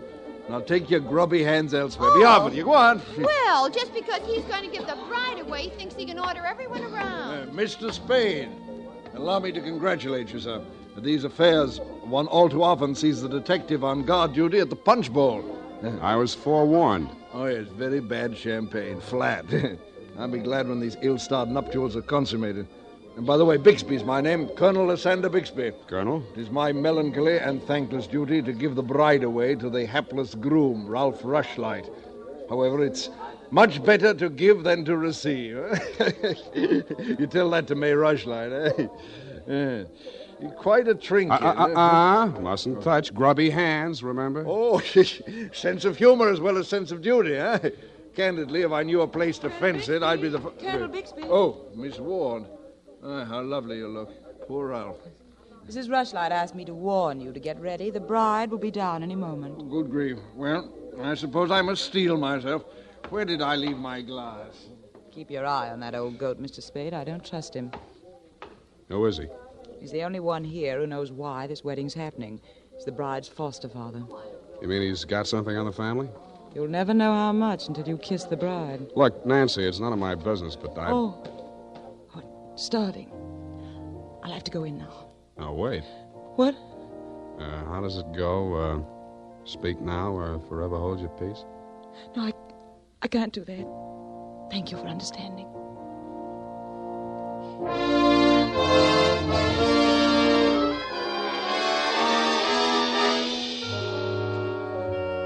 I didn't witness the ceremony, but judging from the mood of those who had, it was just as well I didn't. They shuffled back into the ballroom looking as if they'd witnessed an execution, and nobody seemed to be in a hurry to join the receiving line. After a few half-hearted handshakes, the groom left the bride standing alone, looking kind of bewildered, and came over to take inventory of the presents. Look at that junk. I'm Ralph Rushlight. Who are you? Spade. I was hired to guard this junk, as you call it. Sorry I'm wasting my time. The Rushlight dime. It's bad luck. Look at what it did to me. Look at it. Did you ever see anything? Keep it to yourself. Why should I? Because I'm liable to slap you clear across this room. Haven't I been punished enough? Go on, scram. Keep your hooks off that necklace. That's mine. I heard it's your wife's. Come along, you heard Come wrong. along over here. Oh, Mr. Spade, you haven't met the bride yet, have you? No. Thank you. I wish you a lot of luck, Mrs. Rushlight. You're going to need it. Thank you. Well, I suppose now as well as any time, Colonel. Oh, very well, my dear. Quiet, please. Quiet, everyone. Mrs. Rushlight, the elder Mrs. Rushlight, that is, has something to say to you. Mr. Spade. Yes? The necklace, will you please hand it to me? With pleasure. I'm tired of looking at it. Oh, you're not done yet. Stay close by my side. Dear friends, at this solemn moment, I want, first of all, to welcome this dear little girl into the Rushlight family. Thank you. Yes. And now, dear Lotta, I will place around your neck the gem which was my heritage when I became a Rushlight and which is now yours. Thank you. Oh, what's wrong? Lotta, come back here. Lotta! I'll go out to the carport and head her off. Oh, you leave her alone. I'll take care of her. Whose wife is she, anyhow? Lotta, come back here. Lotta, bring it back!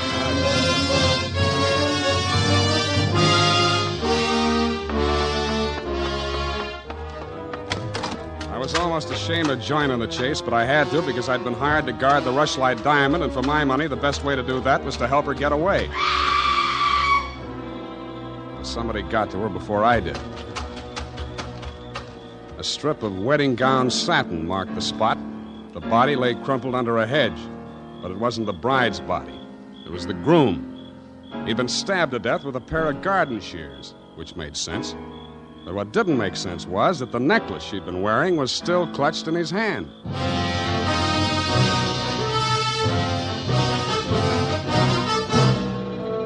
The makers of Wild Root Cream Oil are presenting the weekly Sunday adventure of Dashiell Hammett's famous private detective, Sam Spade.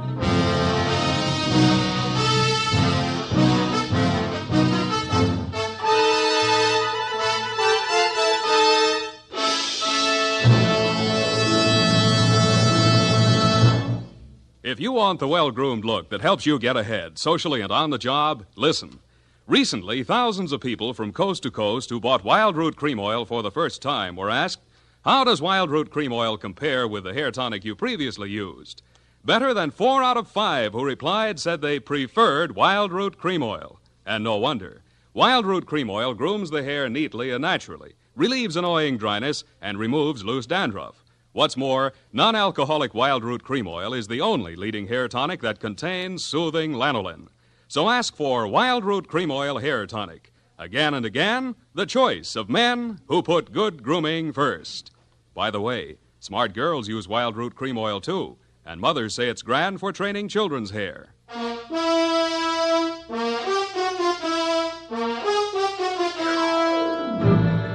And now back to the Rushlight Diamond Caper. Tonight's adventure with Sam Spade.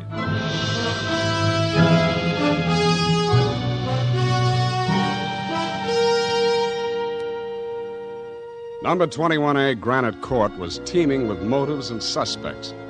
But the police were primarily interested in locating Lotta, the missing bride and widow of Ralph Rushlight. So was I. She looked like less work than the rest of you because if she had killed him, it was self-defense, if she knew enough English. By 10 in the a.m., when I checked in at my office, she was still successfully eluding the police dragnet. That was because nobody, including me, had thought of looking in my office. Wow. Good morning. Thank you. Is that all the English you know? Thank you, no. I want my necklace. The police have it. You go with me. Tell them who I am. Okay, but first I have to know who you are. Where you came from, what your connection with Colonel Bixby is. I am in Macassar being born. In Macassar? Dutch colony. Uh-huh. My father there 7 years ago dying is. When I 13 years old have arrived. I see. Colonel Bixby in San Francisco, the financial representative from my father was. I am adopted to him, not for a father, but so he takes care of my monies, which coming of age am I a rich Dutch woman. Uh-huh. But legally, he's your foster father. Yeah. Also, legally, I'm the wife of Rushlight. I want my necklace. You married him for the necklace? Yeah. Why did he marry you? For 1/2 of necklace when we sell.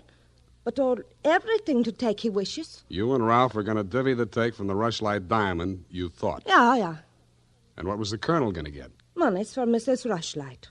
Oh, no, wait, that doesn't make sense. Mrs. Rushlight stood to lose a small fortune by that marriage. Why should she pay the colonel to promote it? You the detective are? You said that.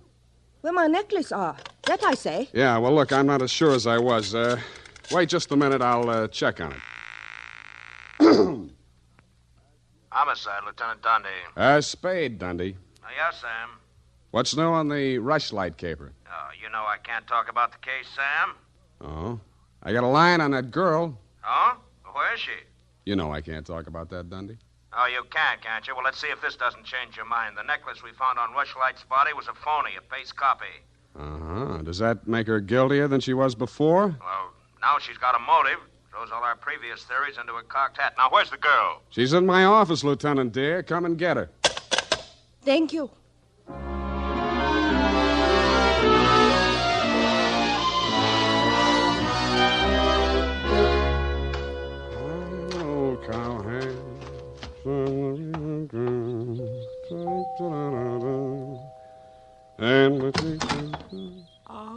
it's you, Sam. Back again? Yeah, do you mind? Well, that depends on who you came to see. You, sweetheart. Oh. But first, I'd like to talk to Mrs. Rushlight. Well, she can't see anyone. She's in a state of nervous collapse over Ralph's death. Oh, that's too bad. You seem to be holding up pretty well. Well, I'm relieved. He's better off dead than married to that... Yeah. Rushlight Diamond's still unlucky, you know. What do you mean by that? I was just trying it on for size. Uh-huh. Does it fit? Yeah, but you and Mrs. Rushlight are about the same size. Her nerves getting any better? You're the doctor. If you want to see her, go ahead. She's up there. Thank you.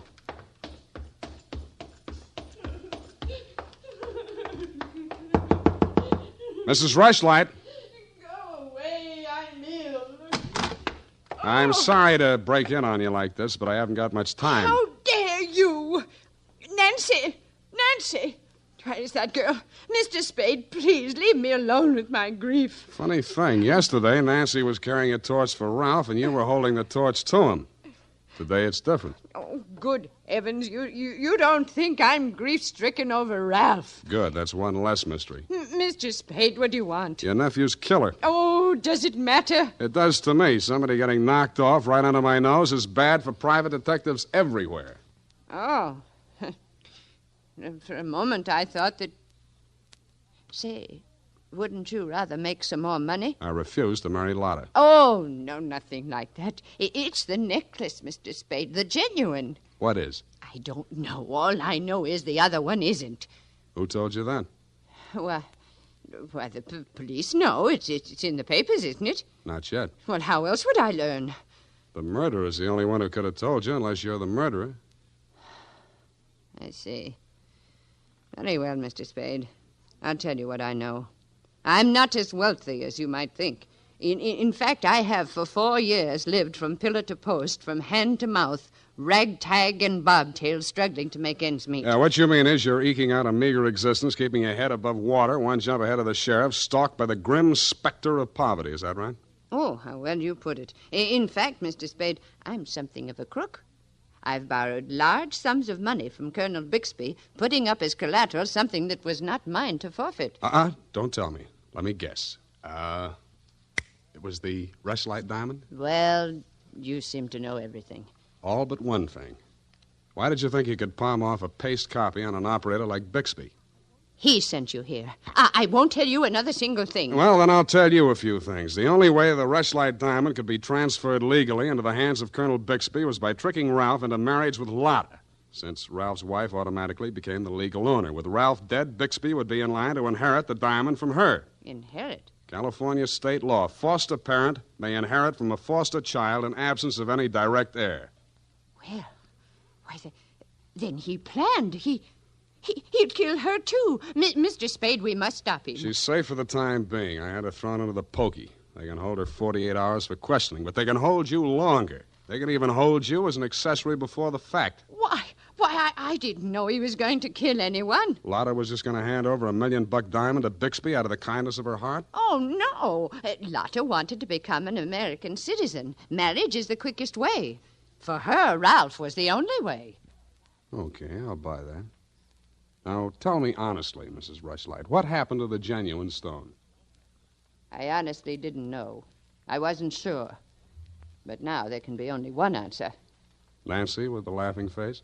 She went with me when I went to the bank vault to get the Rushlight diamond to present to Lotta after the ceremony. Uh-huh. She looked after all my jewels, including the paste copy that I habitually wore.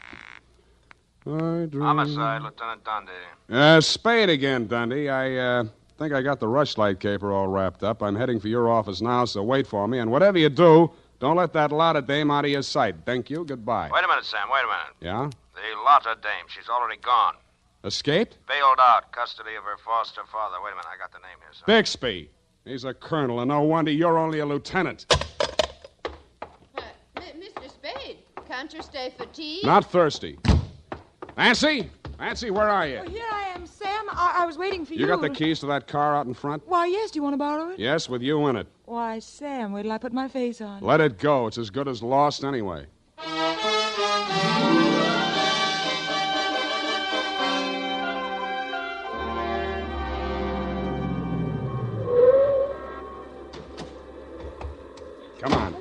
this place? Where are you taking me? Never mind. Just hang on. I'll fly you up to the second floor. Sam, that was a shot that sounded like Lotta. You stay here. Don't come in until I call you. Spade, what are you Get doing? back in there. Doctor. Drop it. No. Drop it or I'll crack your elbow. That's better. Now sit down. I want to look this over. Looks real cute. Uh-huh. Powder burns, gun beside the chair, and what's this?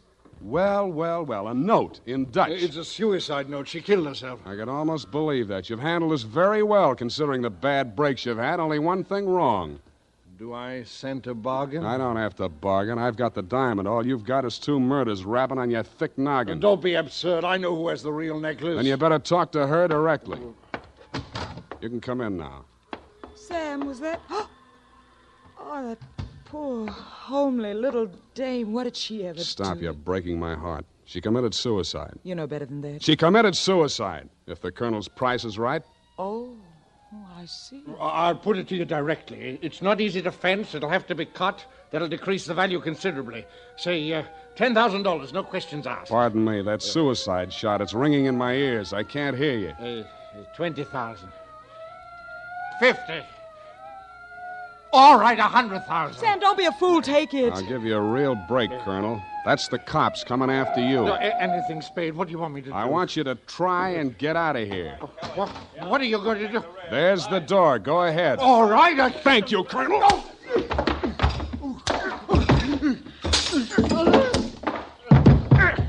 right, men, remember, he's desperate. Bixby, we're giving you a chance. Come down or we're coming up after you. Come on, get up, Colonel.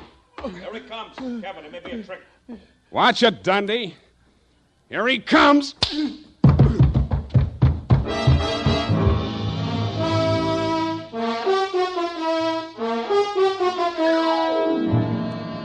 And that, Mrs. Rushlight, is the crop. For a man that went down fighting, Colonel Bixby didn't need much persuading once they got him under the lights down at headquarters.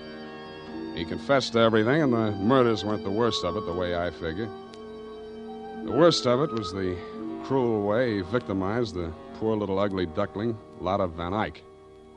It's tough enough to be whipped before you start. Period, and a report. My goodness, that was muy triste. I mean, I'm beginning to see why Effie gets so repressed sometimes. Effie, depressed? That little doll told you that? Only between she and I and the lamppost. She's so sensitive, you know. Not like I, of course. I invariably cry at weddings. You don't say, Bernadine. You attend weddings often? With high frequency, Mr. Spade. You mean frequently? No. The last time it was FM. You know, frequency moderation. Oh, yes. Moderation in all things, I always say. You mean you attend radio weddings? Oh, yeah. I've been married 6 times.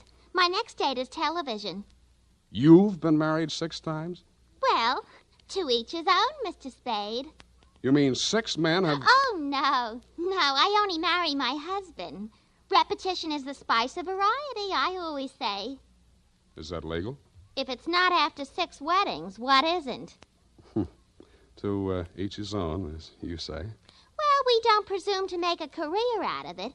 As soon as we get the mangler and the deep freeze, we're going on our honeymoon. Well, congratulations, and type this up when you have the time. Mrs. Bernadine Hemp.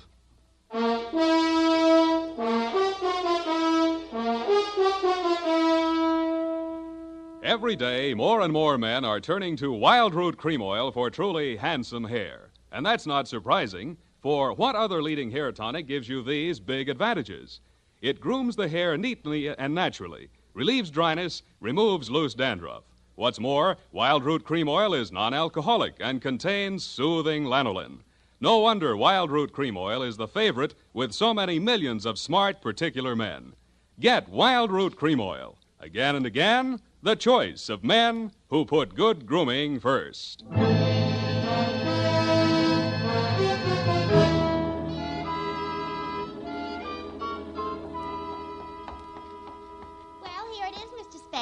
I'm sorry it took so long, but I kept relapsing into Spanish. Yes, I know how it And is. Effie's typewriter doesn't have any upside-down question marks.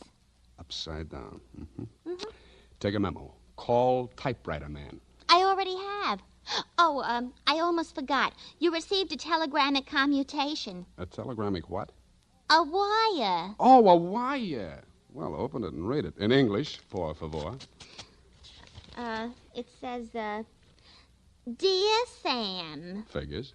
in the haste of my departure, I neglected to warn you about Well, when I do that one another favor, she'll have silver threads. Who? That ball of fire whom I'm taking the place of in order to be double-crossed of by. Effie? Is she still in far-off Kanab? And good rubbish, if you'll pardon the expression. Now, Bernadine, let me see that. I neglected to warn you about Bernadine.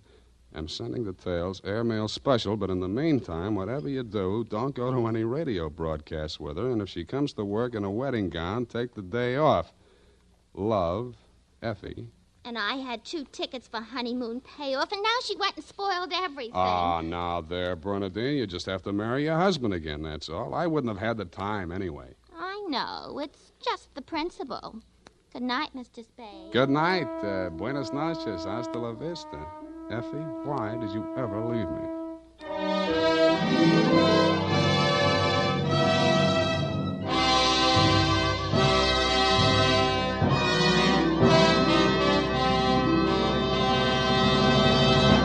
The Adventures of Sam Spade, Dashiell Hammett's famous private detective, are produced and directed by William Spear. Sam Spade is played by Howard Duff.